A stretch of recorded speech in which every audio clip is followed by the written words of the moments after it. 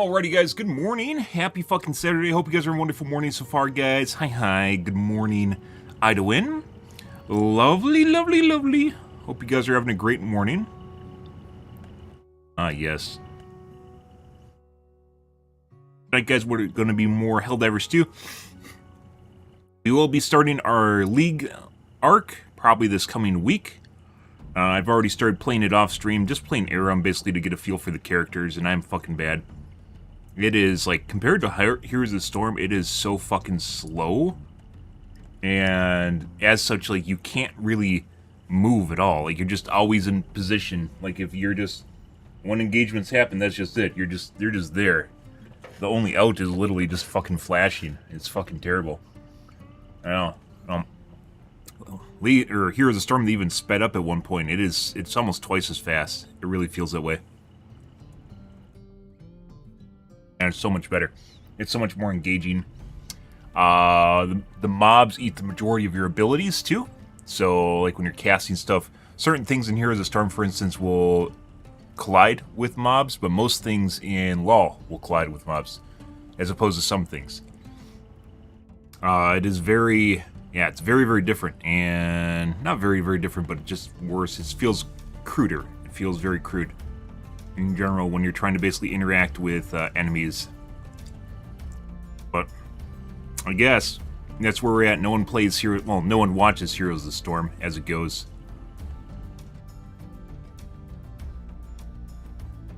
So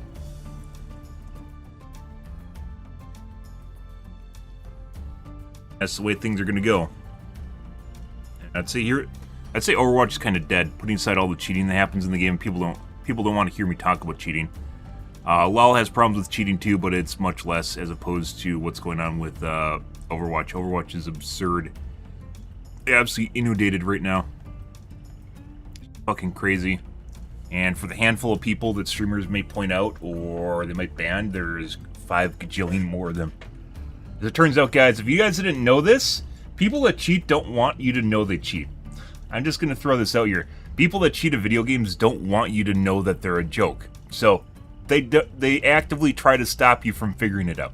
I know that's kind of crazy. That is probably a hot take, but if it needed to be said, I will say it. People that cheat in video games don't want you to know they cheat in video games. It's crazy, right? I know it's just outlandish, but there's an absurd amount of people that for some strange reason don't think that's the case, and they're just like, I'll just look at you and you'll be able to instantly figure it out, no matter what. Be able to figure it out. Yeah. Well, that's the way it is. Yeah, so yesterday, guys, experimented more with the railgun. Railgun it definitely needs to be buffed, as we talked about yesterday. It is pretty shit. You could possibly make a case for it being sort of alright compared to what it was. It's not. You have to literally, not only do you have to get it to like 95% charge on the off chance you're going to explode, you have to line that with when you can take a shot at someone. Hope you don't fucking get aim punched, because that obviously will just completely throw off your aim and fuck up the shot in the first place. And then also not explode. Also not explode, guys. And then it still does not do exactly the same amount of damage as it used to. It's pretty bad. Like well, I understand the risk associated, and then also the charge up time too. It takes too long to charge. I understand there should be risk associated, and the railgun did need to be nerfed. It is currently still not in a usable state. Like, just trying to align the stars and moon to get in, like, that 95% charge while, like, peeking out, well in the perfect position to not only hit the shot in the first place, but then not get aim punched. Yeah, and then it also takes, like, 2 times longer to charge to, like, 95, or explode. It takes, like, 2 times as long, but where you used to go 0 to safe charge, 0 to full charge where you explode is 2 times as long. It's not linear. It ramps up, and then it plateaus and goes like this. It is not a linear association. And that's a big deal, because in the heat of the battle, when you really need to take an off shot, you can't take an off shot with the railgun. It doesn't work. It's just next to impossible. Railgun is still definitely broken. I think that not only should they basically double the charge time, or have the charge time, depending on which way you're looking at it, how fast it charges up, or how long it takes to charge. Not only should they have the charge time, but they should also make it so you only need to hit like 80% charge to get full pen. Because that window is very, very fucking tiny where you actually get basically the original pen from it.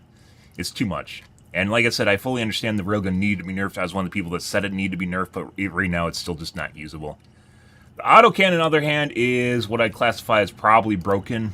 It's just, against bugs, it's alright, I would say, but against bots, it is absurdly god tier. It's just too good at everything. You can literally just use it for anything and everything. It just does everything well, all the time. And it has a shitload of ammo. There's really no downsides to using it. And I know people are going to bitch a storm if they nerf the autocannon, which almost makes it untouchable at this point. It really needs to be nerfed, and probably needs to be nerfed. And specifically against the bots. Against bugs, it's fine. And I'm not exactly sure how they would do that. I think it's mainly the penetration qualities of it, where it works so well against the bots. It penetrates too hard. That's what she said. Anyways, works too well against the bots. And as such, it's just an everything gun. You use it for everything. There's no downsides to it. It's a backpack. That's it. It has a backpack.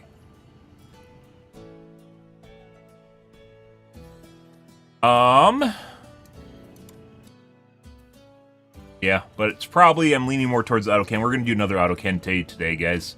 And then we'll probably start swapping bugs and bots. But yeah. Pretty straightforward. Pretty straightforward. That thing is broken as shit. Yesterday we had some pretty tough games, by the way, especially one where we had some new players. It was very, very difficult. But that, no, there's no, like, a different gun would have changed that. Literally, nothing would have changed that. There's just too many enemies. There's not enough lives, too many enemies, too much time, too many reinforcements. No way to change that, guys. Alright, let me get my coffee, and we're going to get started here, guys.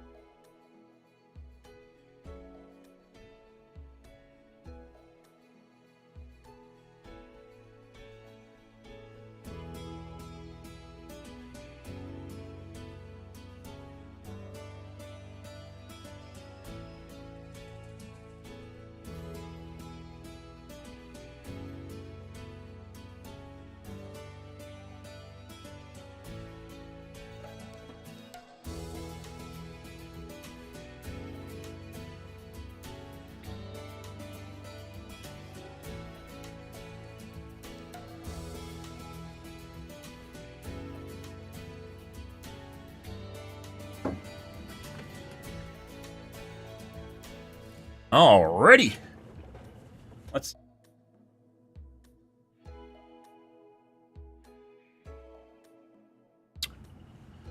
get into the Reddits, guys, see where things are going tonight, see what's happening here. I think Trovo's still broken. No.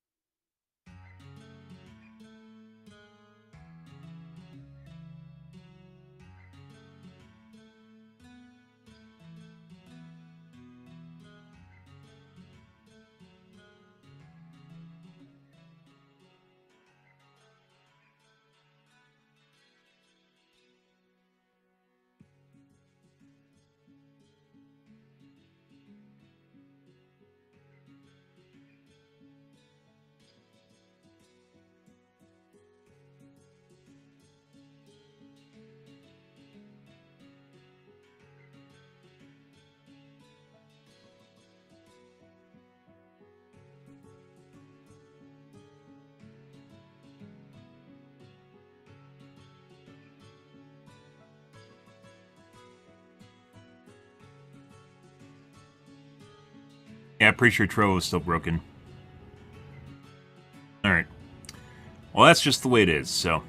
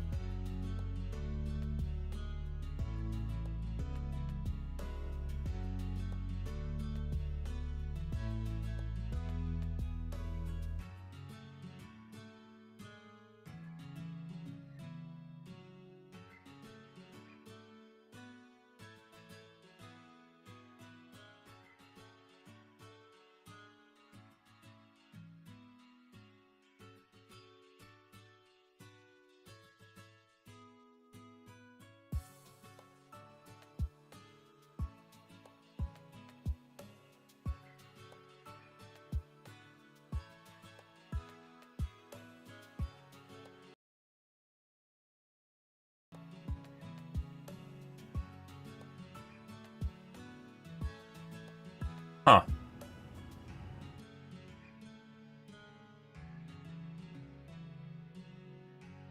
Oh, got some lovely mail. What do I have?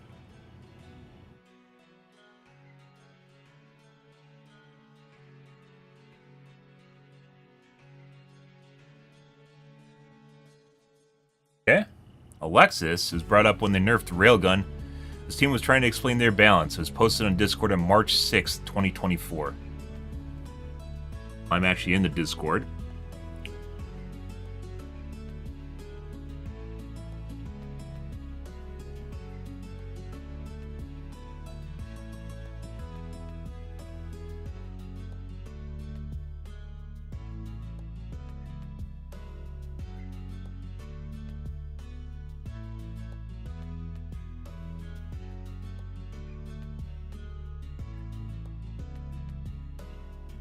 Latest posts. March 6th, 2024. From?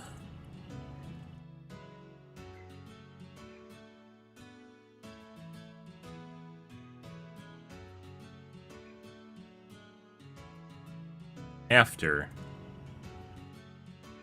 March 5th, 2024. Old to new.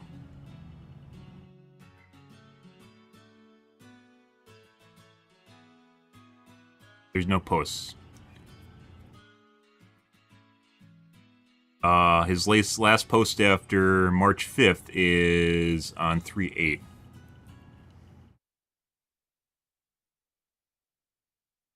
Was it quoted by Baskinator? Okay.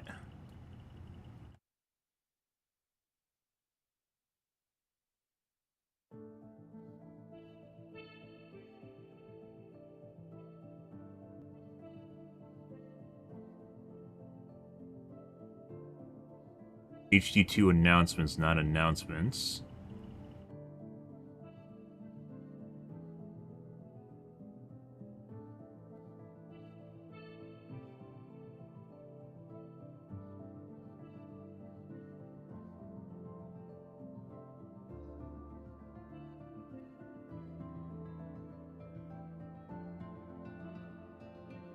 Yep.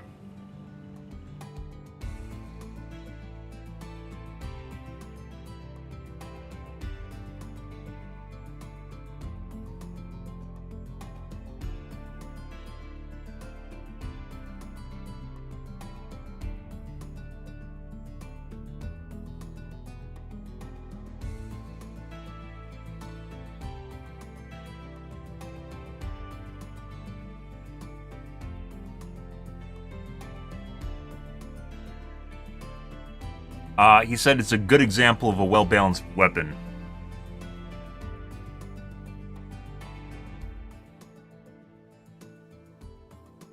The only downside he states is it requires you to carry an ammo backpack. Well, now it's in stone. Alexis, good job with that.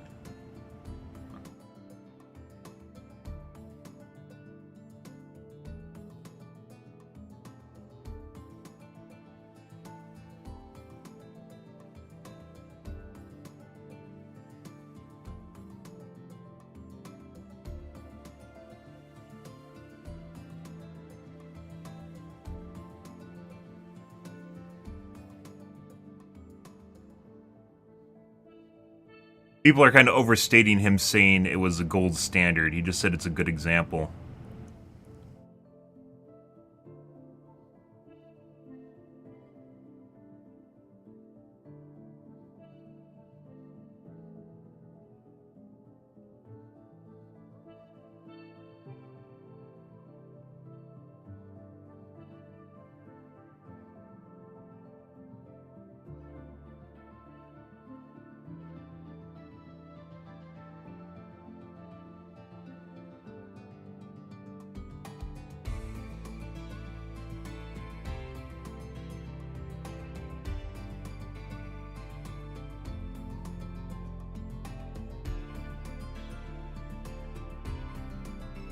And now it's definitely appearing as though it's not, like, against the bugs, it's not that bad. But against bots, it definitely seems like it's way too good.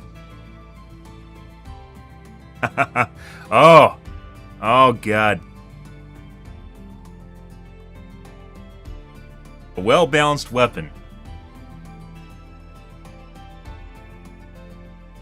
The only downside being it has a backpack.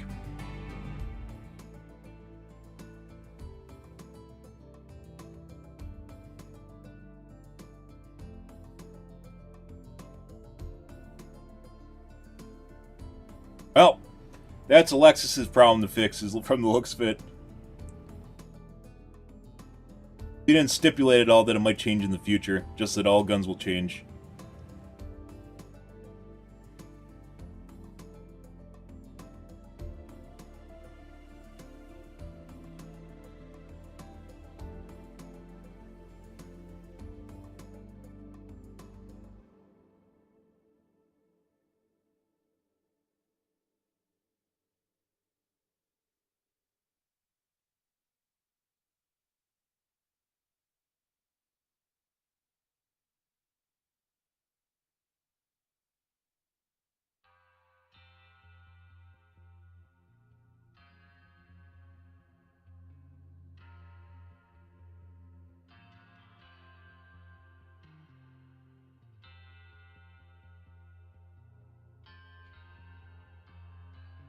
Well, there's that.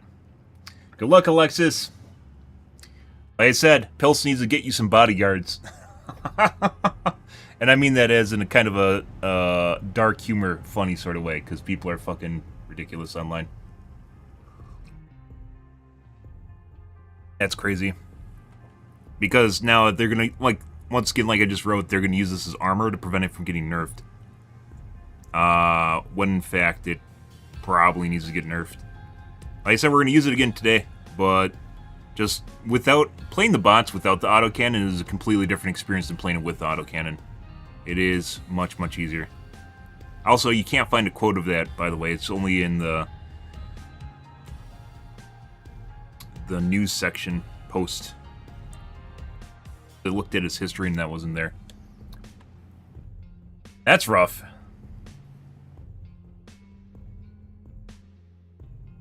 Post your HE2 picks that go hard. I'll show you something hard. Bow chicka wow wow, chicka chicka bow bow bow. Like this. Nice photo. Very, very nice photo. I mean, who would they actually be looking down on and haven't actually killed yet? AI generated?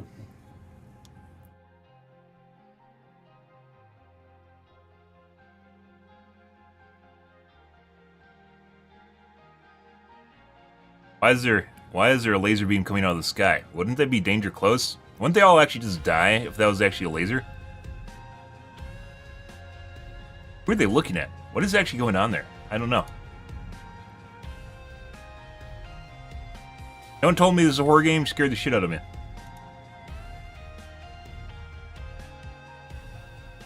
They drop on top of them? Also, for some reason, guys, in this day and age, when you play League of Legends at too high of a frame rate, it actually breaks the game. Yeah, we're living in 2024, and you can actually break League of Legends by playing with too high of a frame rate. Found that out yesterday, too. Weird, huh? Yeah, so if you get like 800 FPS, all the animations start getting janky and like fucking derping around. Pretty cool. Pretty neat. And yeah, because basically we live in 2024, and that's still an issue in a modern game. That's crazy. It's like fucking League of Legends just like stagnated in like 2012 or something. Got pegged by Eagle 1. Oh yeah. Not gonna look because I don't care. Did it. Major order complete. Did we? Why is it only 4,000 upvotes? Alright. Feels bad, man. For all the happy people for major orders. My service technician is named Piltst.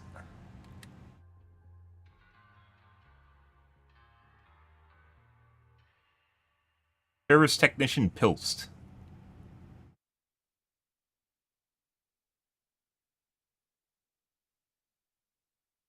Yeah, an undercover boss. Piltz is a black lady? Yeah. I guess it is the future, you know, you can do what you want.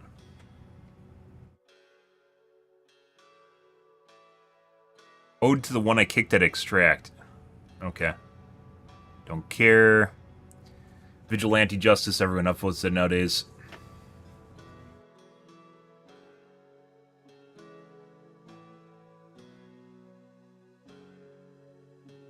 Arrow would allow me to equip a break action as my primary and my life is yours. It would actually be a good upgrade for it, I'm not going to lie. The gun itself is just pretty terrible. So. We need more mortars. Sure. Or just more turrets. You probably, like I said, you could give people 2 call-ins per turret and like an RTS overview and it'd make them much better. So you can put them on top of stuff. A real hero.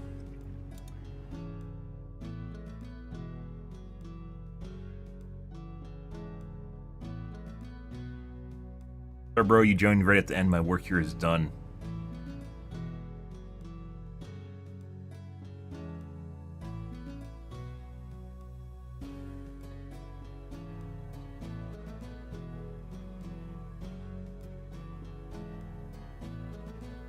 Remove requisition slips from drops, difficulty 7+. What?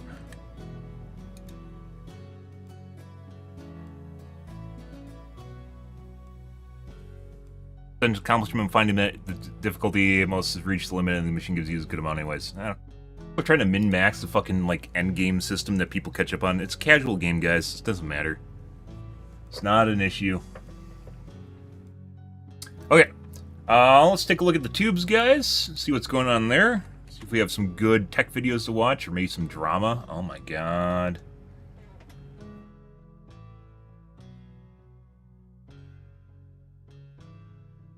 Would 3D Vcache help Intel? Is this a QA? Might be a QA. But 3D... He watches my stream. This guy fucking watches my stream. I swear to God, because we're literally just talking about how I don't recommend anything other than 3D Vcache chips. I don't recommend anything other than 3D Vcache chips. Steve, are you watching? Are you watching right now? Why don't you answer my comment about Helldivers 2? Times now during our Q&A series is, why doesn't Intel develop their own kind of 3D Vcache? Allegedly, they're supposed to with the 14,000 series, but that never happened. Especially given how much of a godsend 3D Vcache has been for AMD's Ryzen X3. By the way, before we actually watch this video, guys, I want to state, if you wanted to test this, there is a version of Intel chips with a giant cache in them. There's a 5775C. Those do exist. They do exist, and there is a desktop component, and they're basically identical. One just has integrated graphics with a big cache on it that can be used. And that was basically, Tech Report did a review on that probably 8 years ago. And basically one of the first tastes of giant caches, and it was very good. 3D processors, though there are some drawbacks. But before we get into them, I'm excited to talk to you today about the oh my god. Page. This is Brave browser. Frequencies, higher power usage, and higher operating temperatures. In the case of the Ryzen CPUs, the clock speed reduction, it's not that significant given those parts are super high to begin with, 300, and the performance uplift achieved by the larger L3 big miss on the 7900X 3D not having 2 CCDs of X3D cache. Same thing with the 7950X 3D. And while thermals can be a little bit sketchy with those new Ryzen processors, throttling is very easily avoided. In the case of Intel CPUs, at least their current generation 13th and 14th gen series, the power budget is pretty well maxed out, and of course that's been the subject of much discussion over the past few years, or really many years, and recently it has come to a head. Yep. We also know that Intel relies heavily on clock frequency to get the most out of their parts, but I guess many of you are wondering, could more L3 cache solve their woes by reducing clock speeds and therefore power consumption while boosting gaming performance beyond what we're currently seeing? Well, to get a good idea of whether or not more L3 cache would be of benefit, I've rehashed some testing I did back with the 10th gen series with the newer 14th gen parts. Essentially, this is another cores versus cache benchmark. So what we're doing is taking the Core i9 14900K, Core i7 14700K, and Core i5 14600K, disabling the E-cores completely because they're not really relevant for this testing, locking the P-cores at 5 GHz with the ring bus at 3 GHz, and then testing 3 configurations, 8 cores with the 14900K and 14700K, then 6 cores with all 3 processors, and then finally 4 cores again with all 3 processors. And this testing method provided us with some pretty great insights into how the 10th gen series compared and what was responsible for most of the performance uplifts we were seeing in games back then. IPC And gains? the answer in that example was You can't just compare the generation versus generation and say the cache is the only thing that changed. Like, they're just completely... like, the 12,000 through 14,000 series just completely retooled. 14,000 just being overclocked 13,000 series. Like, completely retooled as opposed to the 10,000 series. L3 cache. But the 10th gen series did pack considerably less L3 cache than 14th gen. Just like, a way to do this, by the way, would be to figure out if you can turn off some of the cache on the process. Some motherboards are really quirky, and they can allow you to do some really cool shit. Not that it's useful for most people, by the way. But in this case, it might be, but reducing the cache probably is what you want to see. You want to see what happens when you increase it, because reducing is obviously going to make it worse. Probably much worse. 20 megabytes for the i9, 16 megabytes for the i7, and then just 12 megabytes for the i5s. Fast forward to today though, and the 14600K has more L3 cache than the 10900K did at 24 megabytes, while the 14700K that gets 33 megabytes, and then 36 megabytes for the Core i9 14900K. The cores themselves are also clocked higher, though the configuration here has changed quite substantially, but I guess less so if we disable the E-cores, which we are going to do for this testing. Finally, I'm also using DDR5 7200 memory and the GeForce RTX 4090. So, let's get into it. I have a 4090. Starting with the Still can't figure out how to Assassin's get to Creed fucking Mirage 220 results, FPS in this data Helldivers looks too, though. nothing like the 10th gen testing that we did all those years ago. The results are pretty unexpected in my opinion, as they appear CPU limited, and they indeed are, yet adding more cores, 6 to 8, or increasing the L3 cache capacity does nothing to boost performance. Rather, it seems the bottleneck So he is disabling some of the cores.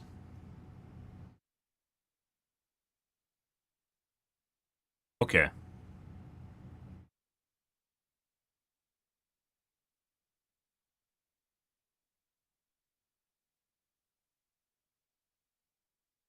This makes more sense.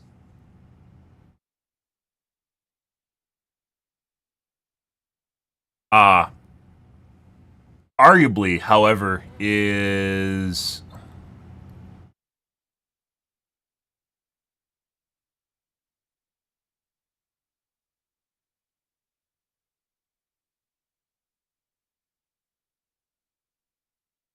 I guess you'd have to figure out whether or not when you disable the cores, if it actually disables the cache too, or if you have access to the entire cache regardless of disabling the cores. Assumingly you do, because based on his results here, not just the fact you put a number here, based on the results here, everything is performing the same despite the fact that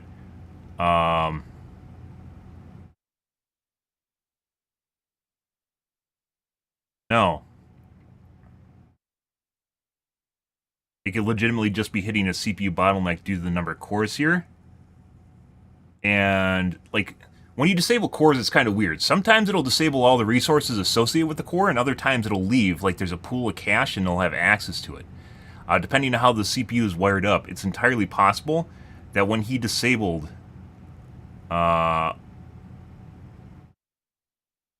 he disabled the cores here, it didn't disable the cache, or it might have disabled the cache. Like, even though he's testing 36 megs here, right? I guess there's a difference down here. This is one where I think you'd have to verify this with a synthetic benchmark first, just to make sure that the cache isn't there. Which he might have, might have done, but the way people test things nowadays, maybe not. That's like the first way you'd have to... I don't think he mentioned anything about verifying, basically, that the cache isn't there. Regardless of what CPUs you might say, by the way, it doesn't always know, and you really have to test for it. Because people have tried this before. I believe Tech Report tried doing this too. And it's entirely possible. That wouldn't explain these benchmarks, though, if they are identical. Like, if they have the same number of cache, like you'd expect here, they wouldn't explain these, right? Yeah. Well, it's such little cache, it's almost... I don't know, like what, fucking 7950X3D has like 160 megs of cache? Like, you're talking 3 megs. That's not that big of a deal. Between the 24 and 33, that might be more meaty. I'll keep watching. Here for the 6 and 8 core configurations is clock frequency.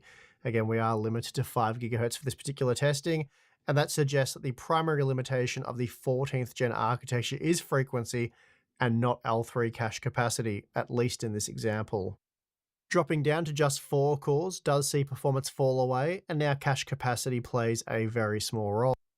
Which, by the way, is kind of the way things work as far as cache goes. When you run into a CPU-bound scenario, you usually get just like cache will help out when you're just CPU-bound in general. But that's not helping the 6 and 8 core scenario. I guess that's not CPU-bound anymore, is it?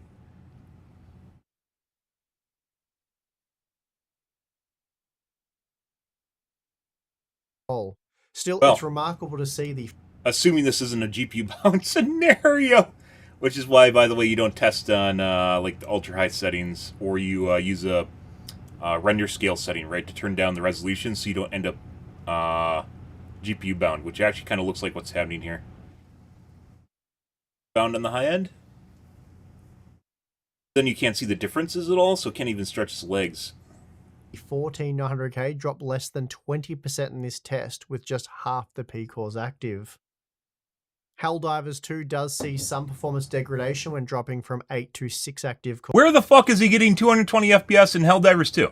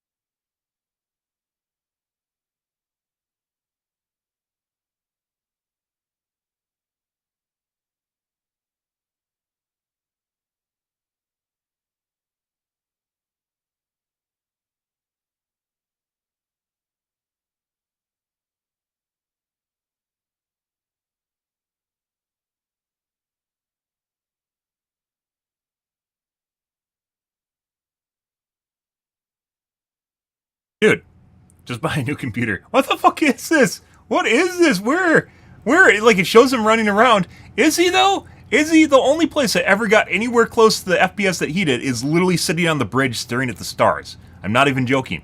We, like, literally walked around the bridge, and I found basically a spot where I got around the FPS he's getting. And it involves just sitting on the bridge staring at a certain location. What the fuck is this? Cores, though we're only Where are these numbers coming from? 7% reduction for the average frame rate, with a much smaller decrease to the 1% lows. I want 220 Dropping FPS to in just Helldivers 4 2. cores does slash performance quite substantially, particularly to the 1% lows, which were reduced by a little over 40%, leading to a less than ideal experience. Ratchet & Clank, like Assassin's Creed Mirage, sees almost no difference in performance between the 6 and 8 core configurations, again suggesting that core clock frequency is the primary bottleneck here, and it's not until we reduce the active P core count to just 4 that we see some performance degradation. And the drop off here is much the same regardless of the L3 cache capacity.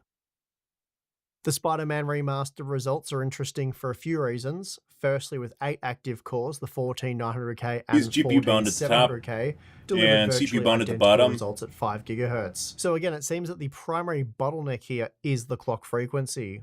Then when dropping down to 6 cores, it seems cache becomes more important, though the margins Somewhere are in exactly between huge. being CPU and The GPU bound. 14700K was a mere 3% slower than the 14900K in this example.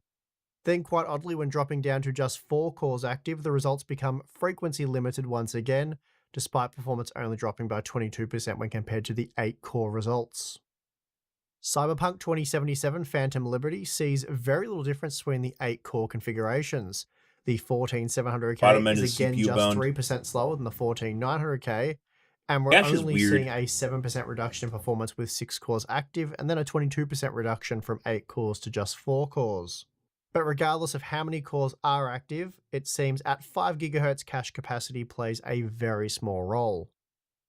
Hogwarts Legacy sees no difference in performance with the 8-core configurations, with a very minor variation seen with 6 active cores, though the difference between the 14600K and 14900K here is a mere 5%, and it's even less with just 4 cores active. The performance difference between 8 and 6 cores is also very small, with 4 cores reducing the frame rate by just shy of 20%. Horizon Forbidden West is another game that appears to be primarily frequency limited, as cache capacity makes no difference, regardless of the core configuration.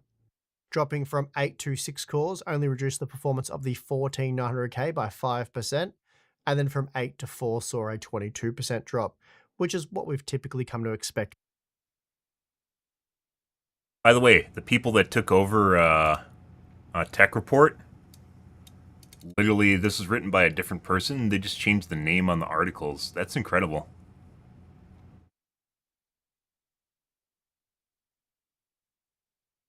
And all the slides are broken now.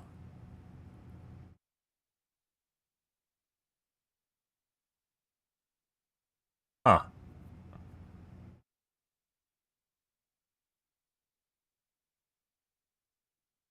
So whoever took over the Tech Report website basically stripped the author's name, which is Damage, and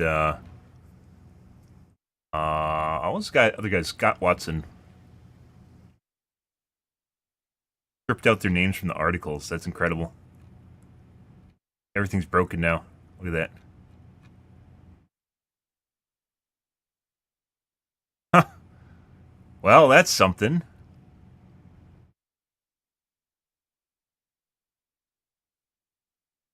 Tech Report used to be a very reputable website, guys. Oh, gambling. Ah, crypto gambling. I see. Uh-huh. Huh, well, I guess you can't reference their bar charts anymore.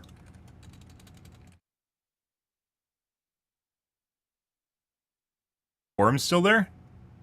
They are. Oh my god.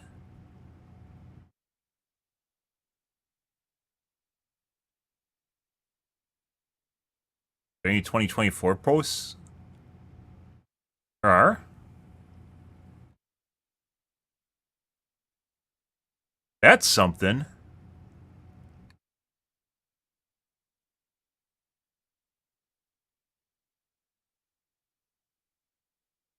Oh. Still has a name on the article, guys. Former editor-in-chief.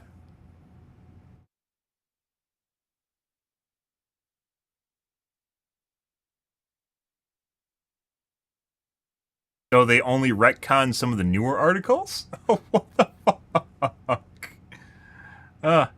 And they lost the images. Like, the articles, guys, without the fucking bar graphs, kind of pointless. It's all gone.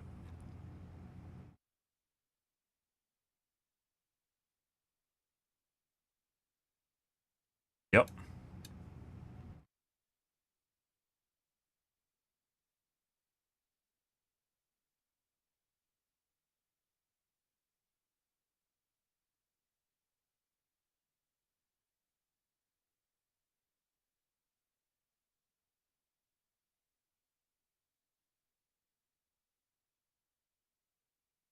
And 20 megabytes of EDRAM. So, like, while these are interesting results in and of themselves, guys, I don't know how much you can pull off the fact that there's only a 12 meg difference in level 3 cache here.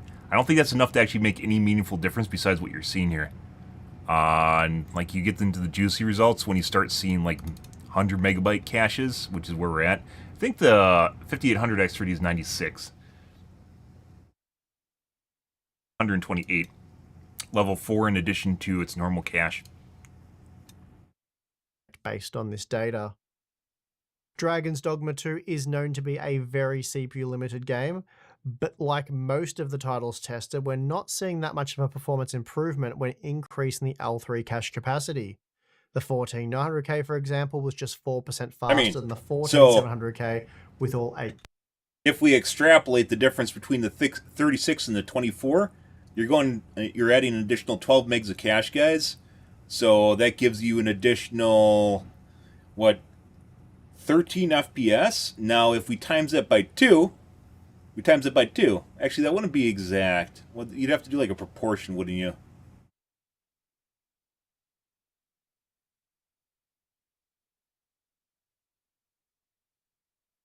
So I was thinking additional 120 megabytes of L3 cache, for instance, would be 10x, right? So then you look at 10x the difference, right?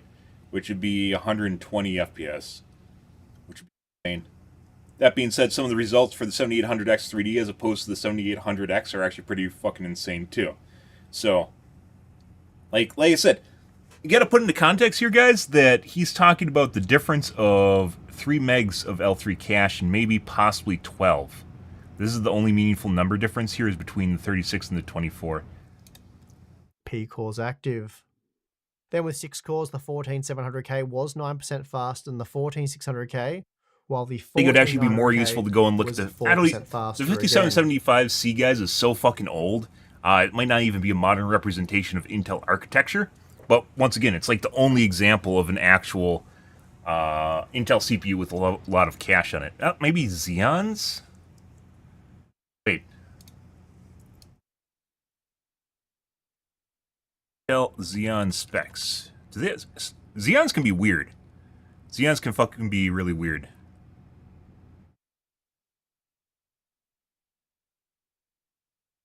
Xeon processors. Intel 14K series wiki. Raptor Lake.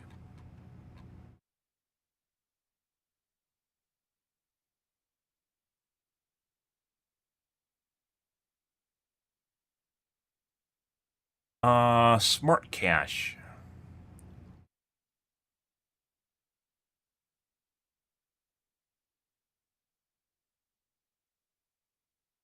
I have some with 12 megs. Really? A 4-core with 12 megs. That would have been an interesting data point right there. Get a cheapie? Maybe because they can't go to 5 gigahertz?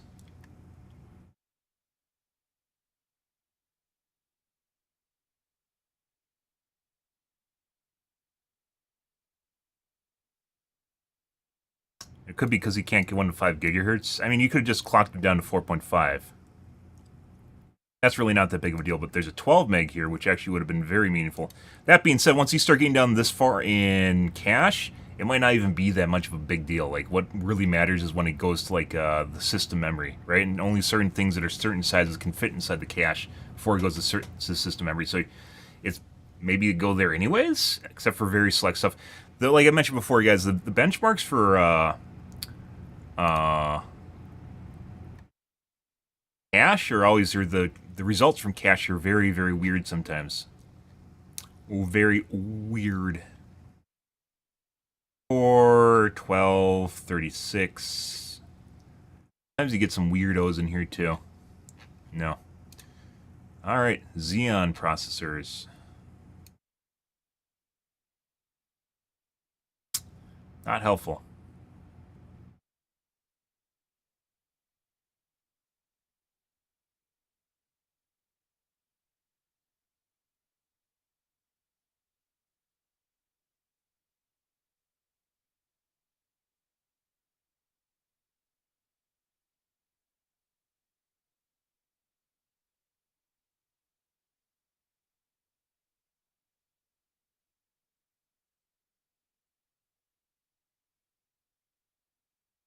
Rocket Lake based Xeons.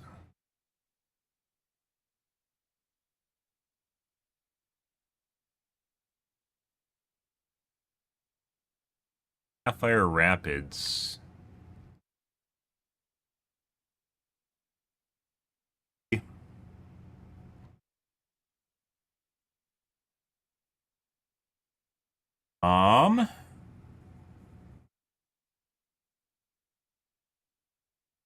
By the way, this stuff gets really expensive because this also might have been why you didn't want to test it. History. What is it based on? Golden Cove.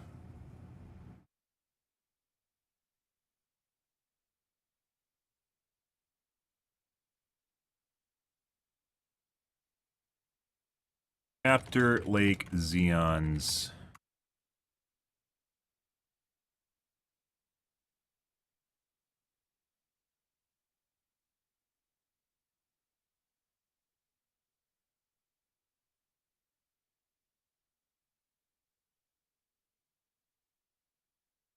Raptor Cove.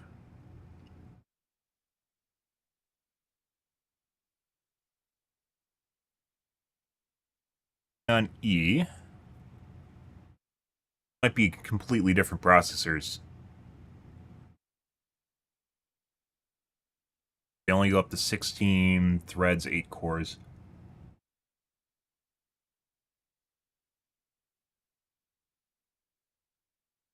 Cove.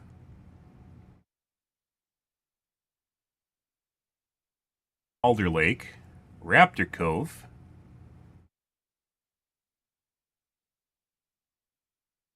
Maybe.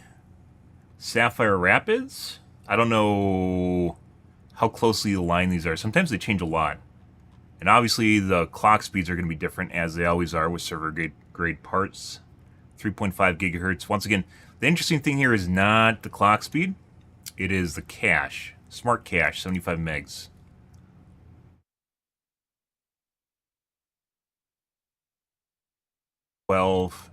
Only $12,000. Not that expensive. But much more meaningful results than what he's doing right now. 115, 105, only $10,000. This is where, by the way, it would actually be nice if you have a sponsor, you can work with them to borrow one of their CPUs. Like you literally don't need to keep it, right? You just need to borrow it for testing.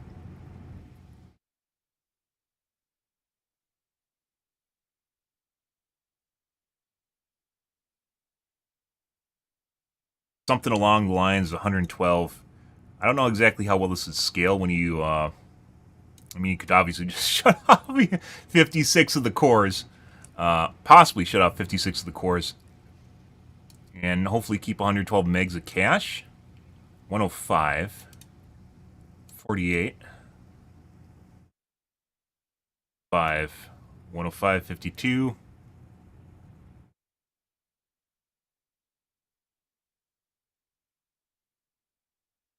105, 40. Only $5,000. All right. Getting closer.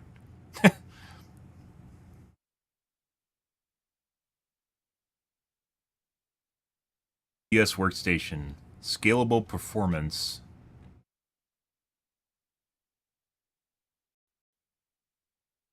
$105. $6,000. Oh my god. So affordable. Only 3 kidneys. Wow, everyone has that. 45. So 105. This isn't actually cheaper. 5.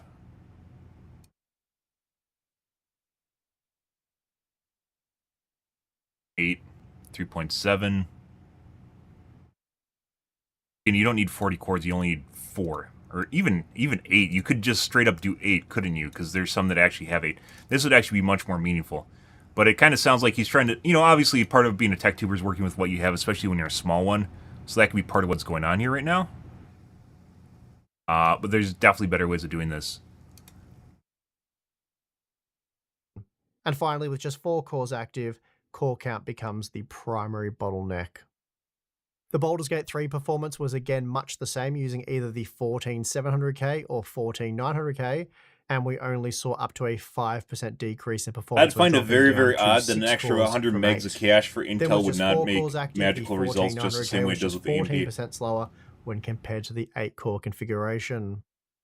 Because AMD itself actually has pretty meaty caches on their non-X-rated parts too, so it doesn't really matter that much. Drop from the 14900K to the 14700K, something about what goes to system memory. With all 8P cores enabled, but with just 6 cores. I actually kind of think that maybe games that actually would see a benefit from cache probably see a benefit from faster memory, or they might be more latency sensitive too. And as an example, the like memory latency 14900K sensitive. saw a 10% reduction in average Probably frame could find rate a when direct going correlation from 8 between to the 6 two. cores, while we saw a much more significant 36% drop for the 1% lows.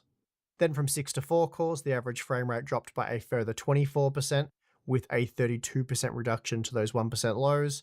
So going from 8 active cores to just 4 saw the 1% lows more than halve in this example. Starfield is another game that scales. Mentioned before, guys, back in, was it 2014 when 2015 when I went to a 6-core processor for Intel. because at the time it was like 4-core was basically everyone was using it up until the point where Ryzen came out. Basically 4-core was the norm, right?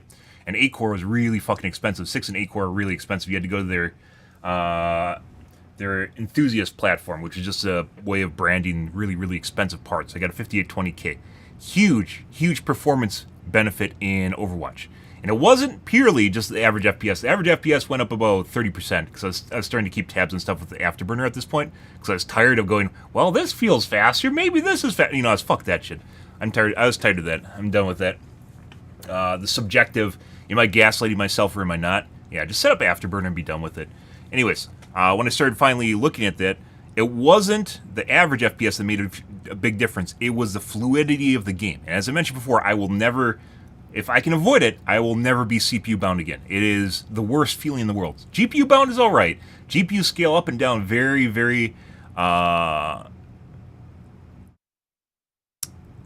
with a lot of finesse. They scale up and down with a lot of finesse, and you know you will get rockier FPS, and it will be, you know, it'll suck, but you'll still be playable. With CPU, when you are CPU bound, and I'm not talking like one core is CPU bound, but rather your whole system's at like 90% utilization, everything goes to shit. Because your GPU, your driver, everything's running on your computer, right? Everything just goes to the pooper when you start getting 100% bound. It is not a problem so much with, and case in point with his last graph here, it's not a problem so much with like if the game is CPU bound on one core and you got like, you know, like 8 cores or 12 cores or whatever going on there, or 10 cores. It's not a problem. The problem is when you get 100% of your CPU bound, it just turns into a shit show. Everything's fighting for resources. Microsoft's gotten better at handling that, but it's still pretty shit. And that's when you have to start using and maximizing things like priority. So priority of threads in Task Manager. That's when it starts mattering. I don't do this anymore for the most part because this will almost always make performance worse, assuming you are not CPU bound. This will make performance worse. But when you're not, this actually matters a lot. This actually matters a lot in terms of how fluid your system feels, because some things definitely do not need to be like normal, priority, or some are even above normal, and they will really start fucking up your computer. So going from 8 active cores to just 4 saw the that's 1% a problem. lows more than halve in this example. Starfield is another game that scales well with cores, and yet we have another example where the cache capacity has little to no impact on performance.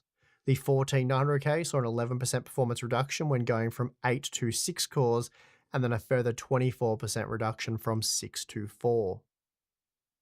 Now, before wrapping up this testing, I went back and reran a few of the benchmarks with the cores clocked 14% higher at 5.7 GHz, along with a 33% increase to the ring bus at 4 GHz.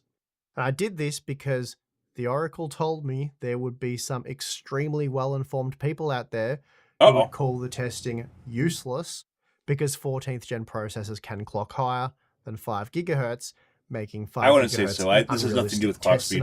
This is probably one of the best. Already learning that. Well, your Oracle's wrong if you're referring to me, Steve. If you're referring to me, Steve.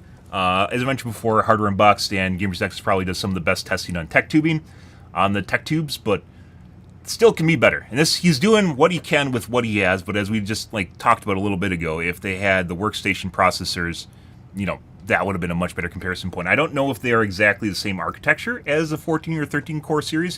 It might even be 12 core they're based on. I don't know.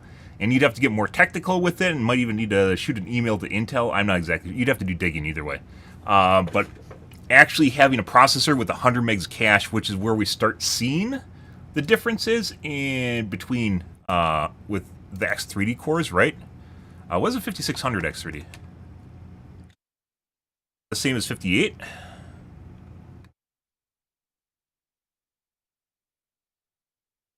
Wiki. I love the wiki and their tables. Tables are fantastic. Yep. We have here for cache. This was an anomaly, basically. 96 megs.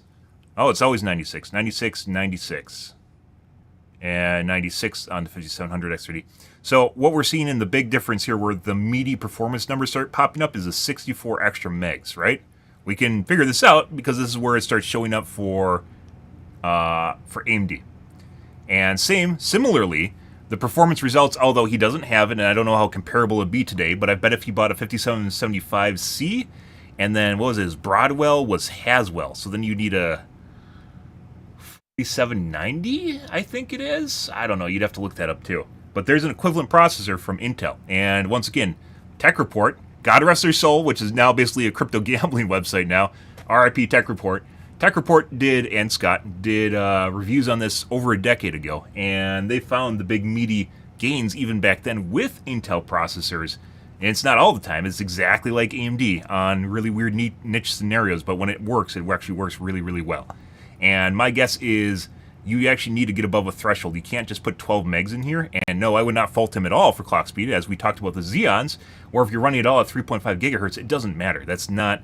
If it's all normalized, which is what he did, and this is a good methodology right here, that's not the problem. The problem is the amount of cache we're talking about here, which is, you know, this isn't a 12 megs at the biggest difference here is basically all you have to go off of. And well, you can't, like, it's really, like I said, if they had a partner that they could actually work with where they could borrow hardware, that's basically where you need to be. And he probably does. Maybe he just didn't want to do that. I don't know. But you could get, basically we saw the server CPUs with 105 megs, right? And then on the lowest end, you have low-end 4-core of the same generation Intel CPUs with 12 megs. And that would also be a meaningful data point because you're starting to talk about big differences here. The big differences is 36 to 24. This doesn't really matter at all. That's actually where things start becoming meaningful once again. And I'd still say that you have to validate this. You still have to validate this to make sure the cache is working properly. And I don't think he did, but he might have. And just didn't say anything. So you have to make sure that either it's the whole cache is operating properly or it's all there and accounted for, and it's not doing, when you're turning off the cores, it's not doing something weird. Which, it sounds dumb, but it's definitely something you have to do to make sure it's working properly, because I've seen tests like this before, and sometimes they basically describe that they have to go through and basically look at the cache count, or the amount of cache on it. And it's not just the same thing as opening up CPU-Z, and it says you have XYZ number. You actually have to look at, like, I think cache bandwidth numbers. How'd they do it? I think it was cache bandwidth through Sysoft Sandra, or,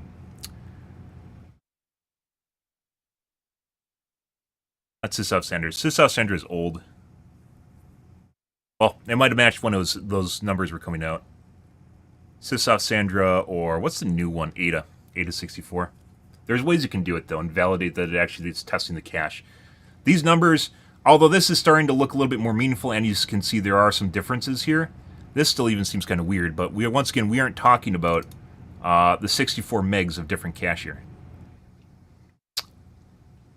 where it starts becoming very, very meaningful. And even Intel right now, that's 32 megs, right? Even Intel is not anywhere, like, this is the same ballpark. 32 megs is in exactly the same ballpark. There's something about the size of data that fits in here, and it doesn't need to go to the system memory. It actually makes a big difference. That the bottleneck is indeed clock frequency, and in some instances core not count, clock frequency at all. not cache capacity. So yeah, clocking these parts higher will boost performance, but beyond that, it won't teach us anything we haven't already learnt. And the reason why I didn't do the bulk of the testing at these frequencies is because the 14700K was unstable and would crash, but I persevered enough to get this data. And having tested a few games, well, I found similar performance trends. So again, the limitation here for the 14th gen processors really is clock speed. More cache doesn't appear to help.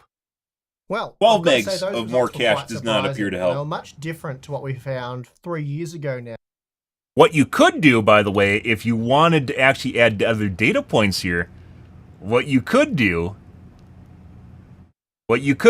is take AMD parts and find ones with 32 and like maybe 12 megs of difference of cache, and then test them and see what the difference is between them as well.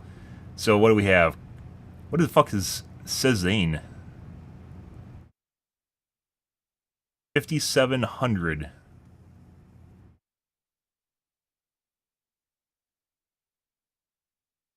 Vermeer. Then 3 based. These. What are these?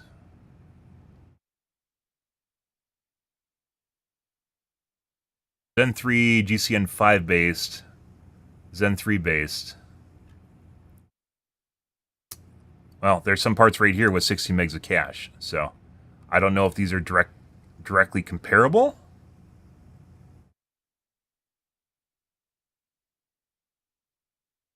Sezane desktop CPUs.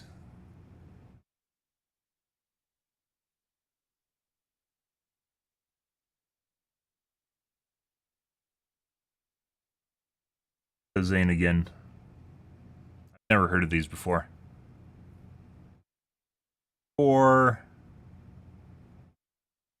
5, 12, 24, 24.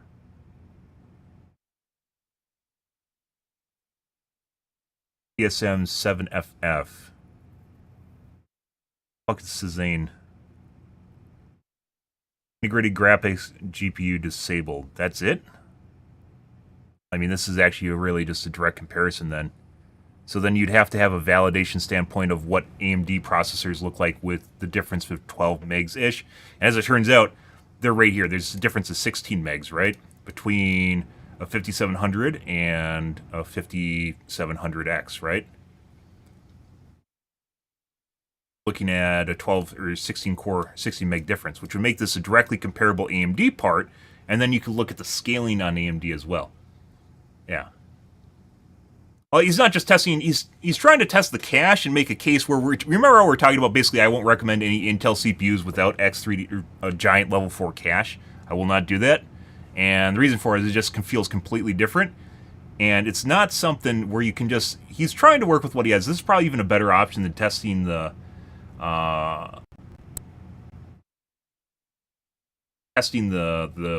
Xeon parts, the workstation parts, because you probably don't have access to that, is testing something along these lines too. You could get, Intel had a 20 meg version too, didn't they? So 32 versus 20, which would be in line with 16 megs. And he tested a 24, which I guess is in the ballpark. But when you're talking about a difference, you're talking about percent differences here, right? So we're starting to talk about like 4 megs of difference of level 4 cache. It probably starts mattering a lot when you start getting towards the low end. But here we have a 16 meg level 3 cache. Let's see. Here's another 16. What the fuck are these? So they come with graphics built in. I don't know. So 5000 series Zen 3, 5000 series Zen 3. I guess maybe these are just older. Maybe, I mean, this is a newer run, so these must be a revised or revamped version of the 5000 series. With they probably ran into defects with the 5000 series, so then they just started cutting off the cache on them, and basically ended up with more parts. So they're cheaper too. Make a note of the video. I don't want to sound too critical because he'll just literally start flipping out and try to, you know, tell me the do and shut down, but we'll see. When testing out Intel's 10th generation core series. Because back then we found that for the most part, when locked at the same frequency, there wasn't really that much difference between the Core i5, i7, and i9 processors in most games. And when there was, it could largely be attributed to the L3 cache capacity. But with 14th gen, the cache capacity doesn't appear to matter too much. And in most examples, we found that 24 megabytes was enough. And quite oddly, an increased cache capacity, it often helped the most with fewer cores active, though of course that wasn't always the case. What did make the most difference was core count. The upgrade from 4 to 6 was often very significant, not that any of these parts come with just 4 cores active. And then we did see a few examples where going from 6 to 8 cores also did make quite a difference. But what I can tell you, based on all of the data we've just looked at, is that adding some sort of 3D V cache to these 14th gen processors would likely be of detriment. If the 3D V cache was 12 megs, which it's not. It's not. To performance, really only serving to reduce gaming performance because it'd probably have to reduce clock speeds. And yeah, that would at least be the case in today's games. I completely disagree with this, but in the future, but Steve's fighting. He's fighting with me and not saying it.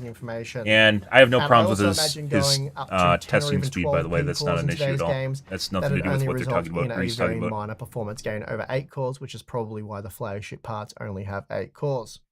So really, for Intel, the only way forward with their current generation architecture is to boost up those clock speeds, which explains Disagree. Explains why things have gone the way they have, at least to this point. And that is going to do it for this video. If you enjoyed it, please do give it a thumbs up, subscribe if you like these for science type videos. And we also need to make it sound like I'm not too aggressive if you're assertive. I'm not trying to do that. Fine. And well, thank you for watching this video. I'm your host, Steve. See you again next time.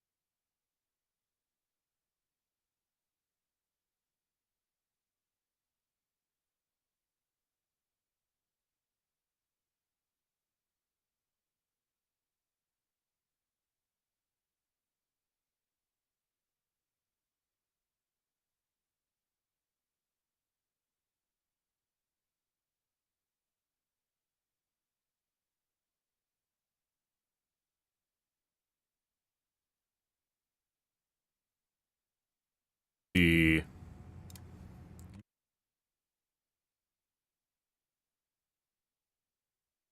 specs wiki. Let's see. Let's go down here to the bottom.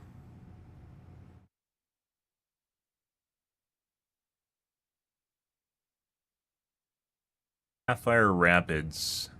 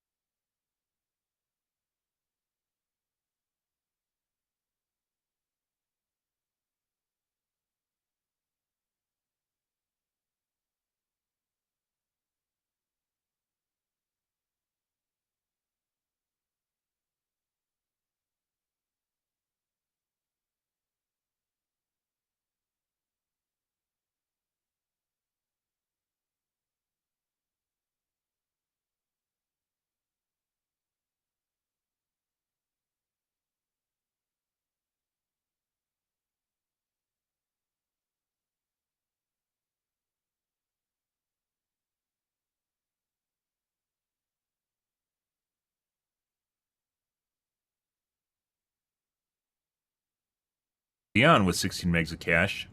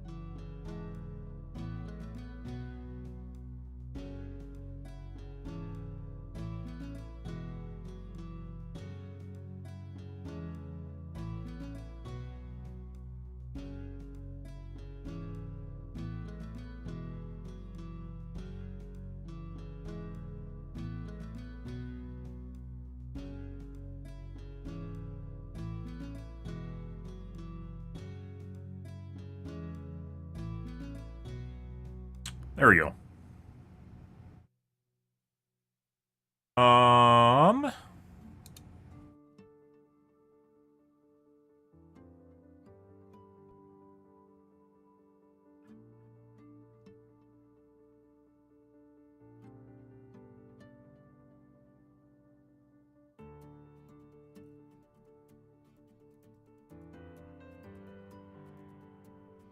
$20 megs. I mean, they're both kind of on the opposite end. You got a 12 meg and a 20 meg.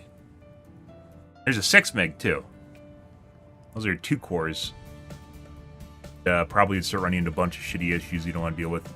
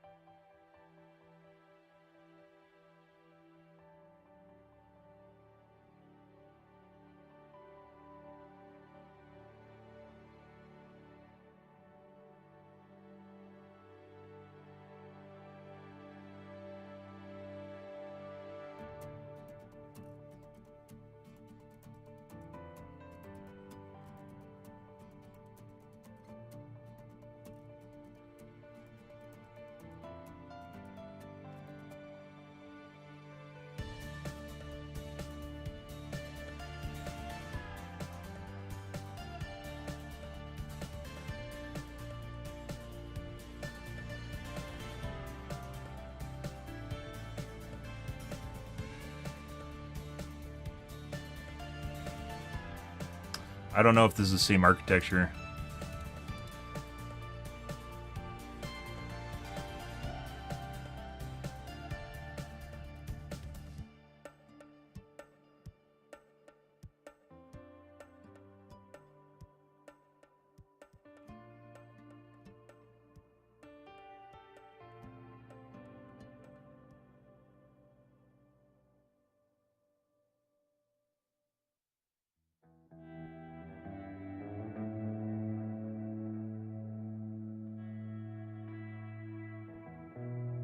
I don't know where you're getting 220 FPS in Helldivers 2.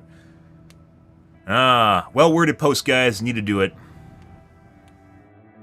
There's other part. There's the one that is 8 megs too. I think like once you start getting down to the really low end, you can't like. You have to be somewhere in the ballpark, because I'm sure if you get down to like low end of cache too, you end up in this weird area where it's just going to break things too. It has to be somewhere around the same amount of cache as the Intel parts. And I would say the 20 meg Intel.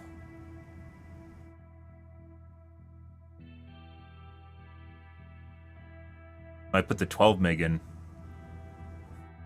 Be more comparable. Both 4 megs apart.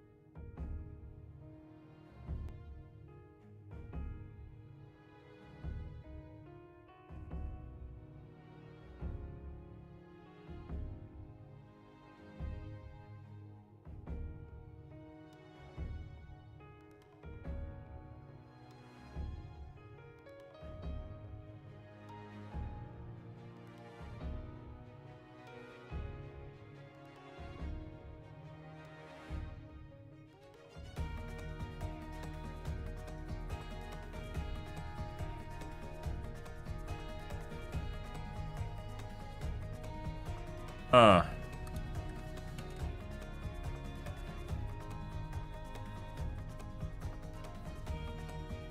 in a positive note.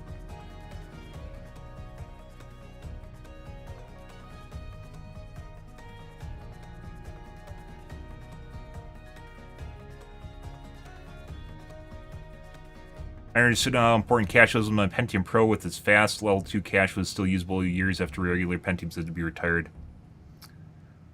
Got to experience that. I was too young. I didn't get to pick and choose back then.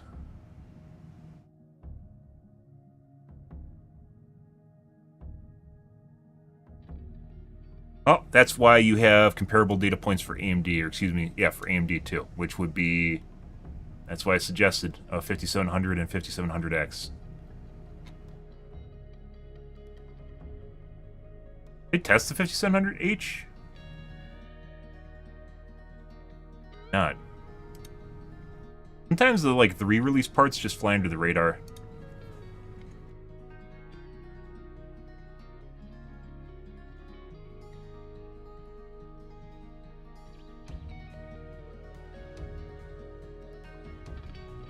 Apparently watched it. 5700 would be a slightly dialed down version of the 5700X. And some of these people were even going to sell the 5700. Again, I even bought the 5700 under the same assumption, and although the part has technically existed for years as an OEM only model, I've really never heard of it until recently when I could actually buy it. Admittedly though, I didn't really care what it was at the time. I just bought it because I knew it'd be interesting, or at least you guys would be interested in it. But if I had to guess, I would have thought it would be a similar deal to, say, the 5600 and 5600X, because that's what we've seen from AMD's Ryzen lineup for 7 years now. Had AMD named this thing appropriately, so something like the 5700 GF, for example, then I think it would have been a decent product, at the right price, of course. But as it stands, it is too anti-consumer for my liking, and I recommend you avoid it. The 5600 is a better gaming CPU anyway, and of course it's cheaper. And as we've known for a long time now, cache does matter more than cores for gaming, at least within reason. So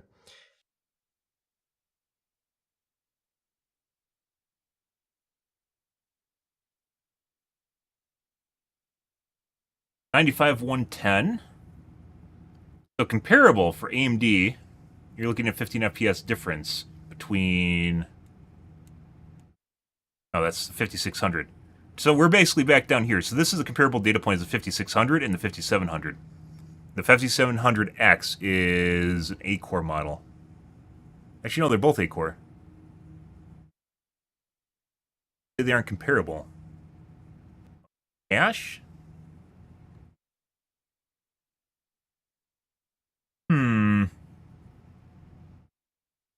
Oh, that's right. So it is comparable between the two. It's just the cache's difference between the X and the non-X is the difference here, instead of just a clock speed difference. So we'll get a 15 FPS difference between the two.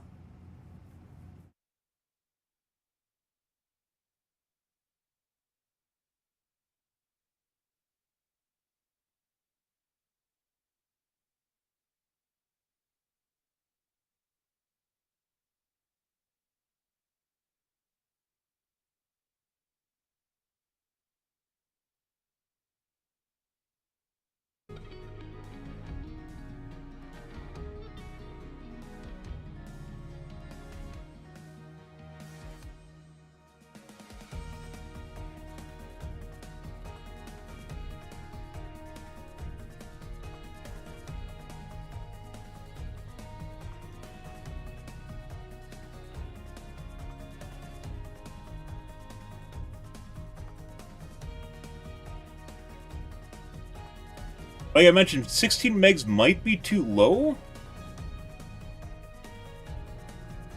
There's no other data point. Unless it's possible to actually dial down one of the higher end Ryzens to like 24.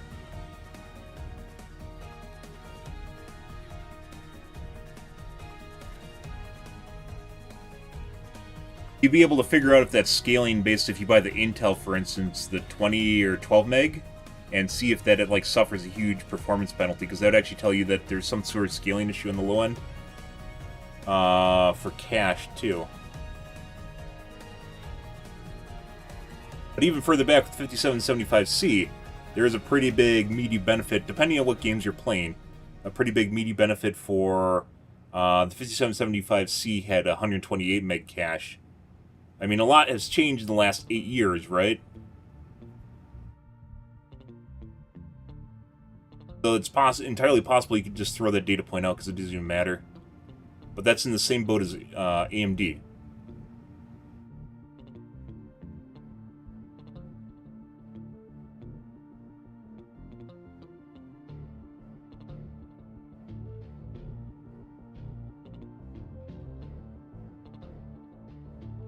That's tough. It'd be nice if there's directly comparable models. You might be able to whittle down a higher end Ryzen. I don't know how it works. Once again, we talked about this at the beginning of the stream, guys, at the beginning of this video, that I wasn't sure if there's a way to do it. Or with Intel, sometimes when you turn down the clocks, it'll mess with the cache. Which it did.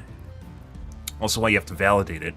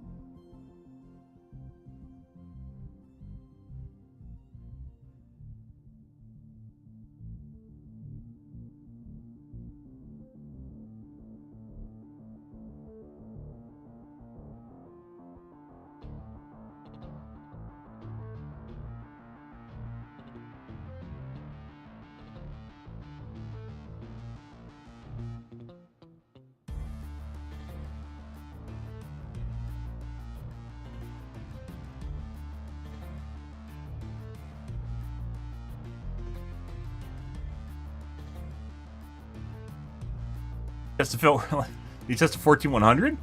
Let's see. Find it hard to believe, maybe. 13100. Here we go.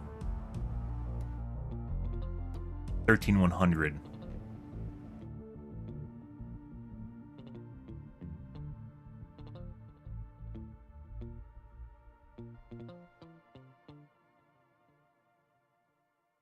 Four cores, 12 megs. Oh, here we go. Here to 12 game. Comparing the 5600, but didn't normalize clock speeds, so this isn't directly comparable. 13100, 12100. Oh.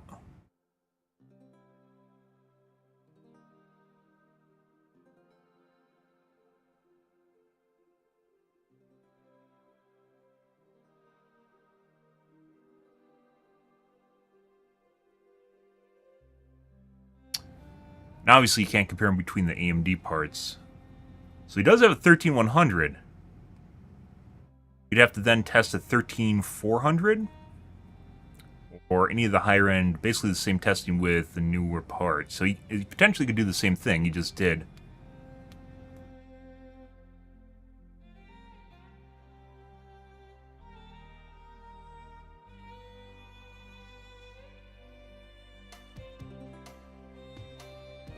Interesting number would be between 13.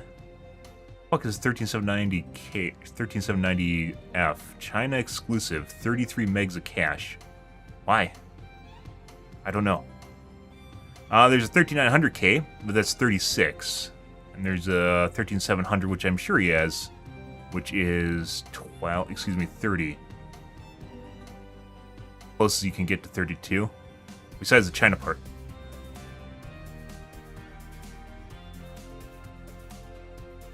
So 13700 versus 13100, for instance.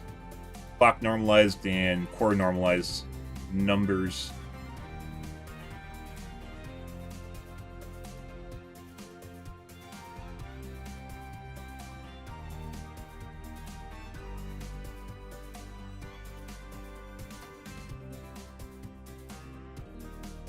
That's entirely possible.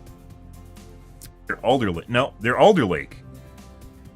Alder Lake's older than the 13,000 series. So Intel's being disingenuous here. It's not actually, it's a 12,000 series part.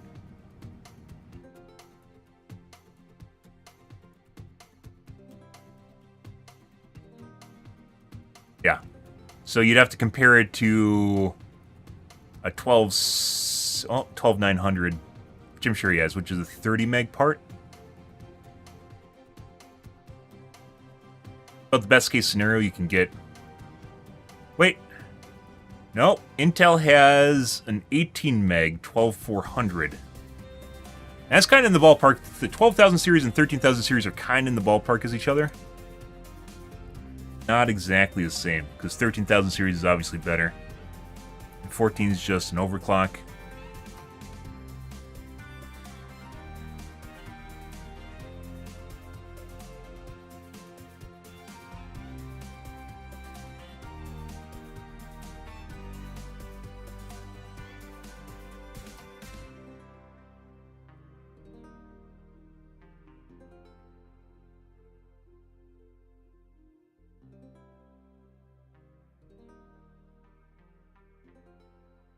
No. That's tough. It really, like, cache is a weird shitbird, guys, and I'm still, like, this literally, changes nothing in the way that I basically suggest stuff, and I'm pretty sure, because 5775C, way back in the day, also made a huge benefit, and more case in point. Like, just cache over the years, it's just always... 12 megs, is I think, is not nearly enough, and there must be a threshold you get below where it also makes a huge difference, too. It's some sort of, I don't know enough about programming to know about what fits inside of memory space, especially in level 3 cache. It apparently makes a difference.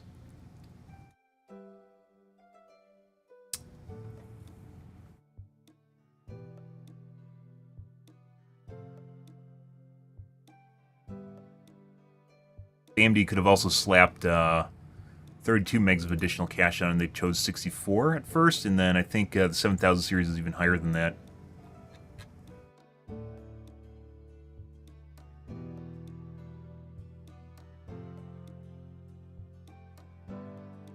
Yeah, 7000 series is even higher than that.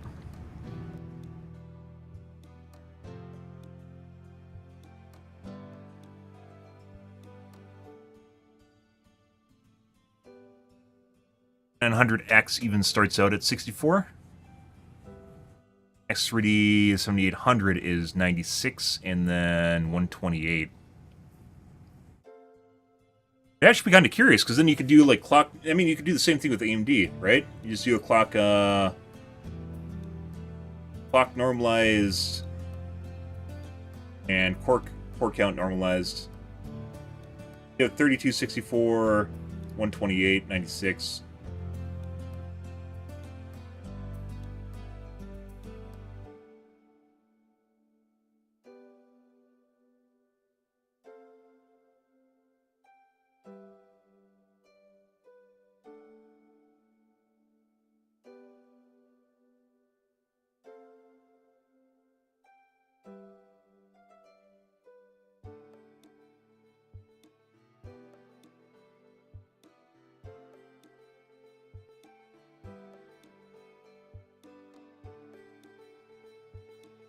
Maybe you did that? I kind of doubt it.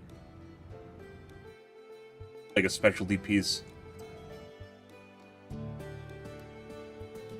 But the case of X3D caches, though, you're talking about a gob more cache as opposed to 12 megs. There isn't a 12 meg difference here.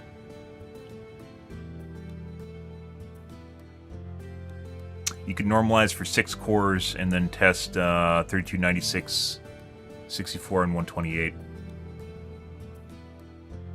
Get the whole jamboree, guys.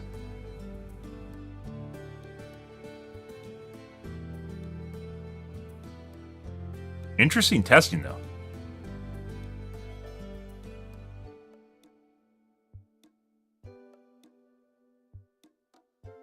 And he did test the 14100 or 13100, but that's a 12,000 series part and didn't core clock lock it, because that's not the kind of testing he was doing.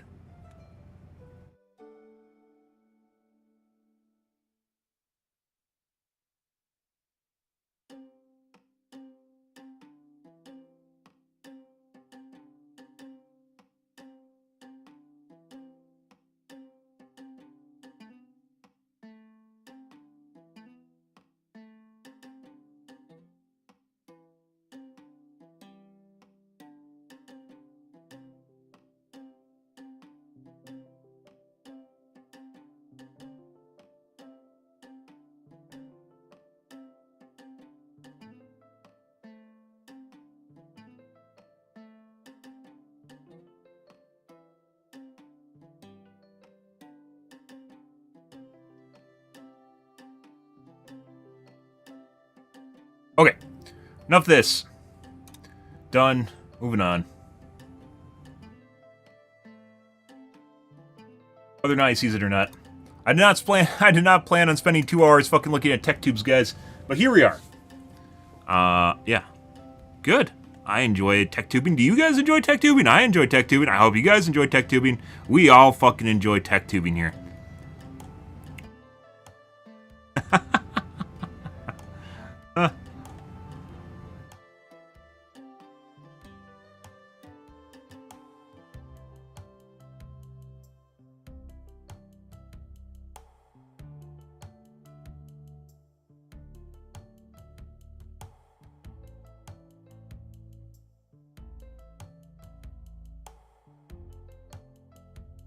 Okay. I need to use the bathroom, guys. My whey protein is not sitting well with me. I will be right back shortly, and then we'll play some Helldivers 2. Be right back, guys.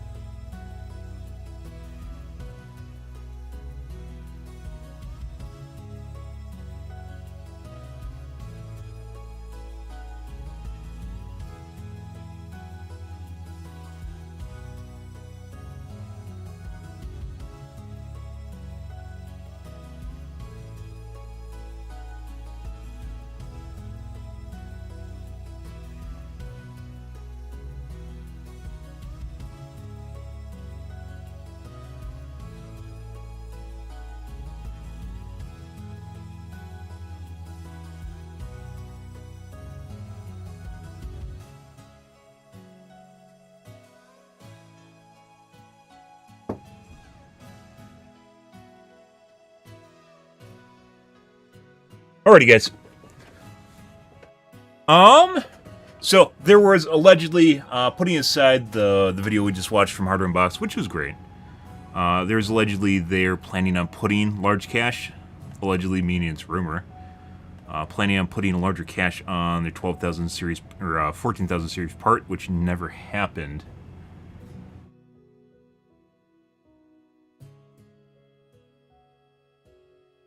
We changed categories here too, guys. Oh my god, I definitely was not in Helldivers 2. Fucking kick threw me in Helldivers 2. Cool. Well, I've been streaming the wrong category for the last 2 hours. Congratulations, guys.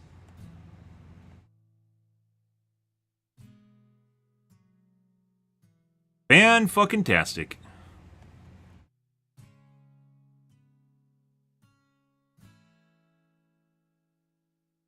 I always have to check that.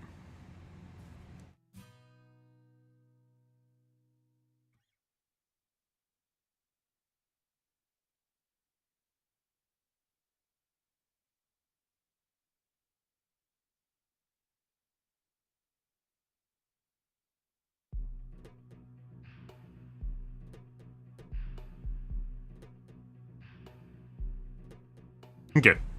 Well, sorry if you guys are watching and thought I was playing Helldivers 2, because I was definitely in just chatting, and then they threw me in. I didn't check the category. Threw me in Helldivers 2. Anyways,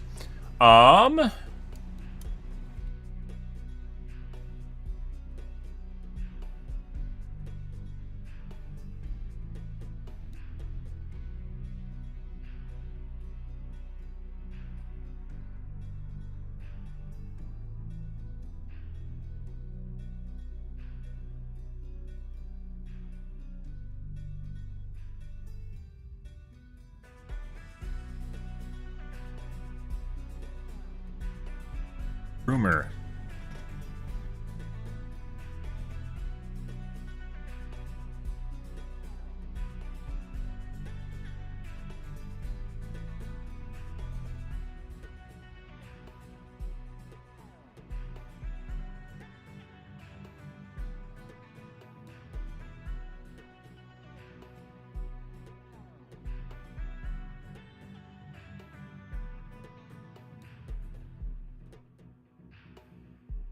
L2 cache.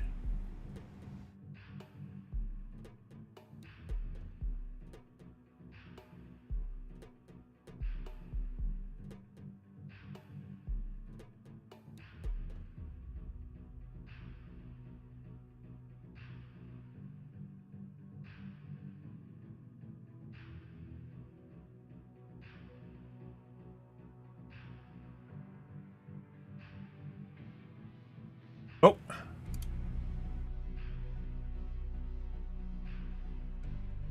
There you go. Rumor, by the way. Link's patch applies. Meteor Lake may support an L4 cache. The 14,000 series, which is already out. I'm pretty sure. It's 14,000. They did some changes with the 14,000 series, which is probably why the 14,000 series was so lackluster. Because I'm pretty sure it was supposed to have, Warren Slane, it was supposed to have a large level 4 cache, and it does not. Which would have made a huge difference, right? And instead, they didn't release that, which are probably, like, if you try to slot in the development of the 14,000 series and the 13,000 series, and when AMD released the X3D, the 5800 X3D, which is extremely late in 5,000 series cycle, while the 7,000 series had it more planned out. The 5,000 series arguably was definitely not designed for the X3D cache, and then they made it work anyways. The 14,000 series would have been like a year after it, after the 1500 X3D, which wasn't enough time. Let's see. Meteor Lake. Is that the 14,000 series, or is that a different one? They did some switcheroo stuff with the 14,000 series, which was why it's so shit.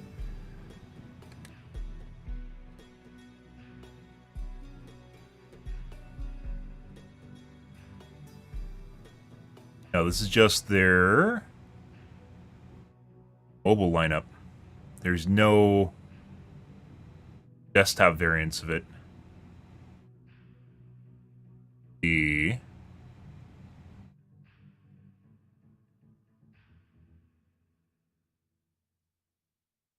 Yeah. However, new Linux patch implies that Meteor Lake will support an L4 cache. So the last time Intel did a giant cache, which is the 5775C, that was an L4 cache. It was EDRAM, or EMMC. No, EMMC I think is a SIM, isn't it? Maybe. I think it's EDRAM. That was L4. In AMD's case, the HBM is an L3 cache.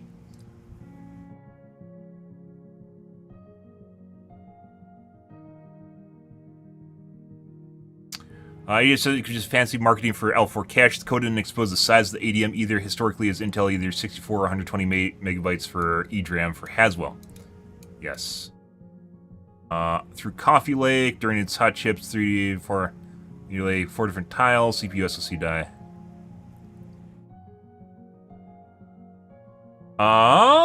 Intel's first implementation, EDRAM, embedded DRAM, was with Haswell and served as L4 cache for the CPU and iGPU. That's Broadwell. The chipmaker could continue this practice until Coffee Lake.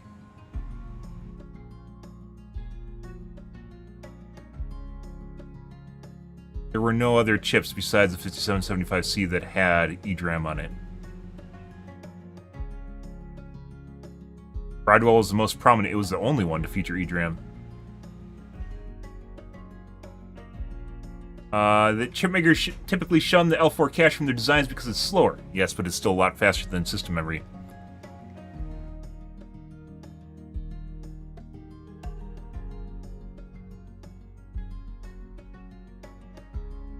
A lot faster than system memory. And that includes latency. Either way, this was supposed to be, allegedly, it was supposed to be a Meteor Lake, but Meteor Lake apparently never made it past mobile. It's just mobile. There's no,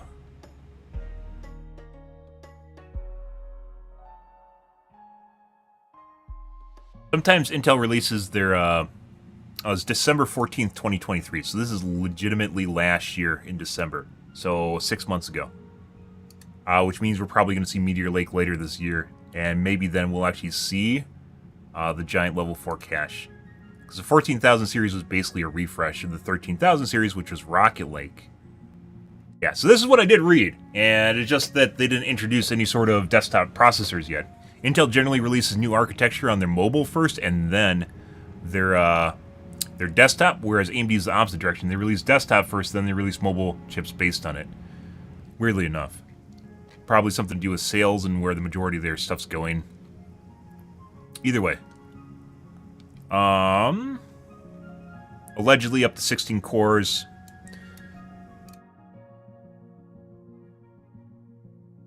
Either way, this is what I was looking at, guys. This is where I remember it from. So this is where the rumor came from. Up to 16, 6 Redwood, 4 to 8 Crestmont. Clusters. Low power Crestmont efficient cores. LPE cores, so even lower than 6, 8. Pretty sure, yeah, this is definitely not. Oh, maybe it is, because 16 could imply 6, 8, and 2. 16.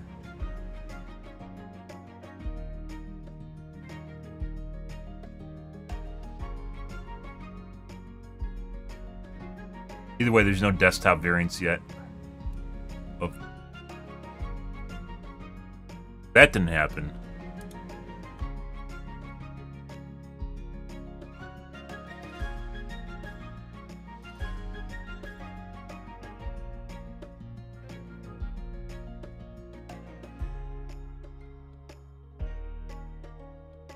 Okay. Anyways, that's where I read it, guys. And so it means it's still in the works. Good, good. Okay.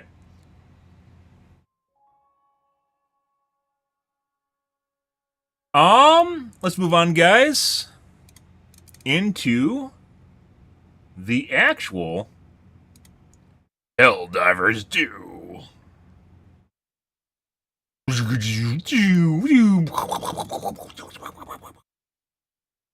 Yep.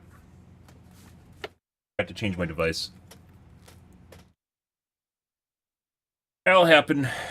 Anyways, we will be playing League of Legends probably next week sometime. I am playing off stream, and as you can imagine, like I said, League of Legends is very much an antiquated game. Heroes of Storm is 100% so much better. And I think people that fucking hate Heroes of Storm is because everything they like about League involves literally just shitting on people. Ooh, nice moonshot. Ah, that's what she said. Literally involves shitting on people that don't know how to build things properly. And AMD, or excuse me, AMD, Heroes of Storm gets rid of a lot of the pitfalls that you'd run into. And it's actually, in my opinion, much more fun. But that's not what kids are playing. So I've played a shitload of Heroes of Storm. Oh, I did switch it. Never mind. I've played a shitload of Heroes of Storm. Are we on this planet still? We are not. We've take ass pass. We have stand by. Stand by. Did everyone just go back? Like, there's more people playing now that the major order ended? Were they afraid what their friends would think? The kids playing. Death? Not want a 15-minute defend. I can suck my Select dick. an operation, Helldive. Kind of boring. Yeah, that one, it can suck my dick. Still undoable. Let us continue our progress. There we go. And raise the flag. Wonderful. Dead game. I mean, 100,000 people playing concurrently is not really dead. You just can't see the numbers in normal games. They don't tell you. And it definitely, based on the current... first, what do we want to pick? I'm going to use the autocannon. Railgun is shit. Definitely needs a buff. I think we're going to keep using this until it becomes meta. Which it was, and then it went away. Maybe the developers playing with me. I don't know. Based on the rumors right now, the new recruits may be Xbox players, and they're basically whittling into lore right now, is what's going on.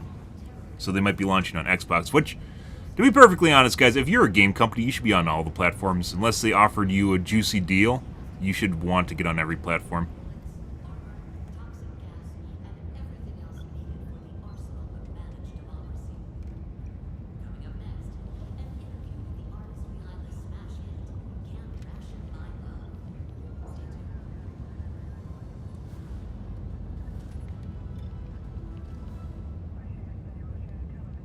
Not blame them.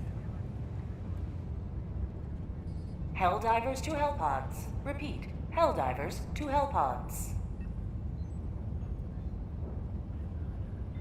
Take a little bit.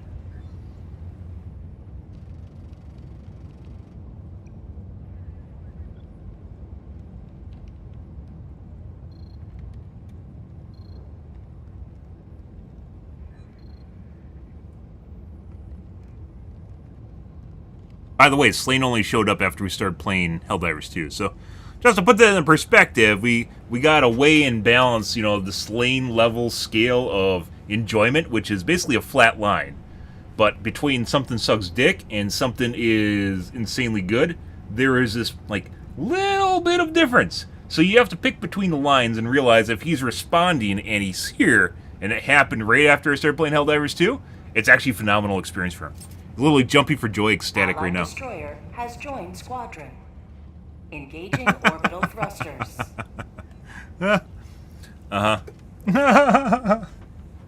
Hopefully we get 2 more or 1 more. There we go.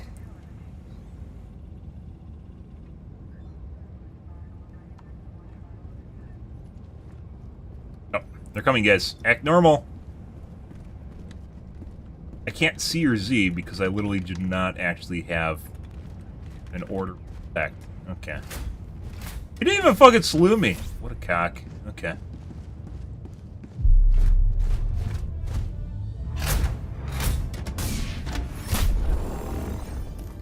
I use Twitch for UFC? Well, you can do what you want.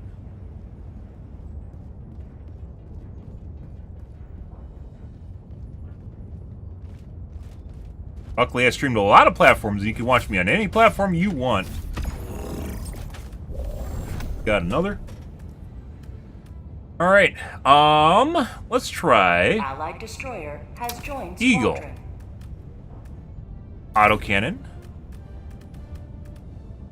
The Burt, which is, you know, I've mentioned the pills a couple different times off the cuff here, you know, when we were talking over drinks about my 7K salary. The Eagle airstrike, the strafing run, not the airstrike, the strafing run would be so much better if it made the Burt sound. Like, just everyone would use it. Just if it goes Burt, you know, when it goes over the top, everyone would fucking use that thing. But it doesn't, for some reason. You know, and then maybe give it 3 times as many uses. You know, maybe then it would have something going on, but... Yeah, no, he's, got for me. He likes the more traditional strafing run. Maybe add some prop sounds in there so it sounds like a prop airplane. Hellpod launch initiated. Watch me play GTA 6. Well, I'll probably be streaming GTA 6 because GTA 5 and 4 were good games, so. And hopefully they didn't get, they didn't get modernized. Which, I've read some news about Rockstar getting modernized, and that's not something you want to hear. That usually means the development process goes out the window and they care about stuff that doesn't even matter anymore. Or it doesn't matter to everyone else, excuse me. But, you know.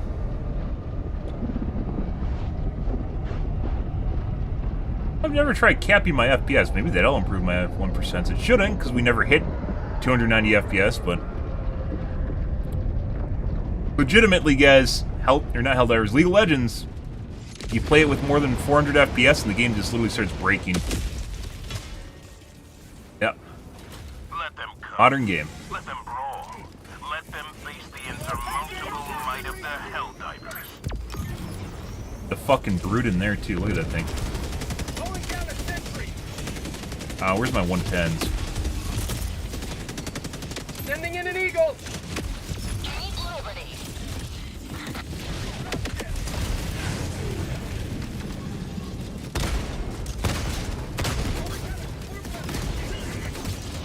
That fucker's still alive.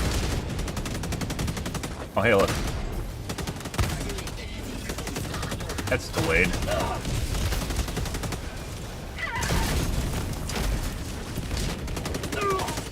Reloading. 50 meters.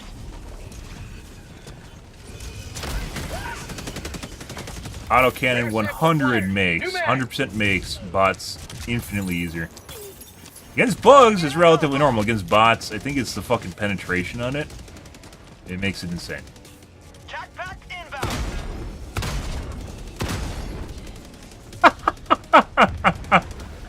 Like, it's legitimately like having a fucking, it's like having a quasar that fires, like... Oh my god. Give him the Burt! Requesting air support. Give him the Burt, guys. It's coming in. Burt! See it?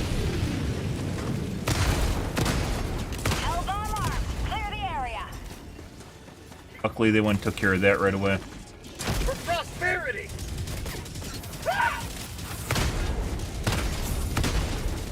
Mag's empty.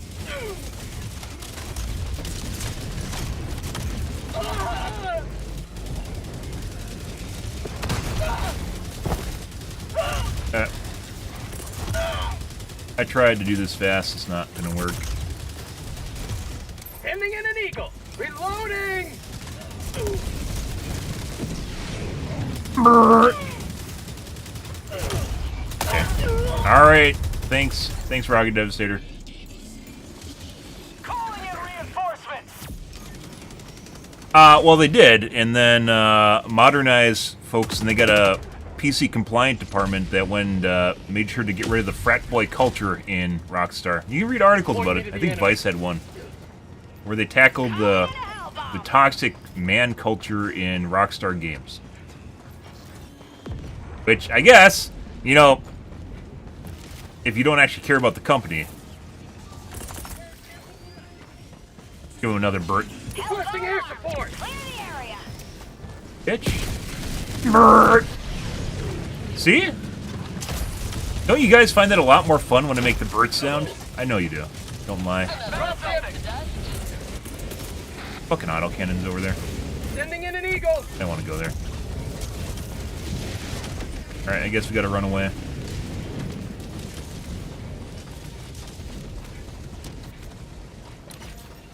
Because they took my weapon.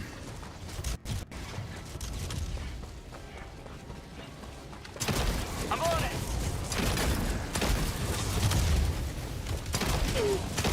Why there's so many fucking enemies over here?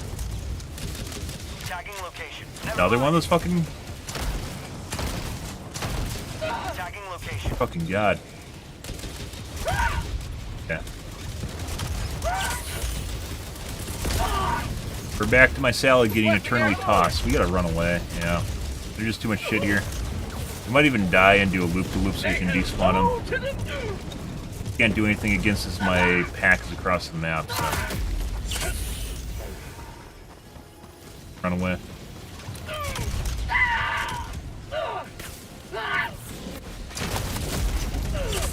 Freedom never sleeps. Oh.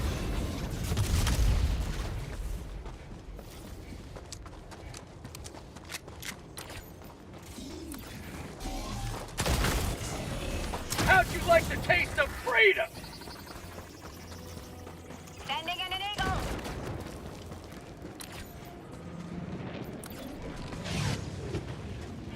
Oh.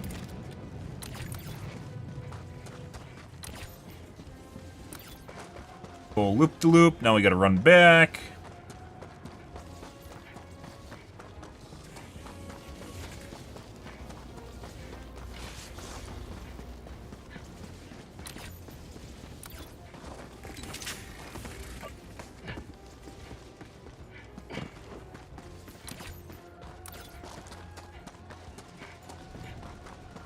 Calling in a hell bomb.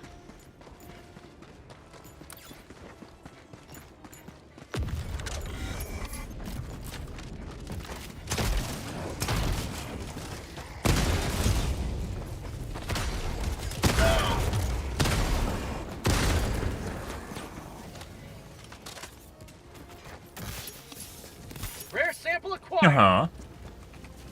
Dropships. Like, even, guys, even if they got rid of the dropships and just, like, saved them for, like... Just saved them for when you attack the bases, bots would still be very difficult to deal with. Like, I don't even think they need dropships besides the actual objectives when you need to attack them, right? Like, they could just do what they do right now with escorts. Like, the escorts I'm getting. Reinforcing.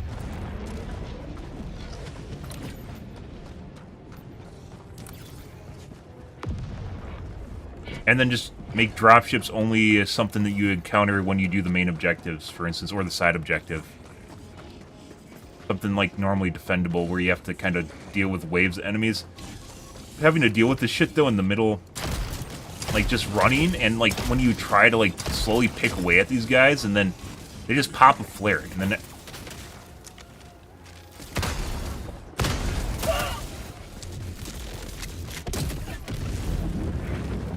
Alive. Sending in an eagle.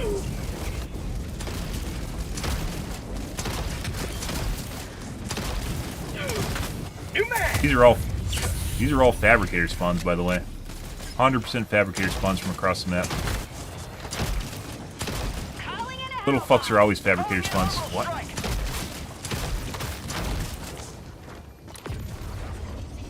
God. Sending in an eagle.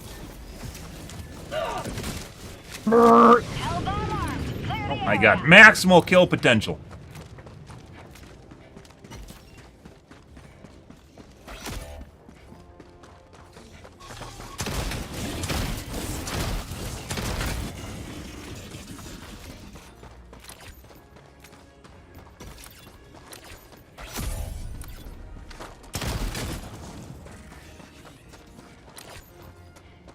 I can respawn you, but I'm way over here.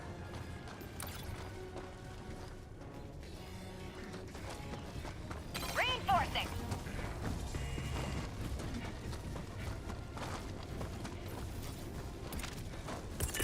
But like when I'm waiting balancing, killing like these escorts and shit, like if I throw this over here, and it's like, alright, so I have to deal with these guys, right? Which is actually pretty difficult. And then instead of dealing with this, now we get a flare that pops at the same time?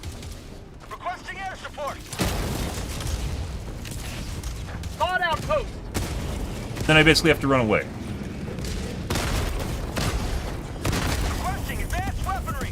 Dude, I didn't even fucking hit the thing and... Alright. Yeah. Didn't even touch it, guys.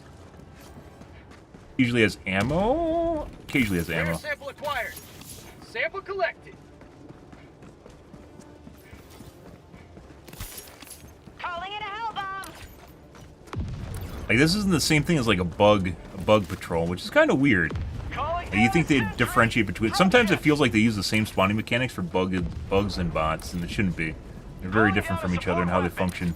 Hell bomb armed. Clear the area.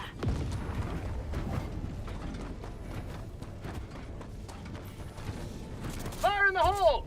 But...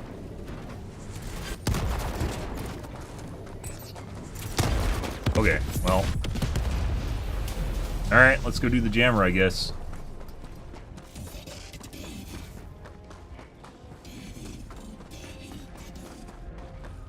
Requesting tac pack. Lots of mini nukes.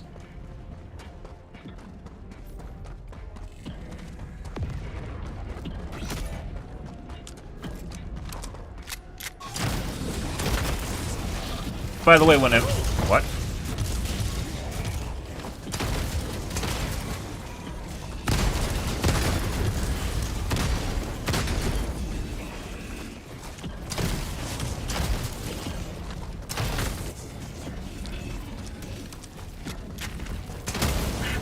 Calling in reinforcements.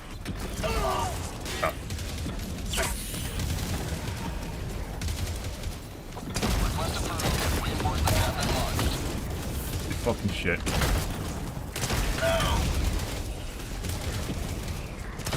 Blast reload.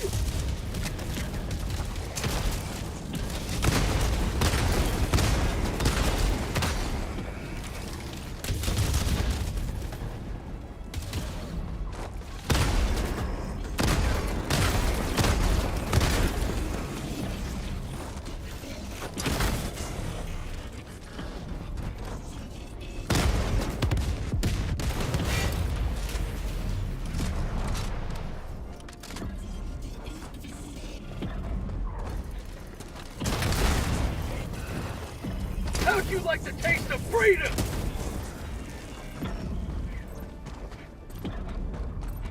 Engaging terminal. Dropping a pin. Southwest. Far. I got the terminal. Yep. Why did it sound like someone just joined my game? Oh, no. Rare sample acquired. Hey, look at that! This is like a fucking shitbird squad right there, guys.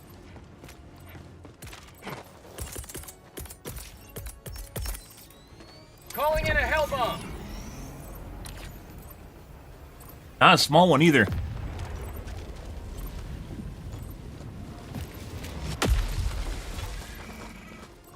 Engaging terminal. Hell bomb armed. Clear the area. Drop ship. To run this way? Requesting No, we're going this way. I know Joel fucking just spawned you in over here. I'll run anyway. Well, he spawned those guys in to fucking blow up the hell bomb. There we go. Fuck you, Joel. Think I know what you're doing over there? Calling down supplies. Injury. What injury? I can hit that.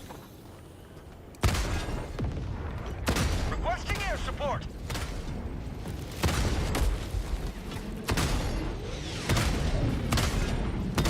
Requesting air support. Team reload required. Reloading.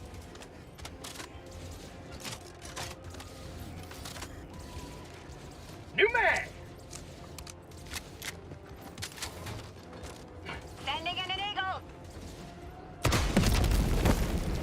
Helldiver, you are moving outside the mission area. Very rude. I don't know if I'm doing damage to it. Requesting air support. I think I am.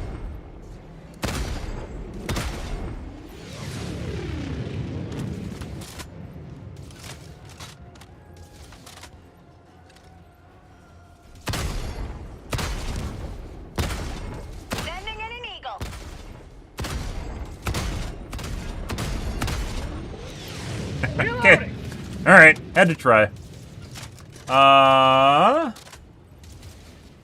Ammo Cybertruck, you didn't notice it. Oh my god, in the middle of the city? Crazy. Requesting sentry.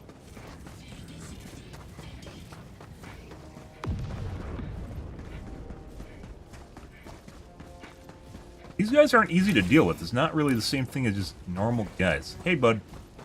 I'm just gonna run away. Don't mind me. Not like a little bug herd where you got like one charger on it, or maybe 2 chargers and like a bunch of small fry.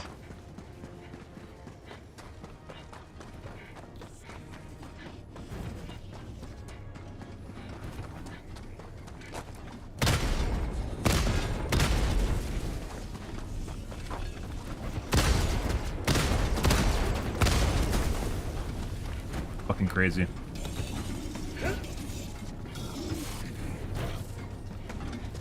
Definitely done this before. There we go.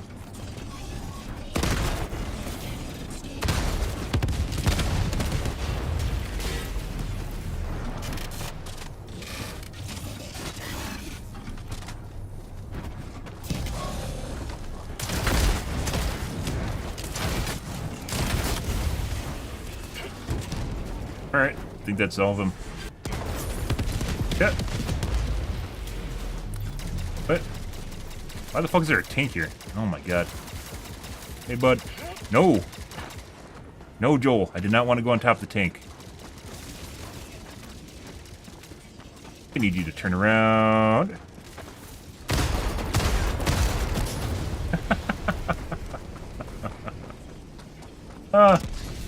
Autocannon legitimately is easy mode against bots. Requesting air support.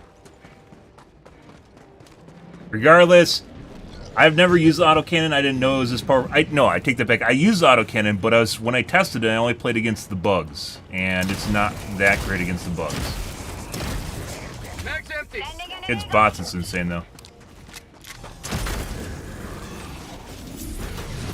Sample collected. This is... Normally you have to do all sorts of fucking legwork to deal with these fucks. You can do anything.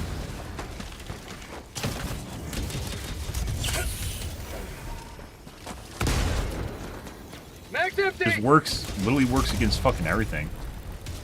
Like, I think bots in general, like, if you just eliminated the majority of the bot drops and made them mainly for, like, I got the terminal. objectives or such, ow, it would actually Engaging terminal. make the gameplay more interesting and more engaging, because then you'd pick and choose when you fight, right? What you're fighting when you're fighting them. Instead of, hey, look, there's just a rando that ran up here and popped a flare out of nowhere, you know? Or make the units that can pop flares more prominent, so you can notice them and then pick them off before they get a chance to do that.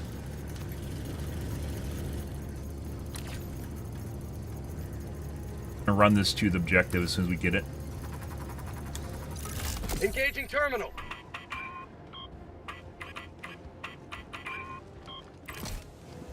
Keeping me.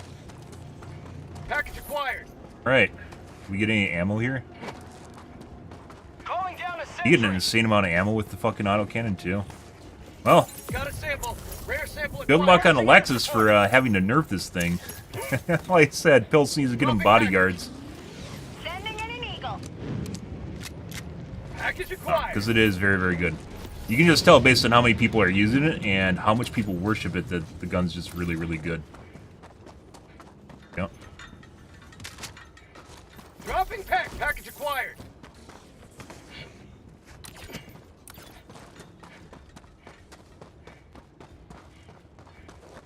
The only downside being a backpack. That being said, I do think that the airburst, we talk about basically all of them, airburst, EAT, and recoilless need to be brought up.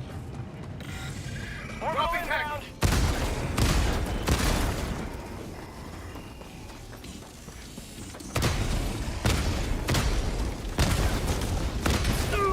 Sending in an eagle.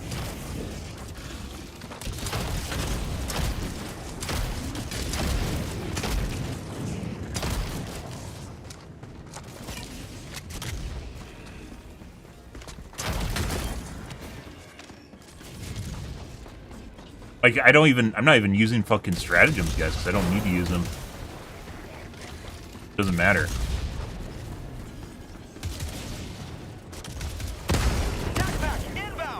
It's actually legitimately, I'd say, easier killing stuff with the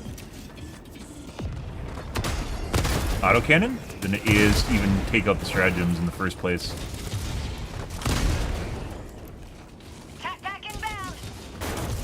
Reloading. Well, primary does work against these guys. Why do you even use a primary? Requesting orbital strike.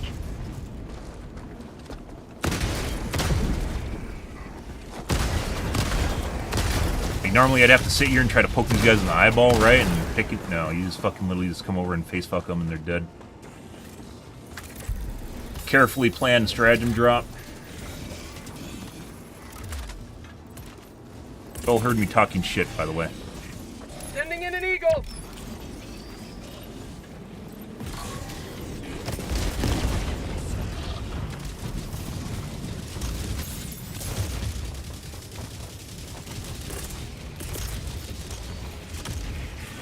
Requesting air support.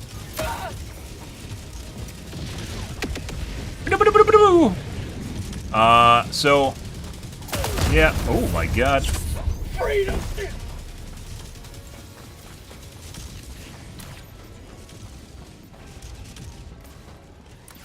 North.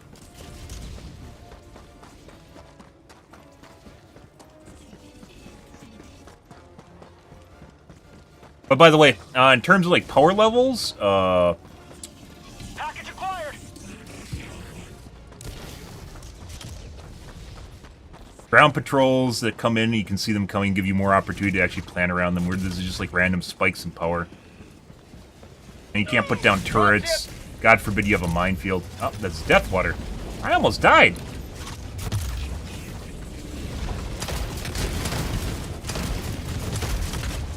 I'm gonna run away.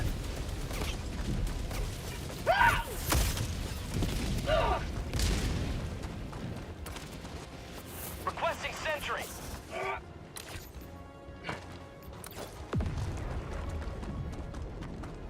For bugs, on the other hand, you want the fucking burst apart. Like, you want to get zerged to death, right? And you can't really...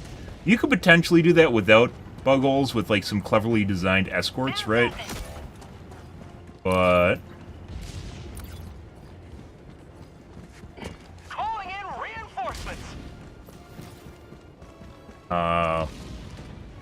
Oop. Wish I was a super citizen so I could swim. It's a fucking DLC. The swimming DLC. Ah, hilarious. North, 100 meters. Spot outpost.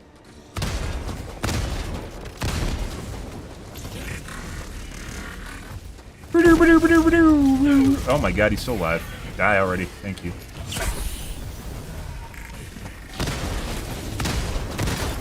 Oh, okay, he's still alive. Sending in an eagle. But no, we're gonna keep running. Found something. Dropping package. Calling in orbital strike.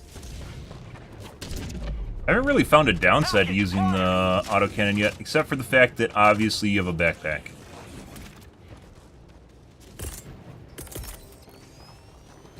Requesting air support.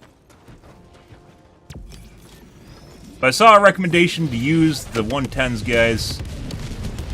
I mean, you can blow up a building, you can do that with a grenade too, so, you know.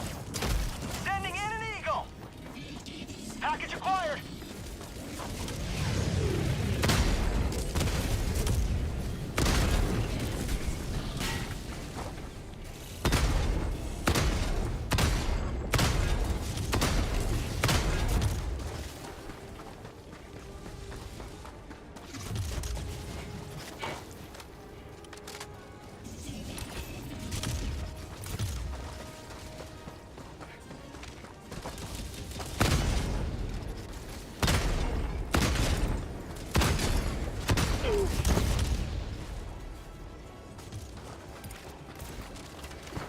Mag's empty.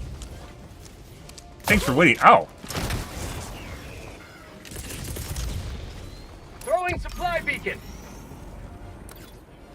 Probably could have actually just dropped in my Requesting it. autocannon, spare autocannon.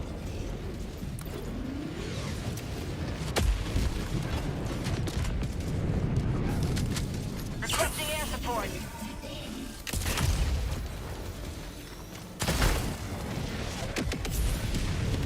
Why is someone... 110s are very, very rare, by the way. Why are you using 110s, too?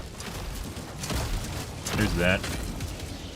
Like, all that does, by the way, is just encourages me to run away. That's the only thing that ever fucking does. It just makes me run away from the location.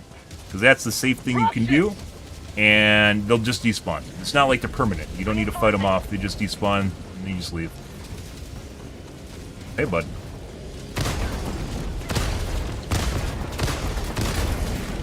Sometimes the crosshair feels kind of janky on it, though. Heavy. Southwest. A lot of brutes over there. Close. We don't need to be here anymore. We're gonna leave. Calling down a support weapon. If I actually spent a little bit more time with it, we get even better at managing the recoil on it. And you probably can min-max this bitch a bit.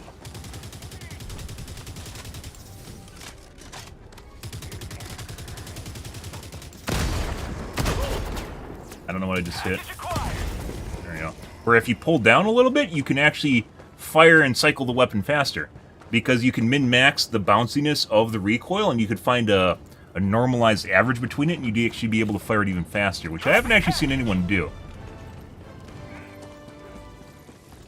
Because where you're aiming is the circle for the most part. When you set some jankiness. Yeah? I got the terminal. Waiting on you guys. We're waiting on you clowns over here. Fix the objectives. New mag. Support weapon. Fine.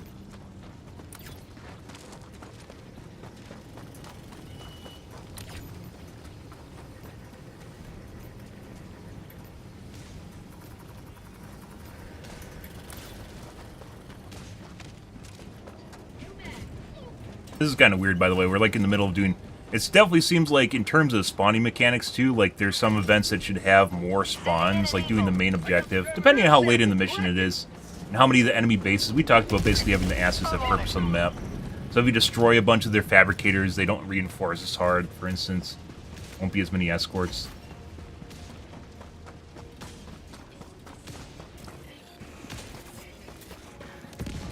AMR? How'd you like the taste of freedom? Trying to kill him with the AMR. Why would you use an AMR when the autocannon exists? Don't know.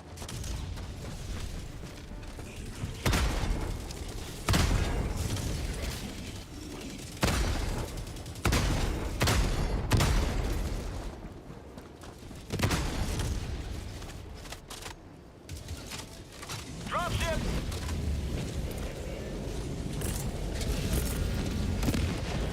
Sending in an eagle. Attack underway. Calling down a sentry.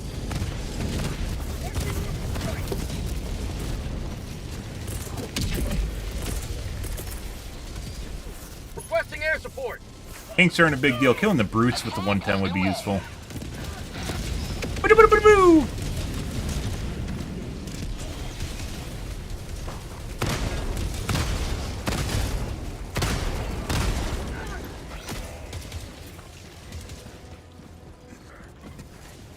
Oh, hey, bud. Calling in reinforcements.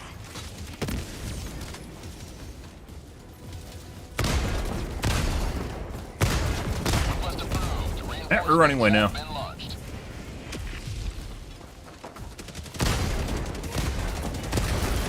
There you go. Like, if I got used to the recoil, there's some weird quirkiness with the crosshair. If I got used to the recoil better, definitely could deal with it. Grenade! Grenade! Requesting air support. Give him the Burt. Sending in an eagle. Oh, S3 might be in front. No, he's fine.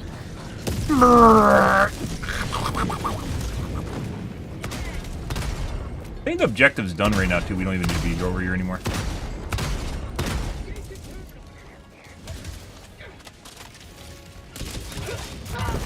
Bitch? Oh. Freedom marches onward. Thanks to Oh, you can headshot with that, too. Well, that's weird. Alright.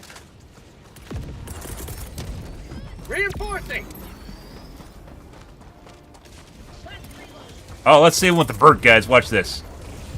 Watch this. Requesting air support. Got him good. Look at he's dead. Oh, okay.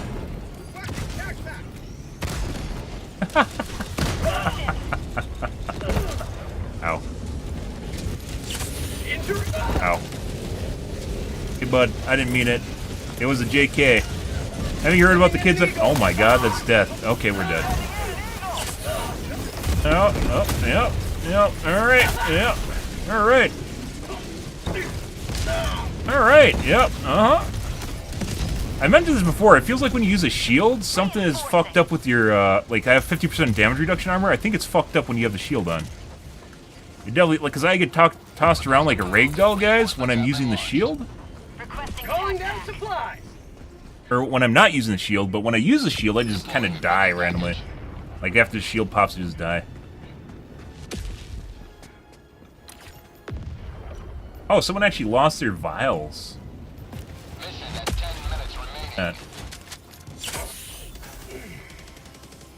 Reloading.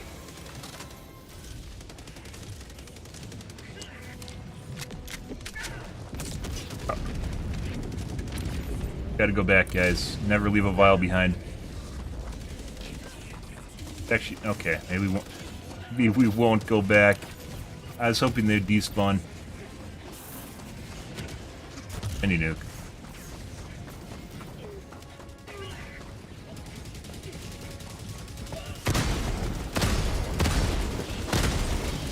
You can also walk with it too. Like I don't even need to stop moving. I can really just, I can do a walking line with it. Reloading. Requesting air support. All right. Requesting sentry. Yep, no, we gotta run. We gotta run, bro. They can keep the samples. That's their tithe. tagging location. We're just running. Requesting air support. There are no lines here.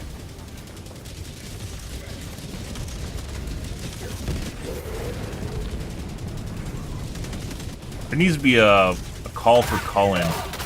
A ping for call-in. Southeast, 100 meters. Well.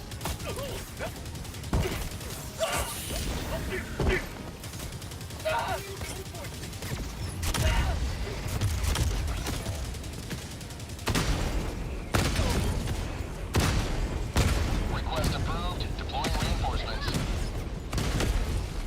Helldiver reporting to the front.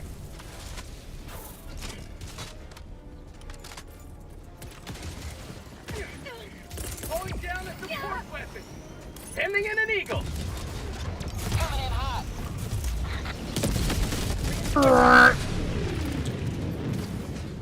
Calling in extraction. Well, might as well. Extraction request. Requesting air support. Inbound. Administering freedom. Did nothing. Like, this isn't even close, by the way, in terms of using the autocannon. Like I said, I never really used the autocannon against bots, and I probably should have sooner. Too bad I didn't save one of those.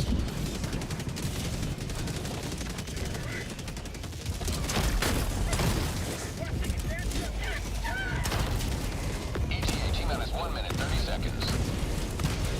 It literally just makes this fucking easy as shit. Calling in oil strike. Probably gonna eat my words at some point here, but it really does.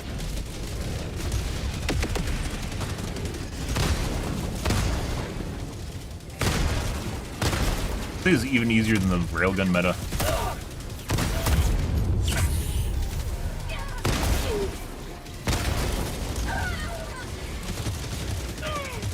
ETA T-minus 1 minute. Reloading. Railgun! You actually had to take time and do multiple spin shots on people. You don't need to do it with this. You can just DPS shit down.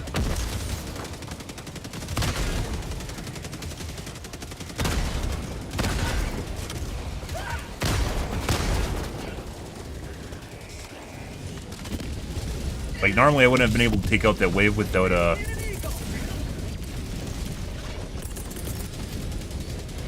Throwing supply beacon. without stratagems, which I don't have right now. Fire in the hole! ETA T-minus 20 seconds. Say hello to democracy! Please don't go in my fucking angle. You don't need to be here. T-minus 10 seconds. Clear landing zone. Like, with this fucker behind me, I'm pretty sure he just shot me in the back. This is Pelican 1. I have visual on I need to fucking jiggle so I can jiggle the missiles. I can't do that when he's fucking behind me. This is Pelican 1. Preparing for touchdown.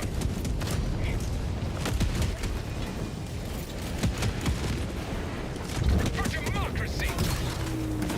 Oh. Done and done. Alright. Countdown initiated. Stand by for takeoff. Got him, guys. Extraction complete.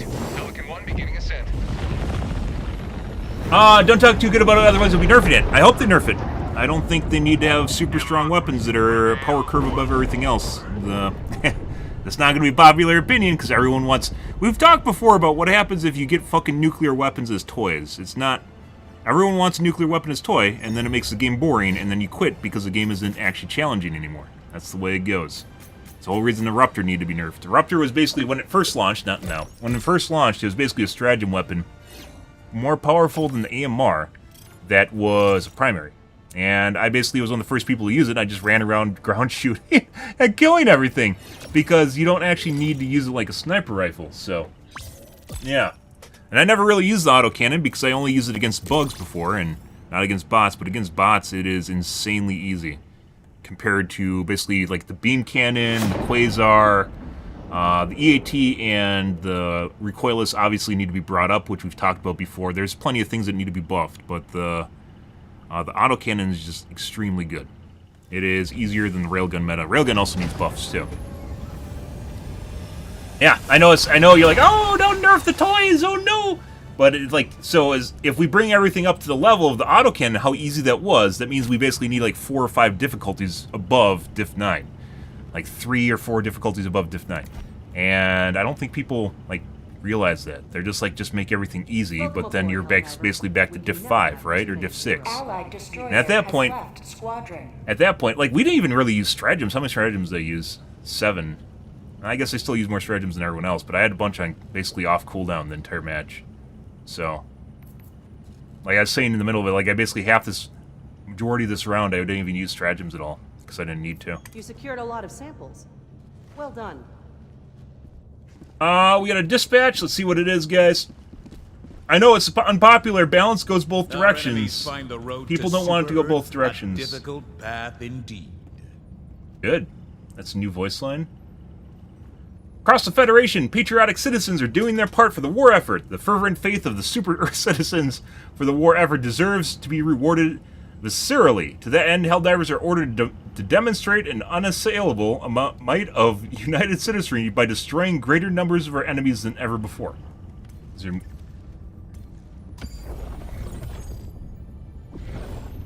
The enemy is attempting to seize one of our planets. We must join the defense. The freshly constructed Thief basic training, by the way, this is possibly, as people are theorizing, is for Xbox players joining us, which, once again, I'm all for people joining us. I think it's actually really important for the longevity of games to be cross-platform. This allegedly, possibly, could be for Xbox joining PlayStation and PC, right? Freshly constructed Thief basic training facilities are up and running thanks to the tireless defensive operations of the Helldivers. The first class of recruits has already graduated, having demonstrated superior proficiency in rifle operation, mobility, and obedience. Oh, very important. Now trained and ready, they're headed to the front lines to do their part of the defense of freedom. So long as the training facilities remain under Super Earth control, Thief support to planetary liberation will be augmented by steady flow of enthusiastic new recruits. If they are lost, however, Thief support will decrease and subsequent planetary liberation will become more difficult. I don't know how they do that. Like, they can't limit the number of people playing the game, so... I guess. We have... Kill or dismantle targeted number of freedom enemies. Freedom's enemies. Okay, so this is just overall. which means it'll be easier to do this against bugs, which people probably theorize on. Keep doing our chain here. Mission coordinates locked. Honestly, by the way, it would have been hilarious if they turned every single mission into Raise the Flag. They need to do that at some point. If you need to show unending faith, just turn every single mission into Raise the Flag. And then X number of raised flags across the galaxy. That would have been fantastic, by the way. That definitely should be ordered at some point. Okay. I'm actually surprised this guy's still here. You have a free 500 kg, apparently? There we go. Allied destroyer has joined squadron. Do they leave right away?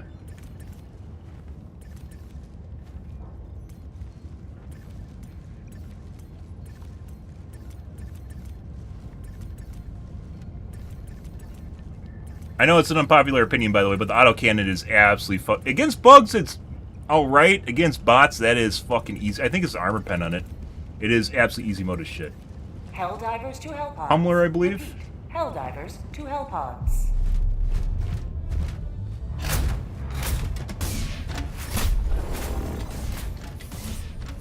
Ah. 110s were not nearly as good as the article I read. Surprise. I do like my good Burt, so we're gonna go with the Burt and then maybe some smoke. The good smoke. The green ganja.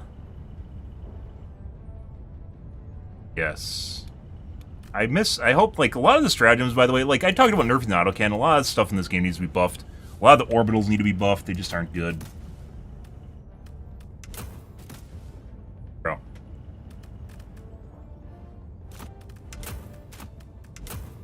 Booster, bro.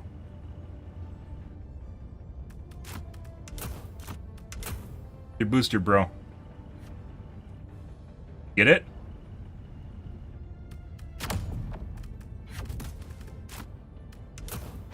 At least he's using one now. Launch initiated.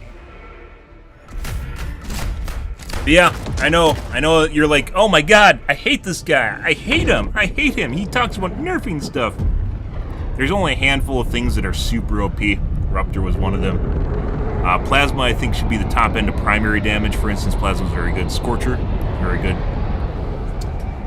The autocannon is extremely, extremely good against bots.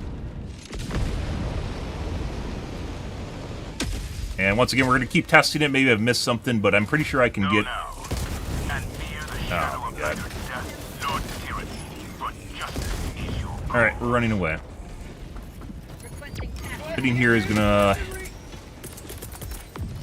turn into overwhelmingness. Calling down a support weapon. Calling in orbital. One go, Chen! Mark! Mark!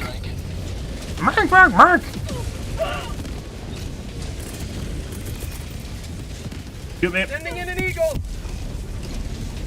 Mark! Here comes the cavalry.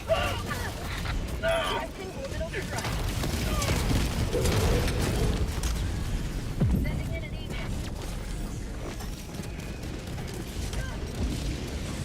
Much shit there. Alright, and we got a jammer somewhere.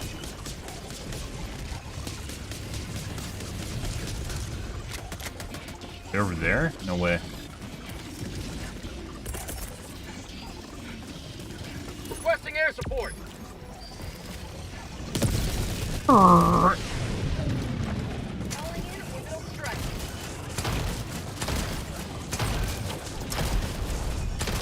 Liberty dispatched. Requesting advanced weaponry. Found something.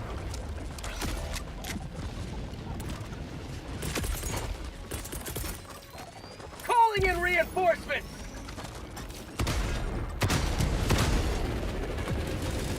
That normally takes 2 quasars, guys. That takes 2 fucking... One? Oh, and 1 quasar. Which, if you miss it, that's like fucking 30 seconds right there. 15. Literally takes forever to kill those things. If you miss the first shot, you're fucking... Position nearby. Calling in a hell bomb. Allied destroyer joining Squadron deploying Helldiver. You just literally just poke it with a machine gun. Crazy. Engaging terminal. Hell bomb armed. Clear the area. Requesting tac pack. Calling down a support weapon. Be fine. Requesting air support. Requesting orbital strike. Maybe? He's fine. Making progress. Reinforcing. And never-ending stratagem jammer sound. Northeast, 100 Good. Good. Don't talk about the autocannon. They'll nerf it. Yep.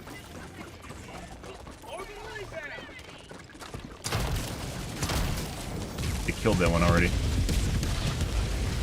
But ow. Freedom never sleeps.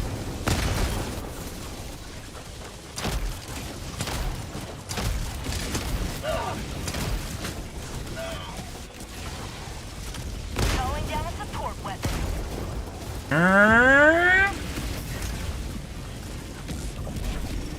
Reloading. I've like I keep going back to it, but I've never actually, as far as difficulty goes, I don't think I've ever had as easy of time playing against the bots since Railgun meta. Original Railgun.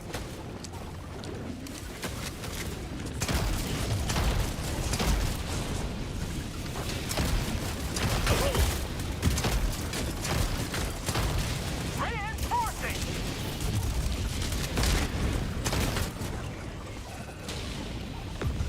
Beauty. This is also very easy. Requesting orbital. Don't worry, guys. Make it meta soon enough. Rare sample acquired. Against bugs, this is another gun that's alright against bugs, but against bots, it's actually insanely good. It's better than plasma for sure. Got a sample.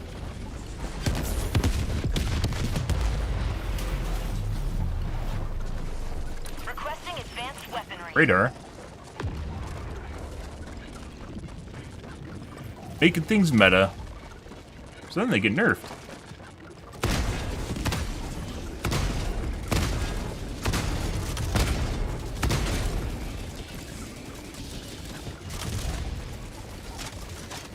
Tac pack inbound.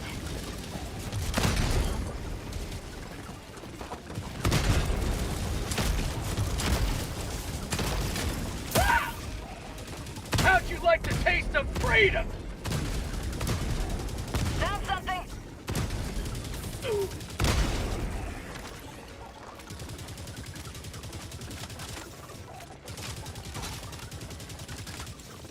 By the way, I would 100% agree it's one of the coolest design guns in the game. Tactical asset near your location. Injury? What injury?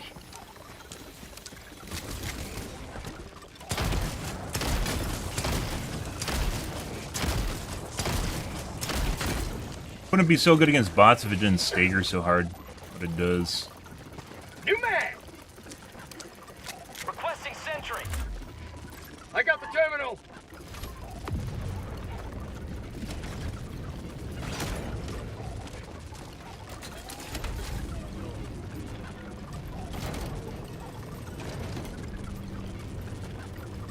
You guys like jammer sounds?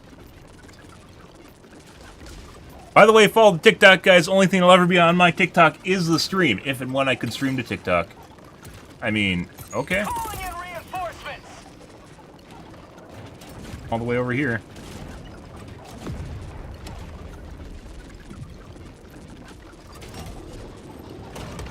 I'm on it.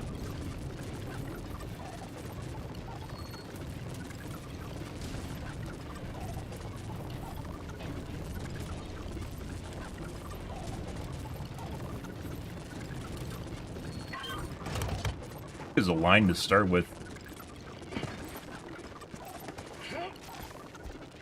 No, just Engaging barely. terminal. Mission map updated. Yeah. Go help them with the large base over here. Actually, maybe we'll go do the main objective instead. Otherwise, it ends up where basically everyone does side objectives and the main objective doesn't get done and you just sit there waiting. Calling in orbital strike.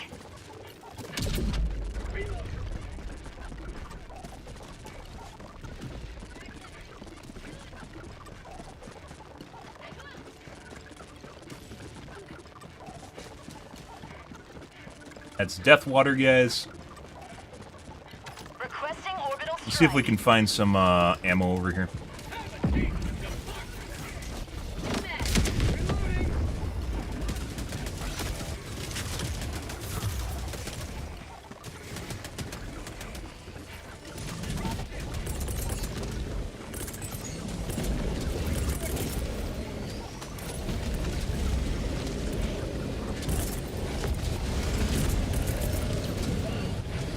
Sending in an eagle.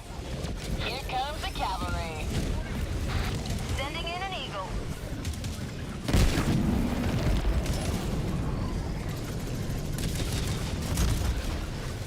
Got him.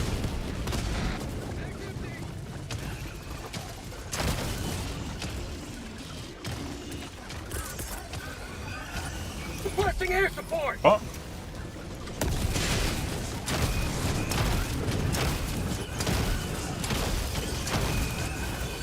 Requesting orbital strike. Requesting air Oh. support. I forgot I had this one, guys. Heavy, northwest, close. Requesting orbital strike. Oh, too close. That's not where we want it.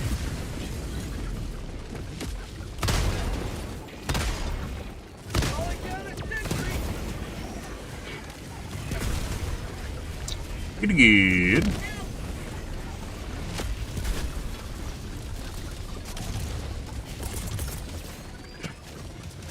Sending in an eagle. Great liberty. Requesting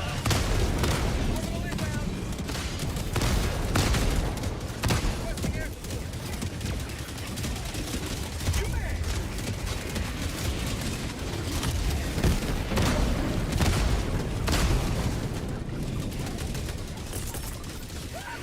Let's see. Right there. Requesting air support. Might be too close. No. Didn't look like it landed where I threw it either.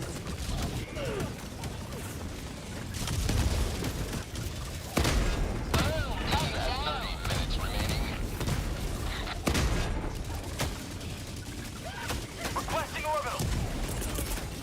Calling down supplies.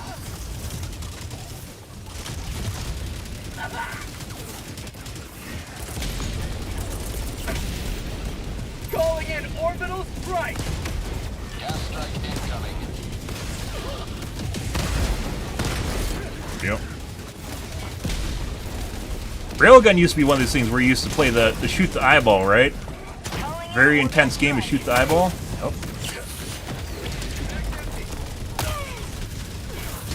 Fun a bit. You don't even need to do that with this guy. Game is a little bit weird on the brutes, though. Is that cannon turret still alive?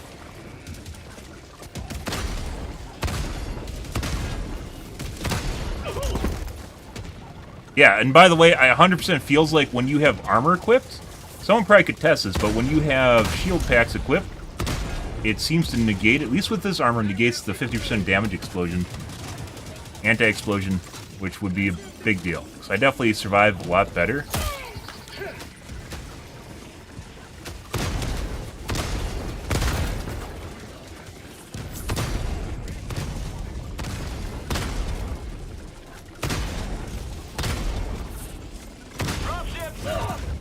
By the way, what you're looking for is a flaming eyeball. When you hit it just right, it flames. You have to hit that 2 or 3 times. 2 times?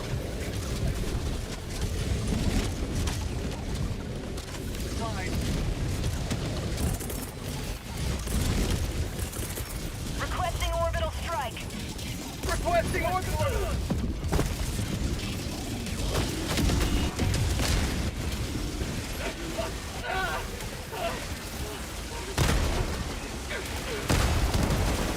Yep, this guy I hit earlier.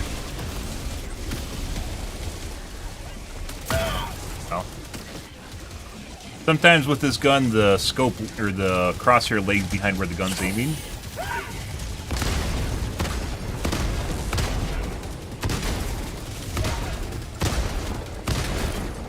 Sending in an eagle.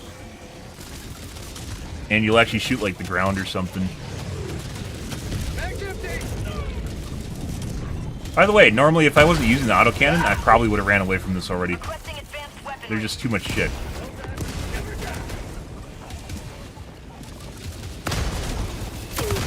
Whoop. Sending in an eagle. We aren't really doing anything here either. We're just literally holding our ground. Got me. Reinforcing. Throwing supply beacon. Request approved. Reinforcements on the way. Dead. Reporting to the front.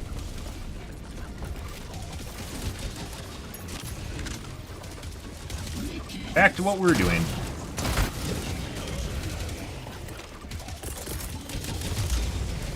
Requesting air support. I think part of what's causing this is the fact that... No, we did kill the base. Where's gonna leave? Calling in reinforcements. North. Reinforcing. Maybe we'll do the mortar? Calling in orbital strike. We're basically just funneling time into the turn right there without actually doing anything.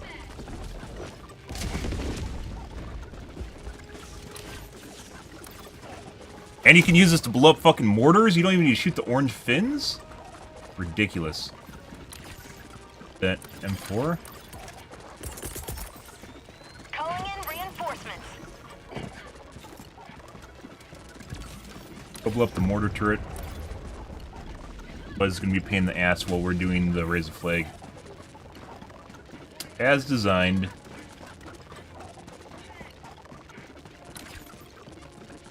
At least with the railgun, like, you had to use other weapons to kind of kill and make up the gap or something. You don't... Tactical asset within range.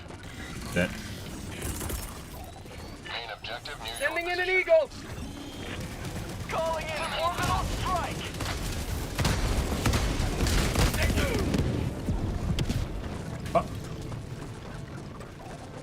Eagle 1 leaving combat zone to resupply. All mortar.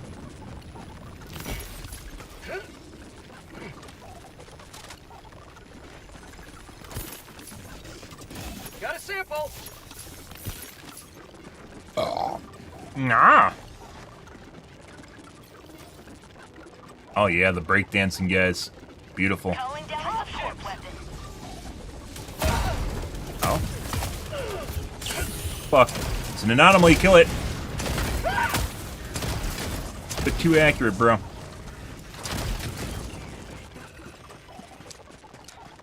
Just like the Zerg, when you get the... with the hunters guys, the hunters aren't all the same. You got like the passive guys that just like leap after you, you know, you're just like whatever chasing you. And then you got the little fucks that hop all over the place and like fucking try to get around your side and Rare sample acquired. they're like really, really feisty. Kill those guys first. Those are the ones that are 100% lethal. They'll kill you. Calling down a support weapon.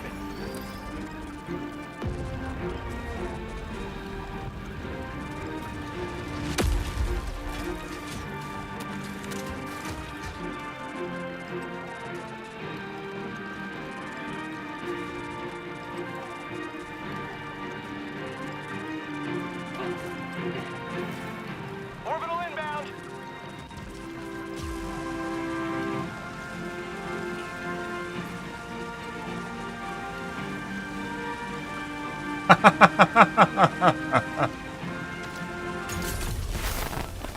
Oh, that was good. Was it good for you? Yeah, it was. You know it was. Okay. Let's go south. We're going to grab the vials along the way. We're going to go to the southern one instead. You guys are still spawning here at this fucking objective.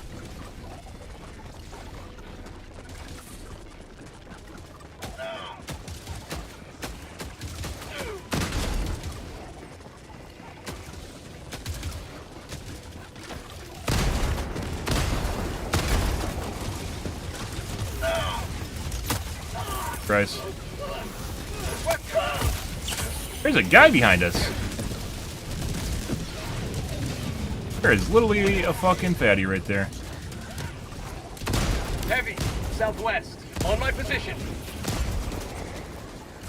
Alright, I don't actually have any ammo. He's dead.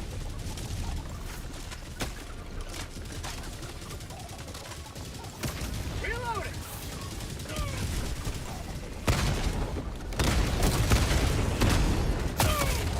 Be right behind me. Okay. Damn vials.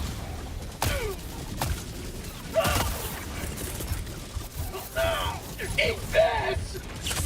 Not today! I don't have any meds, so if we get hit by fire, we're dead. Yeah, I could try sliding.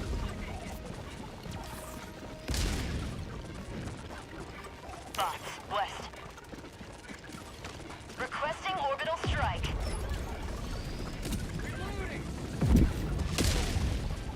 Oh.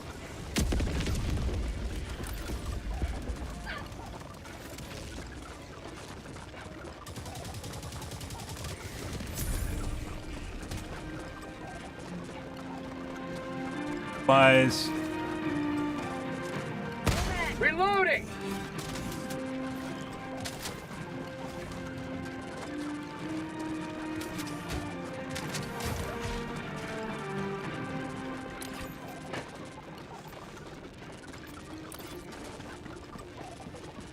Back west. I'm in! Sweet liberty! The blood! Freedom never sleeps!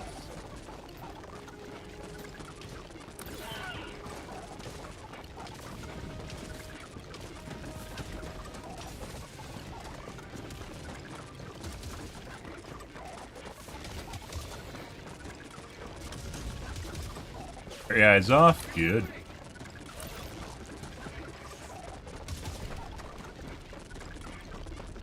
Requesting sentry. Mission at 20 minutes remaining.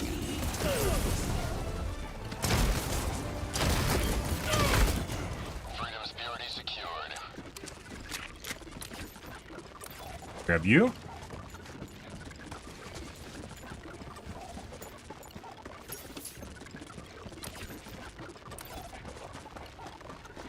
Go down here, grab this guy, then we're probably gonna have to do the jammer.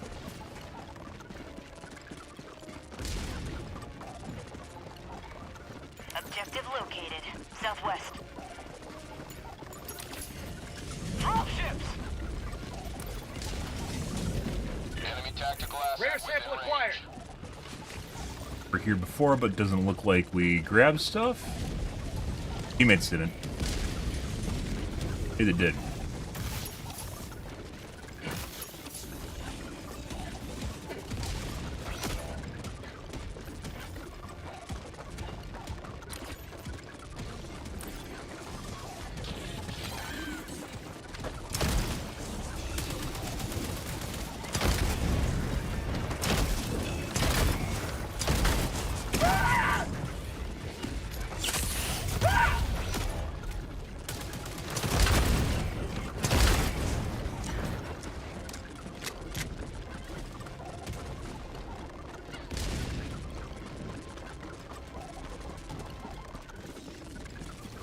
I believe we're right on the edge.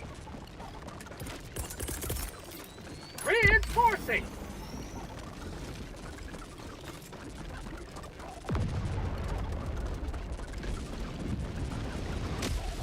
Pretty close to the edge, at least. Pretty good. Rare sample acquired. Engaging terminal.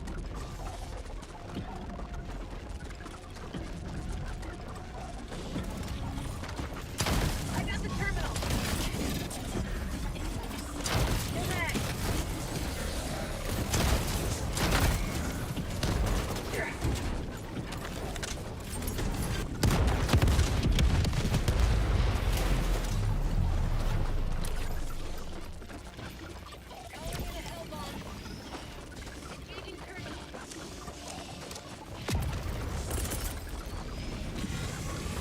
Sending in an eagle. There you go. That's for you.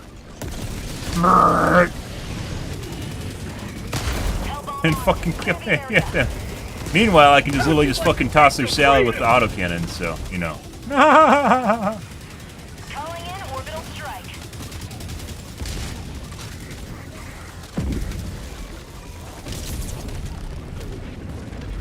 Sure, I saw a brute. Autocannon facility destroyed.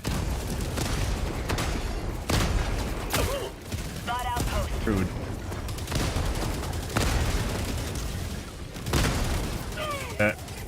Drop ship. Guy's gonna kill me. I'm gonna switch to my one. Calling in reinforcements. Running from a shield devastator is usually a pretty good way to die. Ah!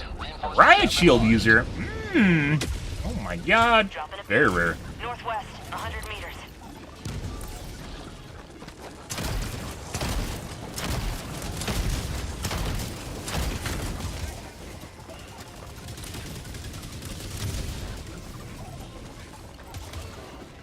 Debating on whether or not I want to drop in my auxiliary autocannon.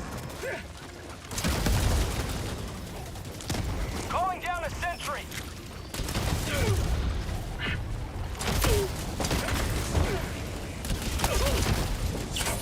Oh. You.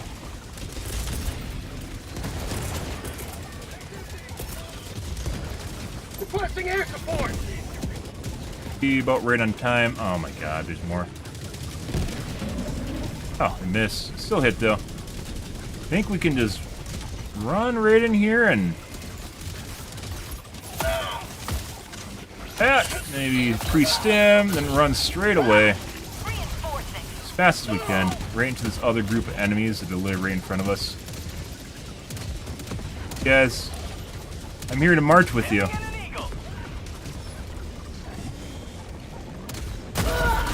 What?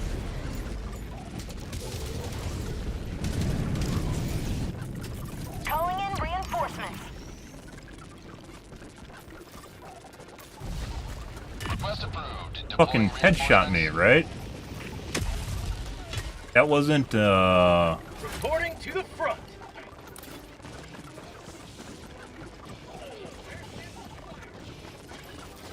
Is this one of those fucks that thinks if you don't have the samples they're personal or something? No, it was an accident. Sending in an eagle. Very annoying.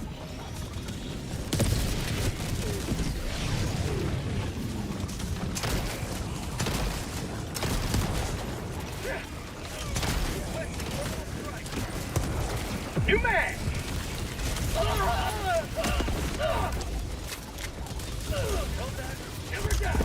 Oh,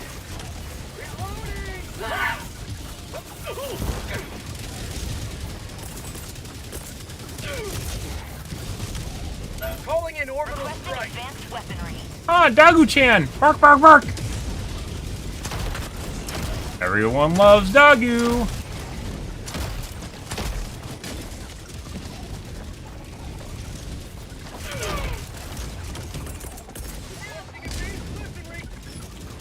Requesting air support.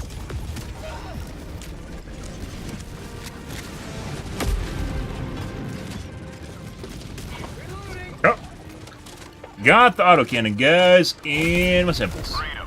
Just in time. Tyranny once more. The extraction shuttle awaits your request. Oh. Go north. We don't need to go. Oh, missed one. Oh, that's what I was actually doing when I died, wasn't I? I was going over to that guy.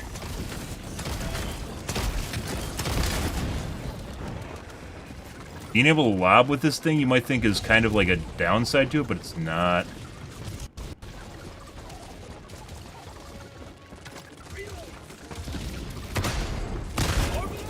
That's a tank that just showed up there. Oh, it's one of those. My life for Super Earth. Those you can kill while looking at them.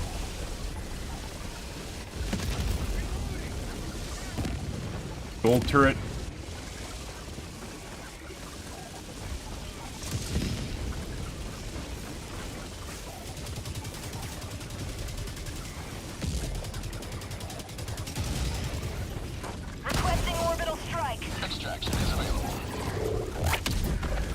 Okay. Yeah, it's all yours. All yours. Wonko-chan. Mark, mark, mark. Requesting air support.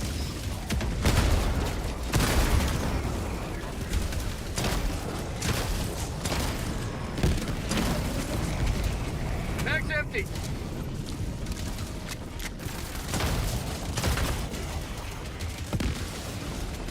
Kill it? No, they did not. Allied destroyer has left the squadron.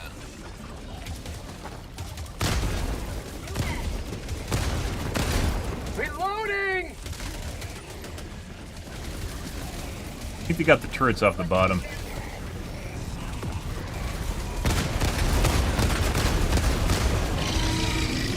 No.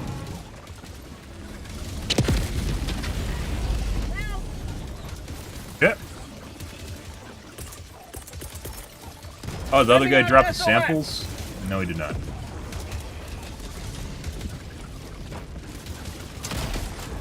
Mag's empty!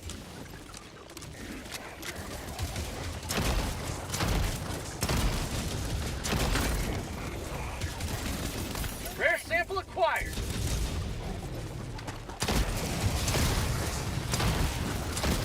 You guys have been sitting here for literally ages.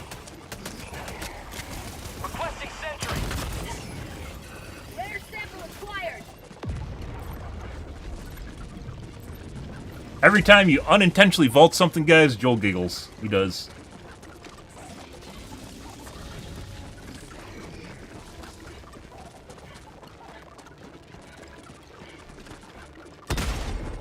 You may proceed to extraction when ready. Okay.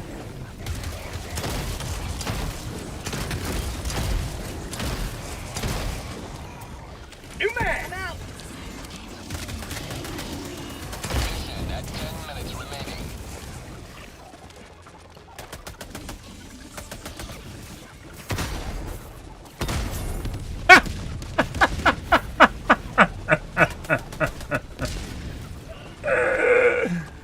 Reloading! Like, you have to get that raid in there with the Quasar, which you could, but you'd have to do on the first shot. Requesting orbital strike. 500?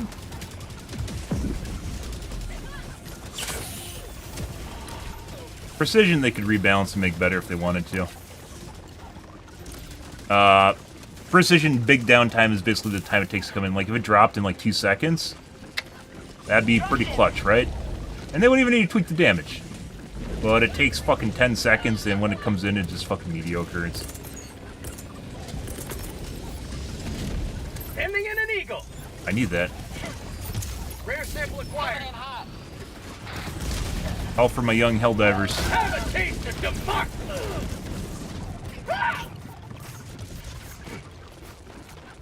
Enemy down, baby.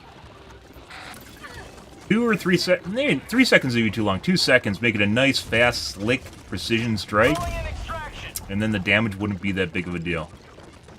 Extraction request Make it confirmed. something nice and niche. Kind of like the strafing runs out, but strafing isn't for one target, right? Strafing runs are extremely weak. Requesting orbital. New mag.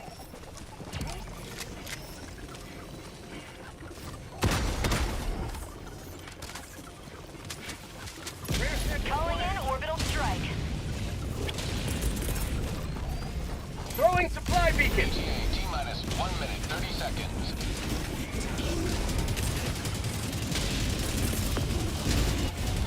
Yeah. Requesting orbital strike. Requesting air support. Calling in reinforcements.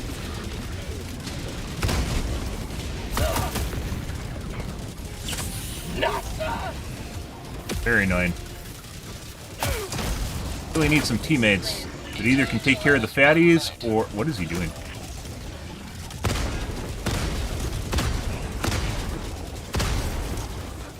Calling Yeah. down a sentry. Sending in an eagle. Sending in an eagle. Drop ship. Prompted. Allied destroyer joining squadron. Hey, bud. Calm your tits. Lots going on here. Oh my god. I thought about saving the 500 as like trying to position it properly and then... No.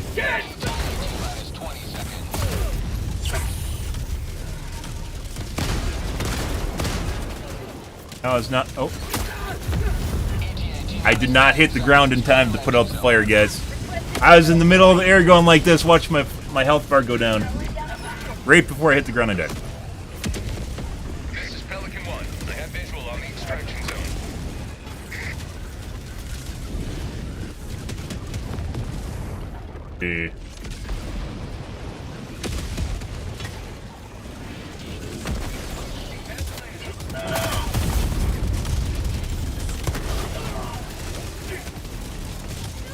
Countdown initiated. Oh, well, there goes our samples. No, someone could actually spawn me before the countdown ends. Okay, I guess we aren't doing that.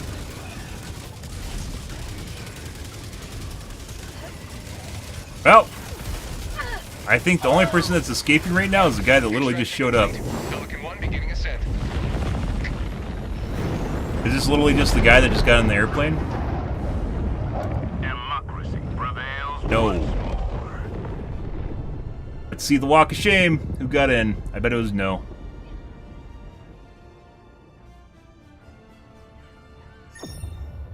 Yep. Actually looks like purple somehow got in too. Alright. Well, there goes all our samples. I don't need samples, but you know, other people need samples, so.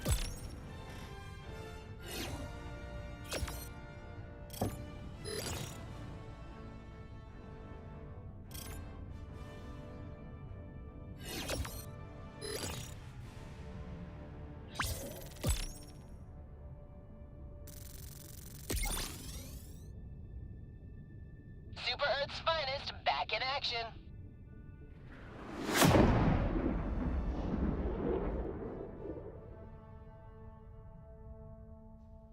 But that's going to be a tough one, guys. I don't know how the Helldivers community is going to respond to a fucking autocannon nerf. But it definitely needs to be nerfed. Because it is fucking easy mode on bots. Maybe give it a hand... I mean, there's a lot of stuff that needs to be buffed, too. So... Oh, he did get the samples. I think he got mine. Good for him. No came in clutch. I regress, guys. 7.2 kilometers. A victory for democracy. We have an eradicate now.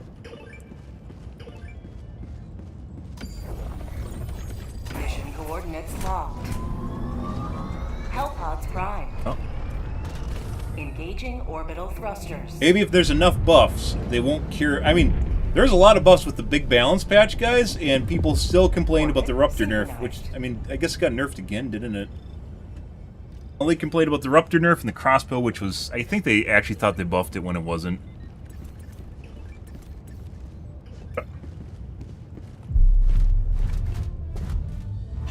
Even though there's a shitload of viable weapons right now.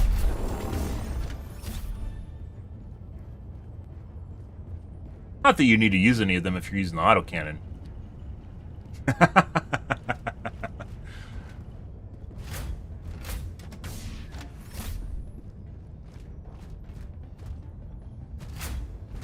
What about here? Huh? Alright. Eagle. We do need a shield pack. I don't think I'm going to even... It doesn't even matter if I take the Quasar. I'm just going to drop it somewhere.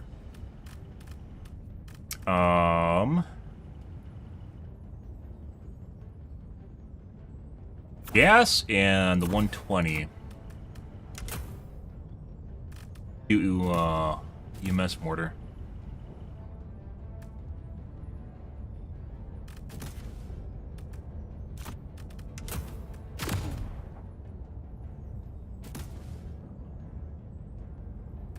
Smoke screen.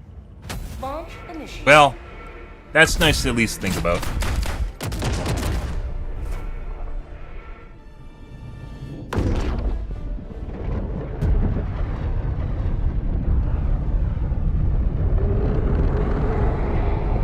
We either need to use the 120 immediately at the beginning of the match or wait for them to kind of group up.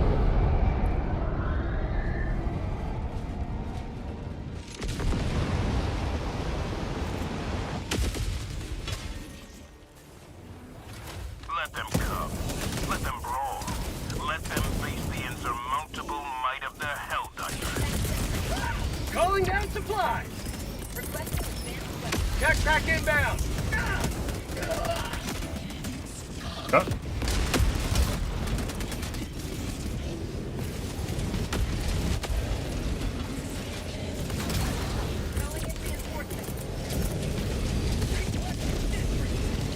Requesting orbital. Okay. Firing orbital barrage. Clear the area. Calling in orbital strike. Backpack inbound. Calling in orbital strike.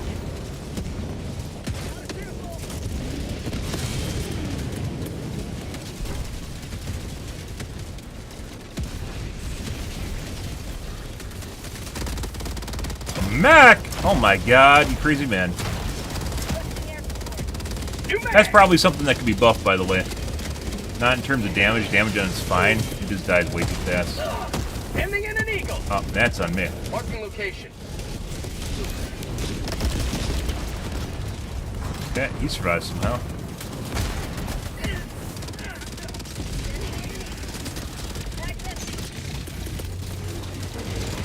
Requesting air support. Be good. It's already really light on ammo too, so like even if it just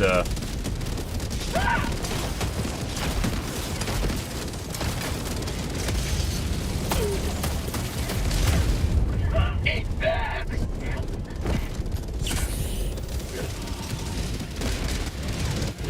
boop! Thing's like fucking peeking over the edge.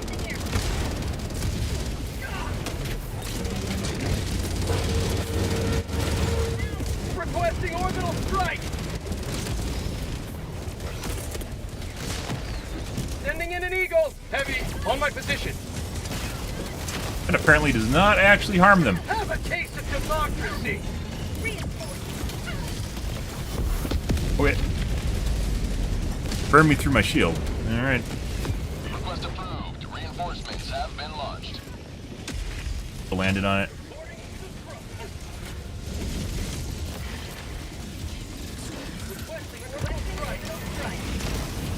We don't want to be here.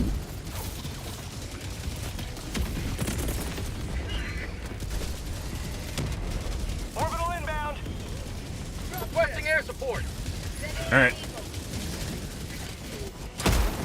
Good. Get some! Get some! Eagle 1 returning to destroyer for resupply.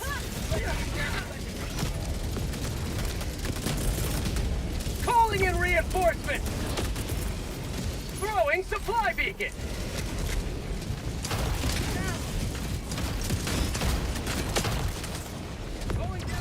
Heavy, north, close. I can't do anything about those. Oh. Well. You get that off. There we go. Regardless of dying, you need to get that off. Right there. It's perfect. Dagu-chan looks stuck. Request approved. Reinforcements have been launched. Got him. Oh, look, he's still alive. Liberty emerges victorious yet again. Extract when ready.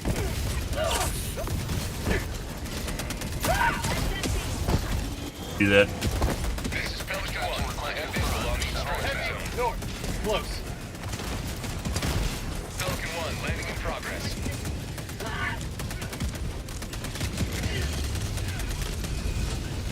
And the pooper! That doesn't do anything. Man, Orbital inbound. probably not where we want to put that. Rolling around the ground.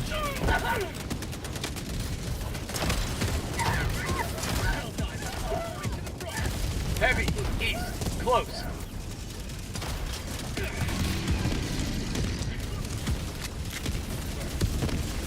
Calling in orbital strike.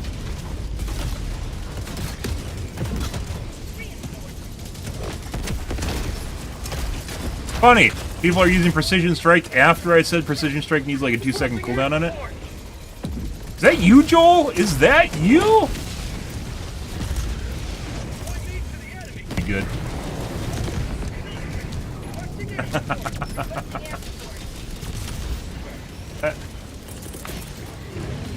Calling in orbital strike.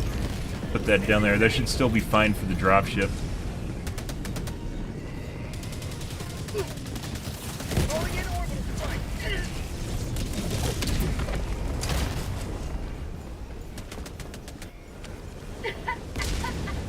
Good.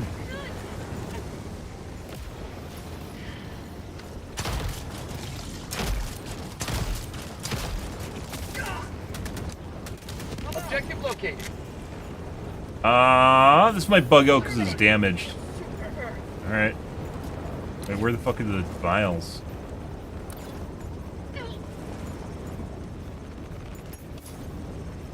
Oh. Yeah, so they didn't even take Quasar, because usually you just die, and the shield pack helps immensely with staying alive, so. Objective located. Sending in an eagle. Pelican 1 preparing to depart. Shuttle launch in 20 seconds. You know what they could really do if they wanted to be assholes on this, is send flying units at you while you're dealing with this.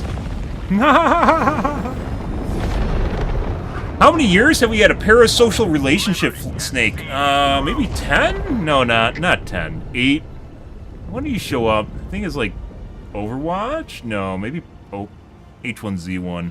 Maybe 8 years, 9 years. Our parasocial relationship has existed. Yeah, it's true. Watch my channel come and go, like the fleeting tides of the winds.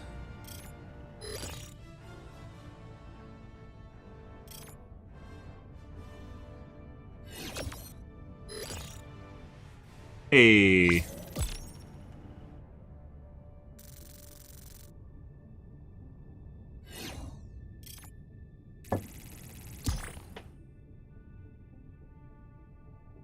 Did we just get the last 0.003% of Lizath? Well, according to that, we got the last 3.003% of Lizath. Which could have been basically everyone that just ended within their time period. Got that.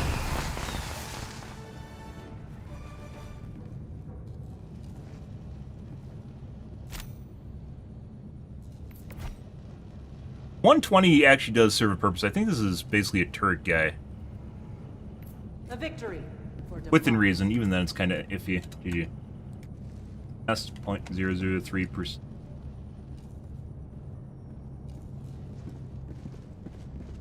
if they like it. Helldiver. Sure.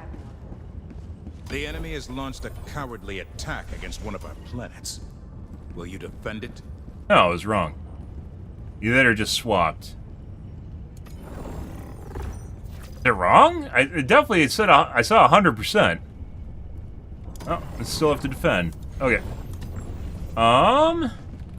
Manage democracy. We're gonna Alt F4 here, guys, Only you and can answer, Helldiver. Do some more bots.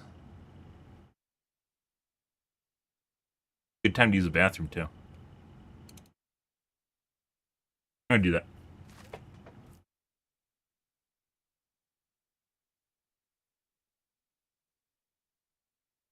Watch me in real life from and quiet.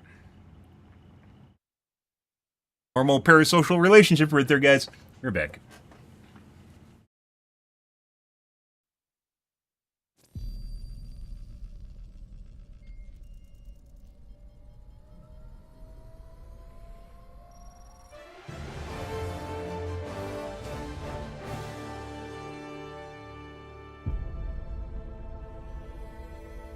Super Earth, our home. Prosperity. Liberty. Hi there. Democracy. Our way of life. Oh, hello. But freedom doesn't come free. No! Sweet liberty! No! Look familiar? Scenes like these are happening all over the galaxy right now. You could be next. That is, unless you make the most important decision of your life. Prove to yourself that you have the strength and the courage to be free. Join the Helldivers. Become part of an elite peacekeeping force! See exotic new life forms. And spread managed democracy throughout the galaxy. Become a hero. Become a legend. Become a Helldiver.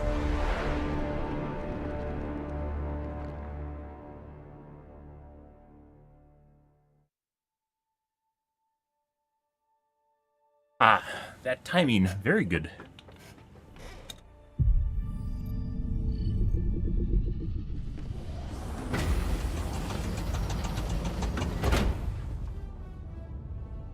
Oh, I think what I was gonna do was gonna try camping FPS too. We're gonna play some more bugs or more bots here. Choose where to join your fellows in righteous liberation.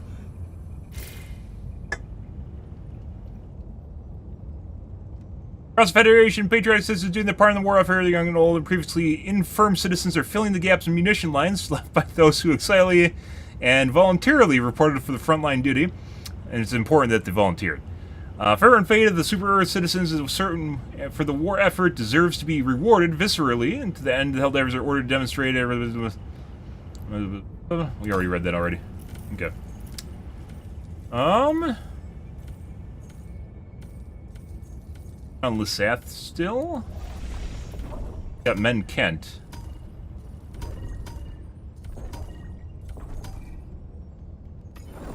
Terrorize this planet with their mechanized brutality. Dive to the surface and end them. But one mission remains. 15s. Initiating FTL jump to the Menken system.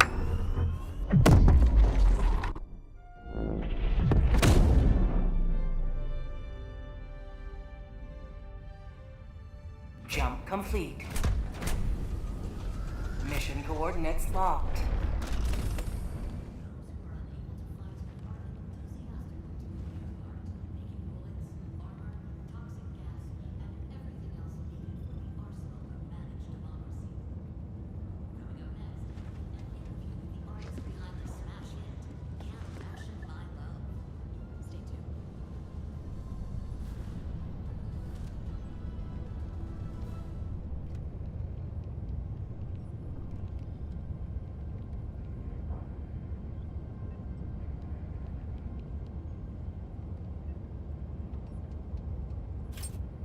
Allied destroyer has joined squadron. Last we wait. Engaging orbital thrusters.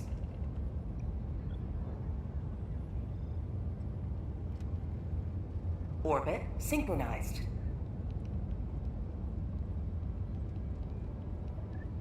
Always good to Helldivers to Hellpods. Repeat. Helldivers to Hellpods.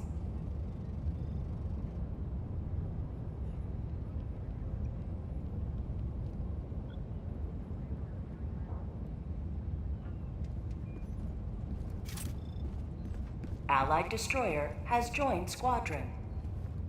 Engaging orbital thrusters.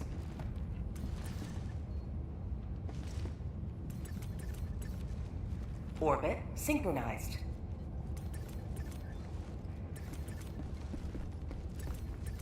You truly are one of Liberty's greatest heroes. Let's play. I win.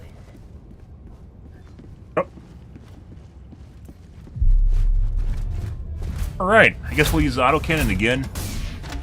I just think we're just going to keep using the Autocannon until it gets nerfed. The same thing with the Ruptor. Oh, the circular play around the side of the map. Nope. We're gonna drop in the middle of the bunkers and get shot from both sides.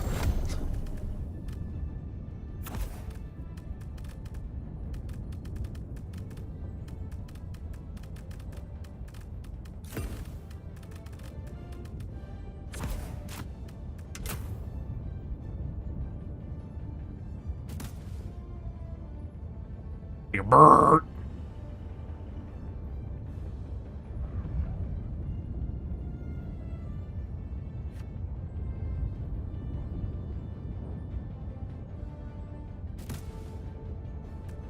Not that it really matters, but make it more obvious that this is a stratagem. They could gray out everyone else's too, for the sake of... Launch initiated. Consistency?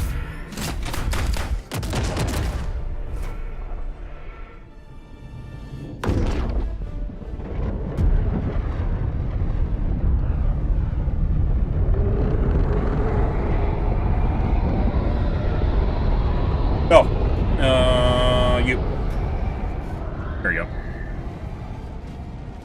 Matter at all, by the way, because we're never hitting 290 FPS anyways. Let them come. Let them brawl. Let them face the insurmountable might of the Helldivers.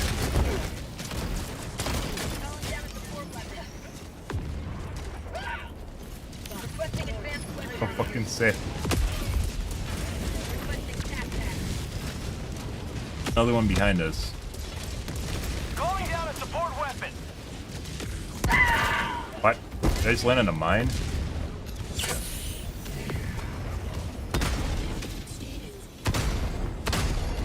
Sending in an eagle. Have a taste of democracy. Normally a pain in the ass to deal with, too.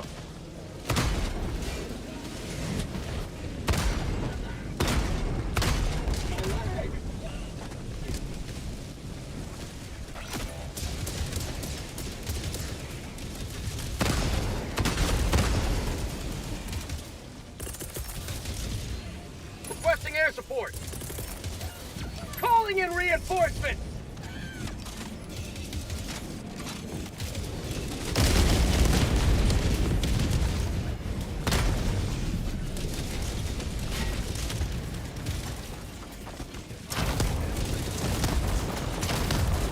Joel getting a little fast and loose with those lights on that thing, by the way.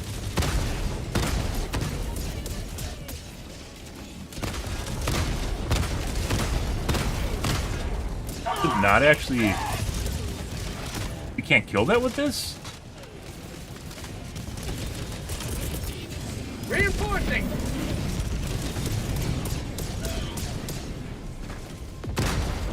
Calling in a hell bomb. Kill it? I think I did. Looks like it's on fire.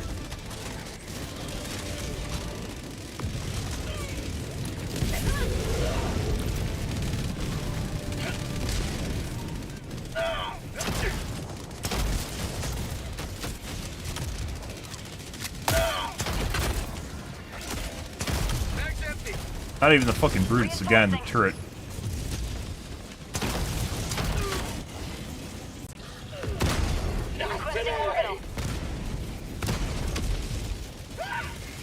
Liberty, save me! Requesting air support.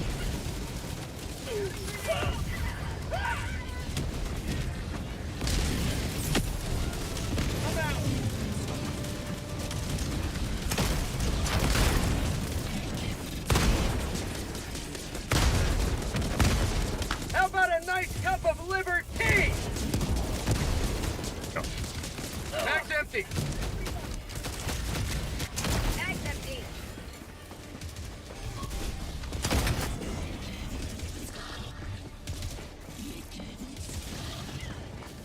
Sending in an eagle.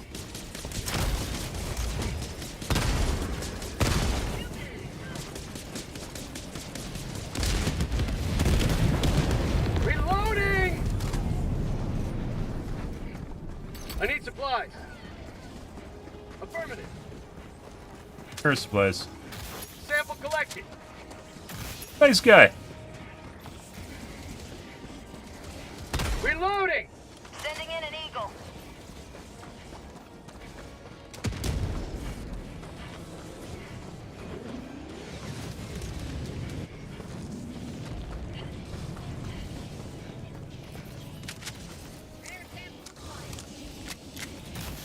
sample collected. Dude, it takes so many fucking ammo boxes to fill this. Ah, Joel's in a turret over there, guys. Let's run away from Joel.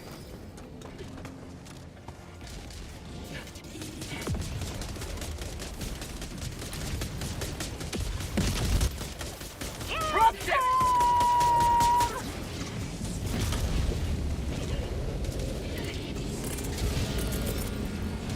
Sending in an eagle.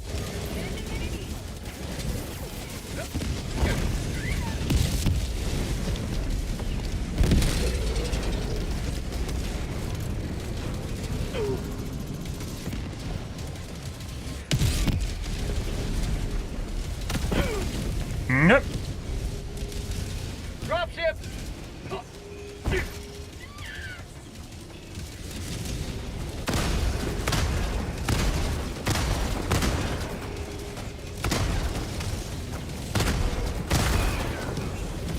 Reloading.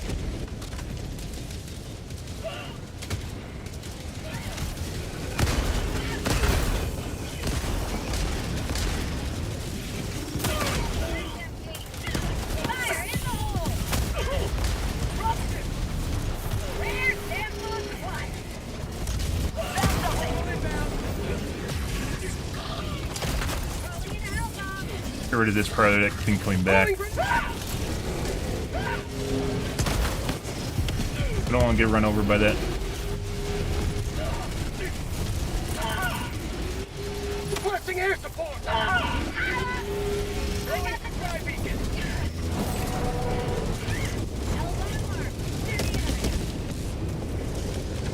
Jesus Christ. Ah. Reloading.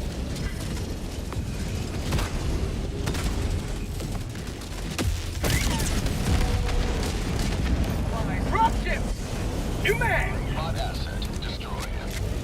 Joel giggles every fucking... Oh my god. Sending in an eagle.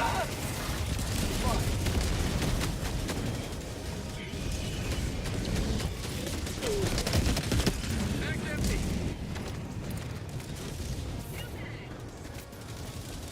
Found something. Requesting air support. Attack underway. How'd you like the taste of freedom? Okay. Mag's empty.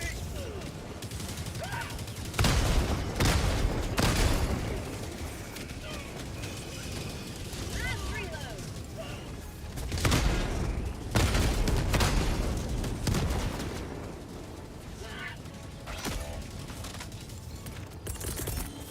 Calling in reinforcements. Drop the vials.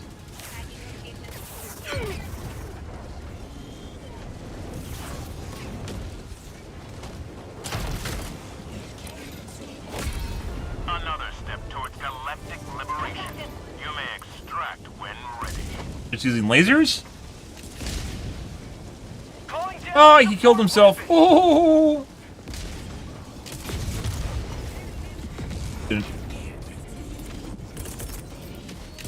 Buds. That's for you. Requesting jetpack. Requesting advanced weaponry. Absolutely fuck all.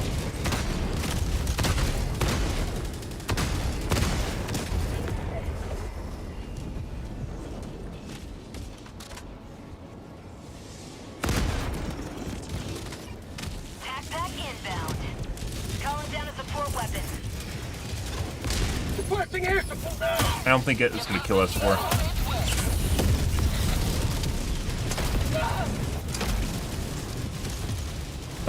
We're gonna go this way.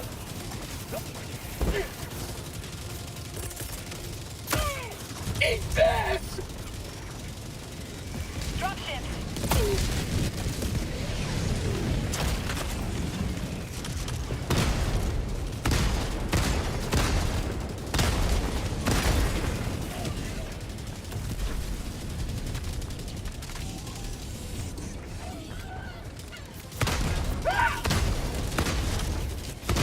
Tactical asset nearby.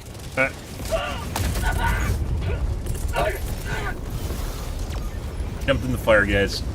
Calling in reinforcements.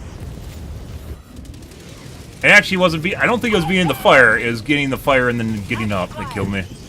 Request approved. Reinforcements have been launched. Ready to liberate.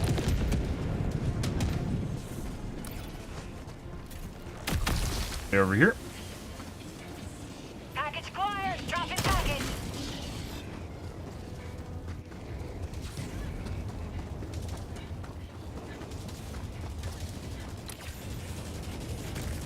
Package acquired. If we're unlucky, the Hulk's camping my body, by the way. New mag. Oh my god, Joel. Is this really necessary? Heavy. North. Close. Hulk right there. Package dropping package. Mission at 30 minutes remaining.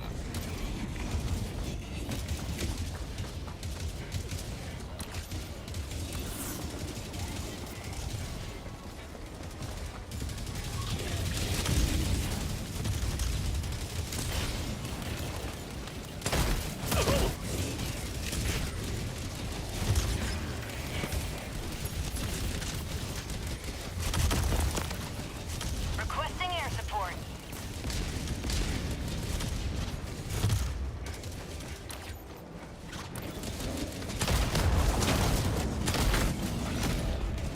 Dude, I swear, they turned the lights off on him. I swear to God, they turned the lights off on him.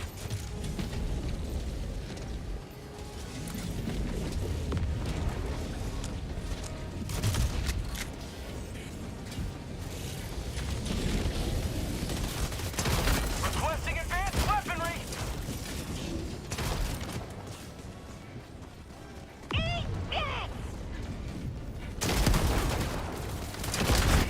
Thought outpost.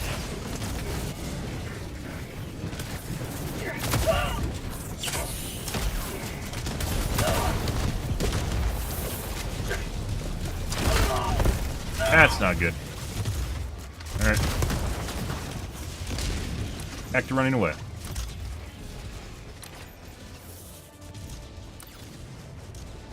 A lot of fucking shit here. Reloading. Bug report. Requesting air support. Bug report! Package. Dropping package. Requesting air support.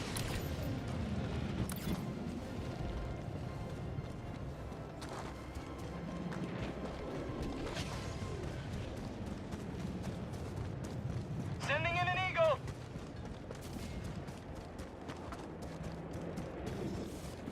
Maybe the autocannon shouldn't be nerfed against bots, specifically.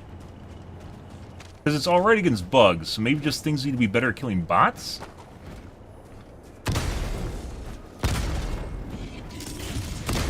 Huh.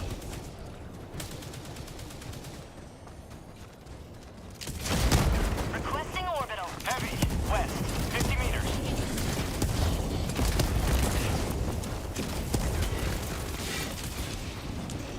I want to get hit back into that.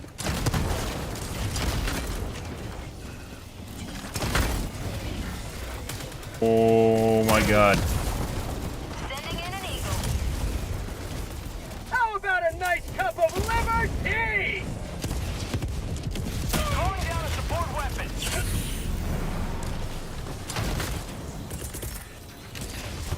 Dropping a Sending in an eagle. car. One way on the other side, if I remember right. Keep liberty. Have a taste of Dubai. Tank.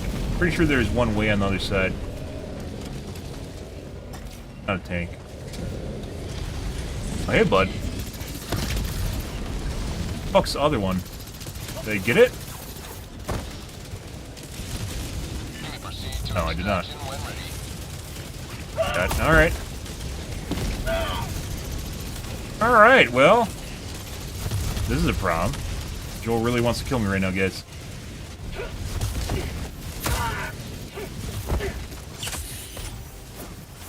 Running away. We are running away.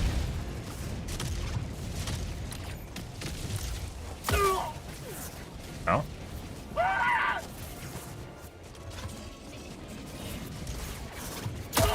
Ow.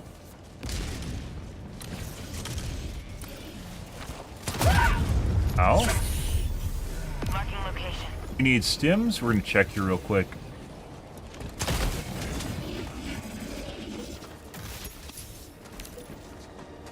Supplies.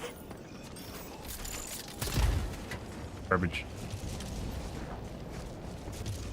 Dude! Joel, where's my lights? Where are the fucking lights on the mines, Joel? Huh? Tagging location. Northwest. Eat this! Tagging map. West. Far.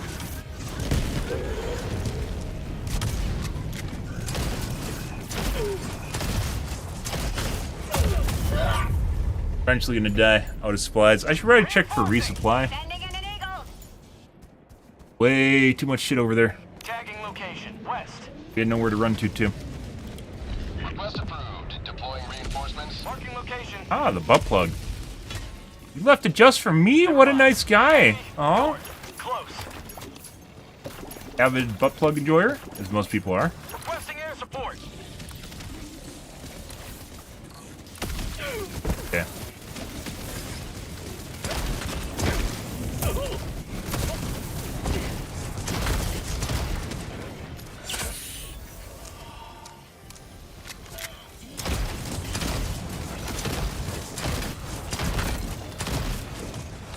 Tagging map.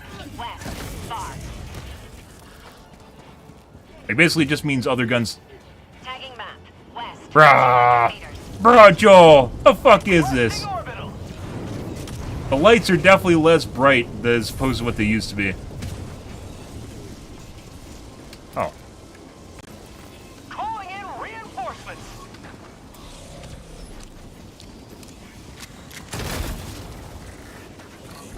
Requesting air support.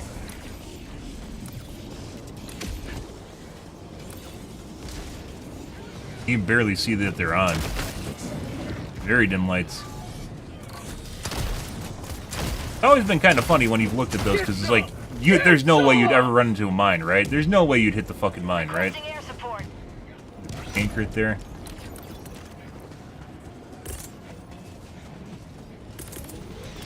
Calling in reinforcements. He's being explosive. Oh, well. Marking location. Alright. Northeast. Bro, that might have actually just got me killed.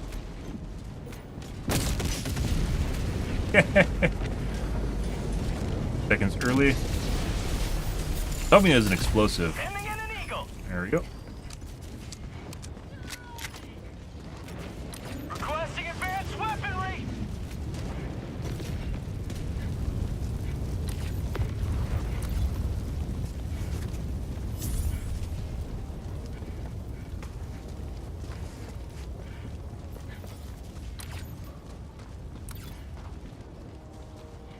You may proceed to extraction when ready.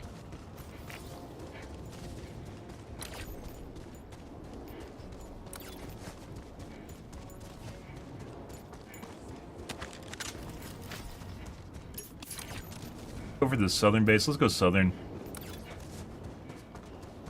The other guys are probably going to finish the top, and then they're going to come to that one.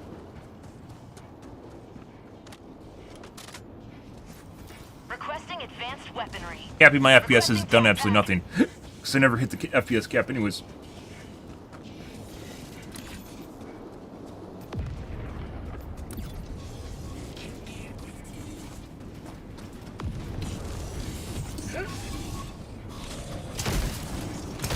Enemy tactical asset within range.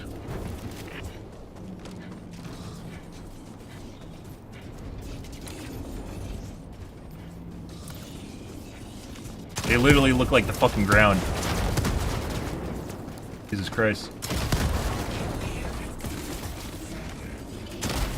Calling down a support weapon. Side outpost. Hit me through the wall.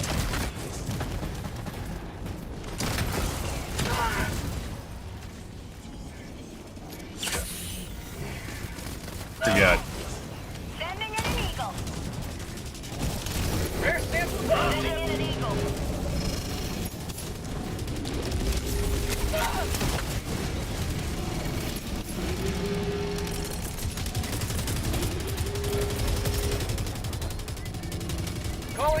bomb.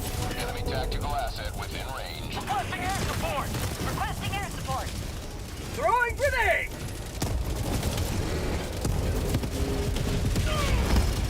How are you still standing? Engaging terminal. Dropship. There's a lot of fucking shield series around this. Oh. Sending in an eagle. Oh. How about a nice cup of liver tea? Probably gonna kill me, by the way. That's 100% gonna kill me. Requesting air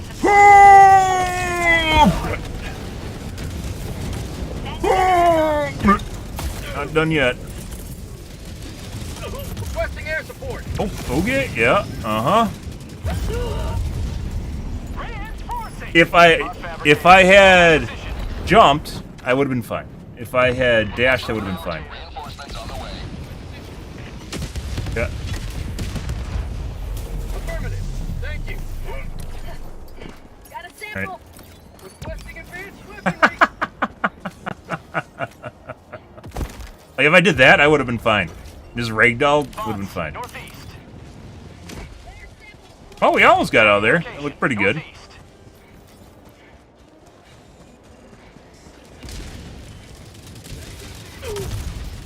Stop that.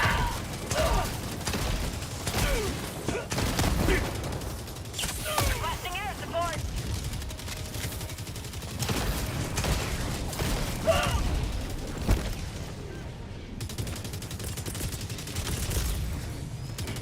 Sending in an eagle. Unleashing democracy. Sending in an eagle.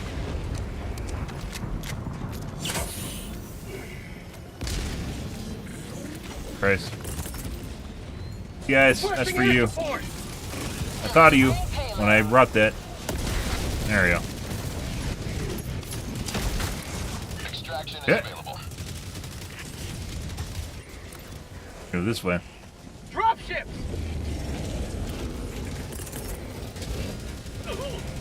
Sending in an eagle. That's like fucking 5 brutes that just dropped on top of him.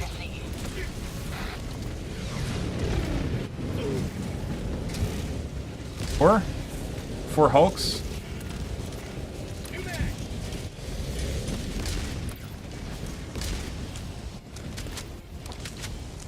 Got a sample.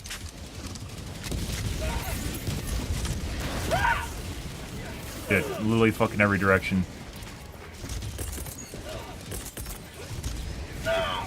Requesting air support. I kill A4, or R2, excuse me. He's like really in the. Yep. He just literally just went right into the middle of those guys.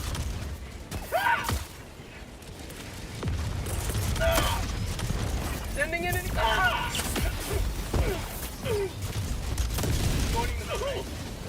Can't even sit down, fire at this guy because he's gonna die right away.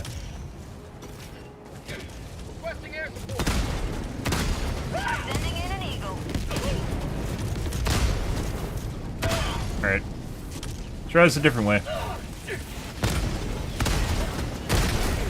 Good. Dropping a pin. North, 200 meters. Found something. Injury? What injury? Reinforcing. Requesting air support. Ah, he dropped samples back there, didn't he?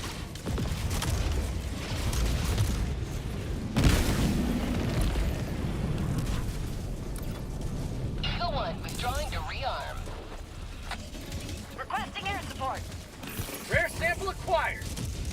Oh, there's so many rocket devastators over there. Alright. They get to keep the samples. That's theirs. That's theirs. We're leaving. Bye. I have more samples of more value. I don't want to come back here. Woo! Just got PTSD from mines, guys.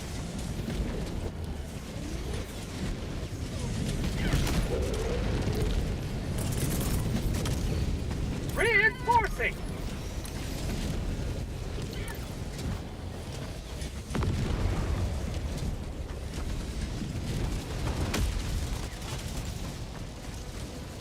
Oh, there is so much fucking shit here. Calling down a support weapon. Like, if we all had autocannons, this would be fine. We all do not have autocannons. Ah, static field. That's great. Alright, let's circle.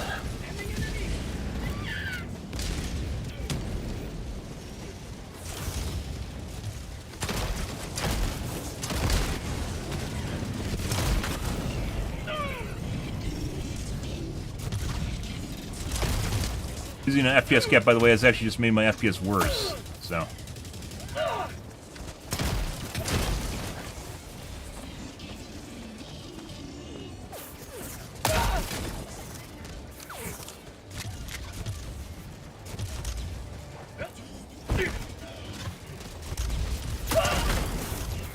%100% accurate while I'm laying on the ground.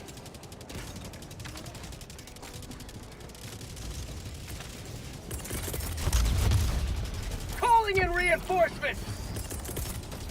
I don't think we're actually going to call in right now. Calling down supplies. Maybe we will. I don't know. Wanted to get a better vantage point. Found something.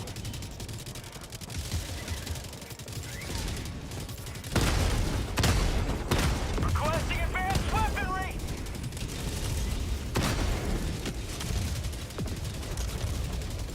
Reloading.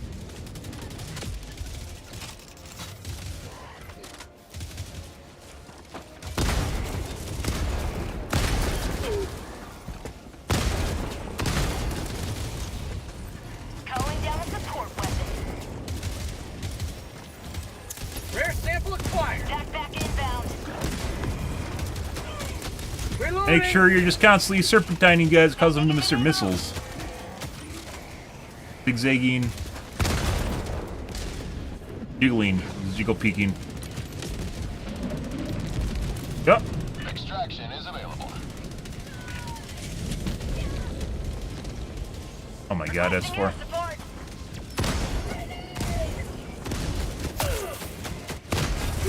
Not dead. Oh, he is.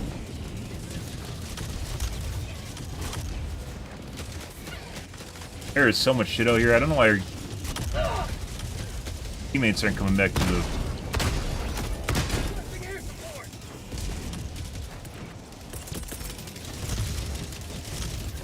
Ending in an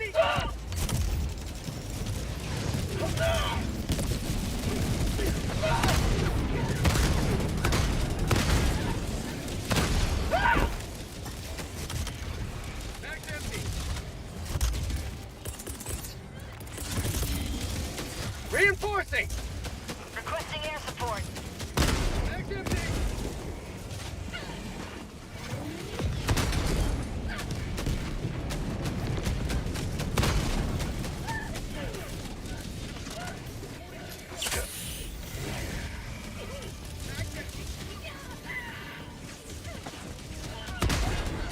Lots of fucking enemies here, guys. Dropping a pin. Whack. I mean, yes, please. Wait. There you go. Reloading.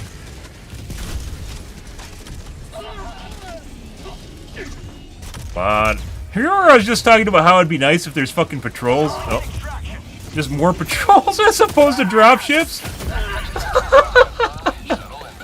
Like, this is easier to deal with. Like, not that it's in like easy, but like in terms of you actually being able to plan out your interactions with the enemies, it's easier.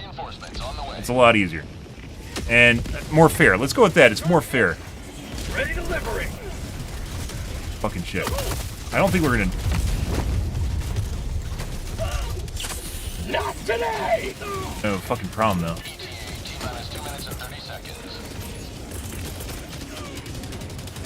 We need that right there. Oh, we just prompted him, guys. Never sleep. Get some! Get some! Supplies.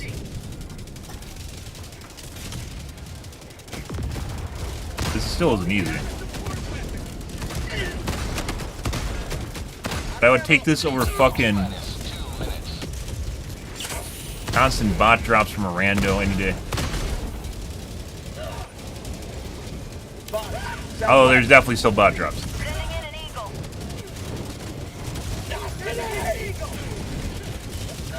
Requesting air support.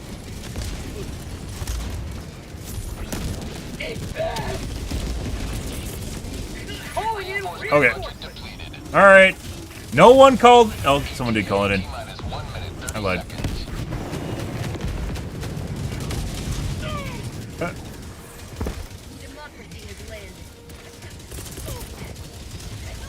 Sending in an eagle. It could also just be the fucking autocannon that's just making this a lot easier.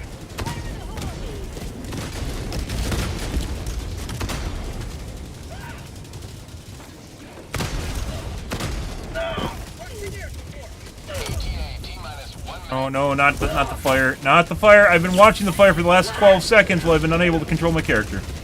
Oh, hey bud. Okay. Alright. Good. Requesting air support.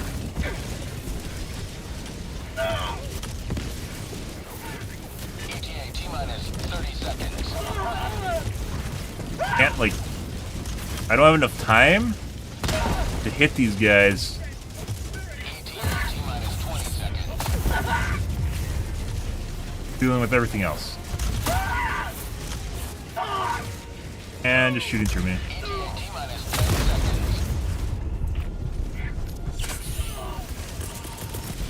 We're gonna have a problem. Mainly, the fact that I don't have a syringe to run through the fucking fire.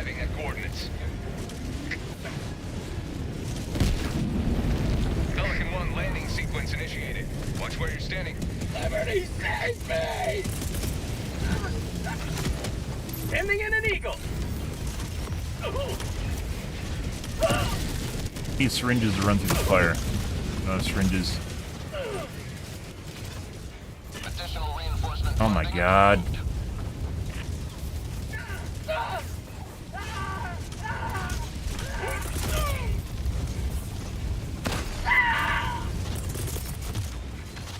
Reinforcing.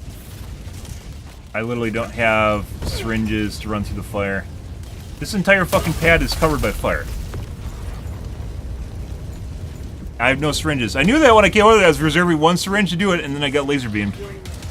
So. This guy literally should... I mean, I guess he could try waiting. Requesting air support.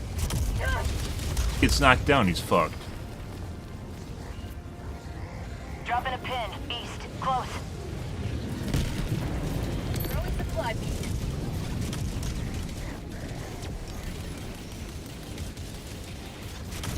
There's so many Hulks there, guys.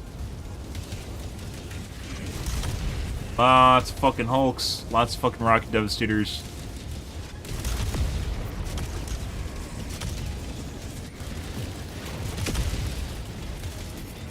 Sending in an eagle.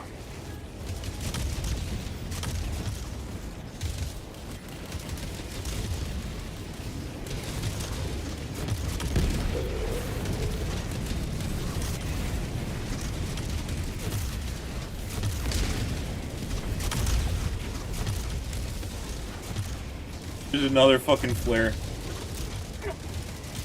Throwing grenade. Oh, this one did actually have a lot more escorts, but now we're getting dropships now.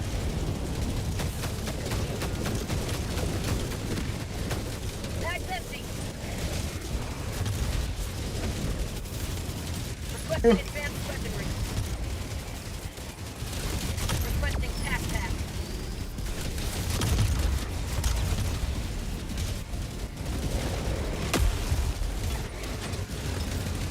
I mean, grenade launcher's not really going to help him against these guys, but, you know.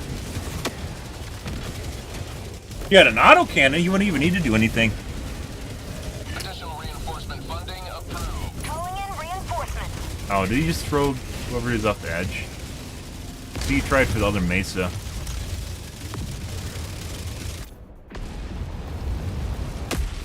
Oh, he's dead. Joining the fray. Casually shooting the shuttle.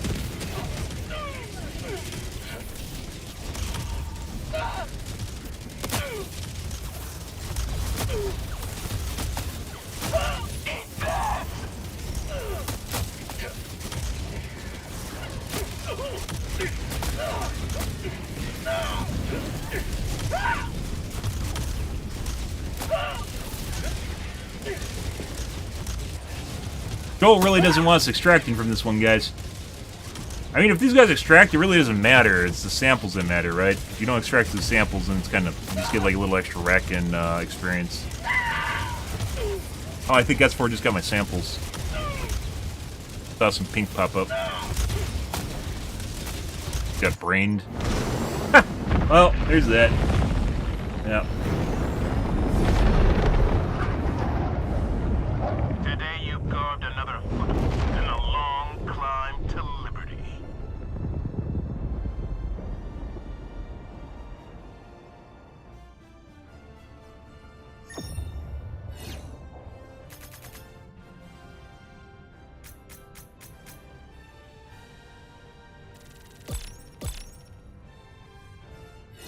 This summer, guys, is gonna be hot as fucking shit. Just as a forewarning, make sure you guys have stuff planned out. Green got in. Huh, okay. Got my samples too, good for them.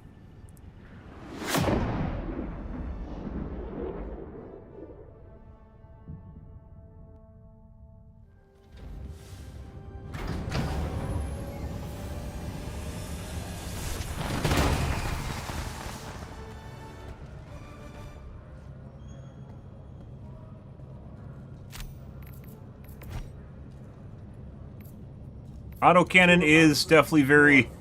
Whether or not they want to keep the autocannon at this basically difficult... Because for against the bugs, it's not really that good. I mean, it's not OP. But against bots, it's very OP. Which either means they need to buff stuff in regards to the bots, or they need to drop the... GG. Allied destroyer Nice try. has left squadron. They need to drop the autocannon in terms of how it functions against the bots. Are they going to really nerf it? Yes. I don't know. If you have used it, it is very, very powerful. Whether or not they should nerf it, I don't know. We're just I've been talking about this. So the level of bots that we go against, if you're using the autocannon, it's all right. But it is infinitely like against bugs. I'd say it's about it's balanced. Against bugs, it's all right. It's not super amazing. It's not really like anything special against bugs, right? Against bots, it is literally a gigantic leap over everything else in the game. It's an astronomical leap. I literally had missions today where I wasn't even using stratagems because I didn't need to. That last one was insane. That was an insane amount of units. But if everyone in that group had an autocannon, we'd probably be might be all right. I don't know. It's like it'd still be touch and go, but well, yeah, it does a lot of shit. It does everything well against bots. It is insanely good against bots. Against bugs, it's not really that great. So, like, when I first started this game, I didn't really use the autocannon at all. And the reason for that is because I use it against bugs, and as it turns out, it's not really all that... It's not super amazing against bugs. You can use it against bugs, it's not super amazing. I'd rather use a bunch of different things and have variety, right? I'm not a huge proponent of just use one sort of weapon ordeal. But against bots, because I didn't really use it against the bots, because I thought it was just going to be mediocre like it is with bugs, against bots it's insane. It is absolutely insane. All the units that you have problems with, normally the rocket devastators, I have to fucking sit there with my primary and try to poke it in the little hole, you know, just like get it right in there. But the fucking autocannon, you just pew, pew, pew, pew, pew, pew, you know, like you just literally just kill everything. And then the only tricky unit so far that I've had issues with is basically the brutes, the fatties. Those you have, like, I don't know what it is with the crosshair or where you're aiming with the autocannon, but it is very kind of touchy. And if I played with it more, I definitely could get it down pat. It feels like the railgun was easier to hit. Railgun still needs to be buffed, by the way. Railgun was easier to land shots on the biggies, though. So, yeah. I mean, it's putting aside the balance. Balance is a different issue. The cosmetics, the weapon design itself is very good. It's probably one of the best weapons from a design standpoint in the game right now. From a balance standpoint, however, against bots it is too strong, or other weapons, everything else needs to be brought up against bots, that is. And I'm not exactly sure how they want to do that, because what we played against just now, like, that was bearable because I was using the autocannon. If I was not using the autocannon, that would have been horrible. That would have been absolutely fucking horrible. But because I was using the autocannon, it was doable. So I don't know what they want to do, if they want to bring everything else up against bots. Bug balance, I think, is relatively decent, but against bots, there's only very, very few things that you can actually use against them. And I haven't used the autocannon up until the last couple days where I've been testing it out just to try and get a feel for it before I, like, advocate to nerf it to the ground or something.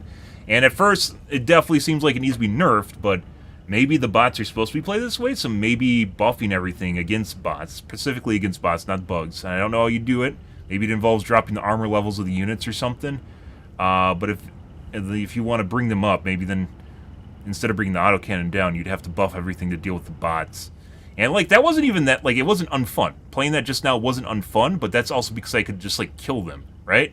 If I was using other things, like if I normally use the plasma grenade launcher, or the scorcher, or the dominator, or even the counter intelligence, the counter snipe actually kind of works against them because you can zoom in on the eyeball and poke the eyeball. No, like, it would have been horrible. Helldive. That would have been terrible. The Super Destroyer is ready for your next mission. That would have been absolutely terrible. Ruptor kind of works. Slugger.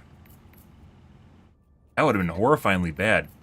But that, once again, is only one weapon that you can actually do that with against the bots. That's the only weapon you can do that. Otherwise, I'd have to, like, I'd be constantly out of fucking stratagems, which kind of work, but then some don't at all against them. The fucking primaries aren't really that great. With the fucking Dominator, you have to, like, sit here, or the counter state, you have to sit there and, like, poke the little hole, right? But the autocannon, you literally can just go pew, pew, pew, pew, pew, and they'll die.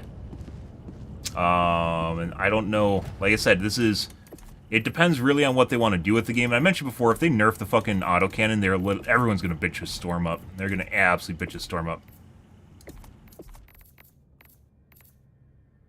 But it is, in its current form, it is levels beyond every other gun against the bots. And this isn't even like Eruptor broken. This is easier than Railgun meta. Railgun meta was, against bots, was decent. This is literally easy mode against them. Yeah, well, I mean, there is... So, to be fair, a lot of things in the game need to be buffed. I'm not saying there isn't, and we talk about it extensively. There are things that do need to be nerfed. I agreed with the Ruptor nerf. The Railgun needed to be nerfed, but the Railgun needs to be brought up again because they nerfed it too far. And even after the latest buff, it's still not good enough. And they don't need to return it to what it was.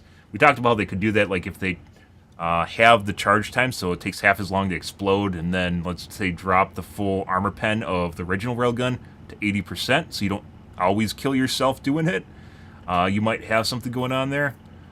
EAT needs to drop with 3 or 4 per charge. Recoilless needs to have 2 per reload. Airburst rocket, we talked about a couple different ways they can fix that. Airburst rocket, if they added a quasar tip to it, so in addition to the normal effect of it, the 4 things for it. In addition to the normal effect of it, it just basically is a bad quasar, because it's obviously have a high chance of killing you. They reduce the proxy radius on it, so you can thread the needle with it better. And then also make it so you can reload it while running, because it's honestly not that good of a weapon. And then the 4th one for it is possibly just giving it an airburst mode where you can fire it up and it drops down like a normal airburst, in addition to its current mode, so you have an alternate fire mode for it. Sounds like a lot, but it's not. And it wouldn't just like be straight buff the damage on the weapon or just turn it into something else. It's not. A lot of orbitals need to be fixed. Precision airstrike we were talking about earlier, where if they made it so it takes like 2 seconds to land instead of 8 right now, it probably would work. It'd be decent for what it is, but it's not. A lot of stuff.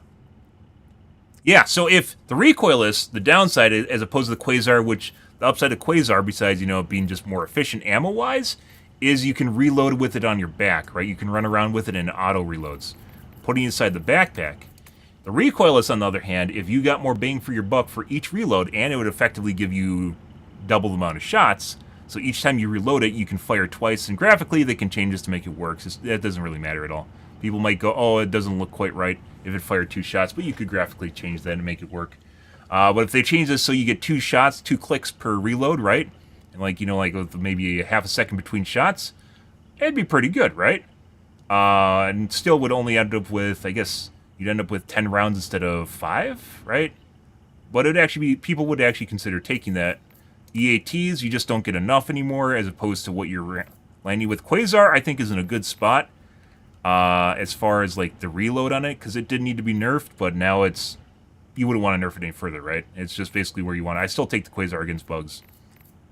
There's a lot of things here that they can do, they can 100% change, but like the autocannon guys, I've been playing around with for the last couple days here because I wanted to get a feel for it. Like I said, against bots, it is not even close in terms of other weapons. There's just nothing, you don't even need to use stratagems is what it comes down to. Like, stratagems are nice, but you literally don't need to use them. You can just run around with the autocannon and kill everything. And I'd say it's relatively easy too. It's not highly skilled. The only thing that possibly is kind of skilled is the hulks. So, yeah.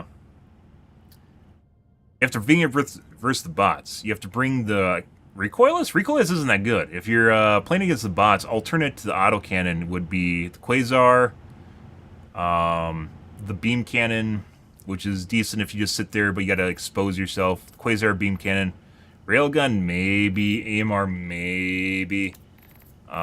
Just for poking the eyeballs. Recoilless EATs are not very good. HMG can actually poke eyeballs too, and just not the heavy. But you have to be very accurate and it has a lot of recoil in it.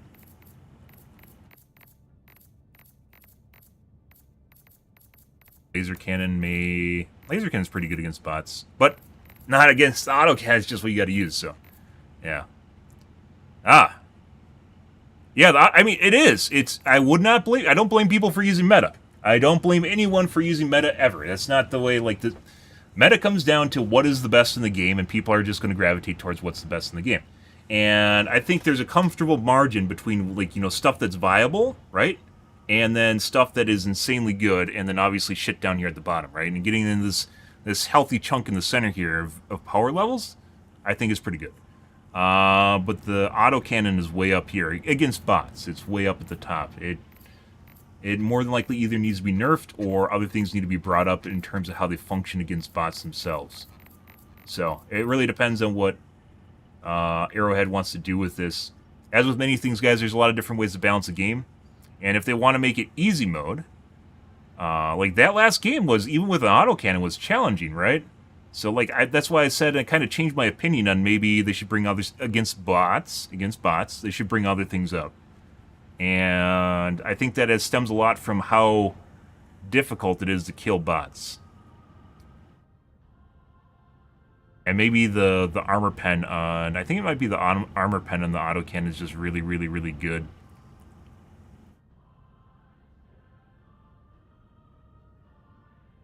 A flag raising music?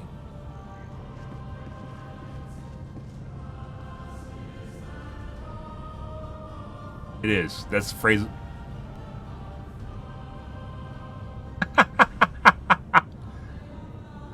You 100% should be looking at the monitor and saluting right now. I'm just saying. Everyone on the ship should be saluting the monitor right now. Until the song's over. Yeah.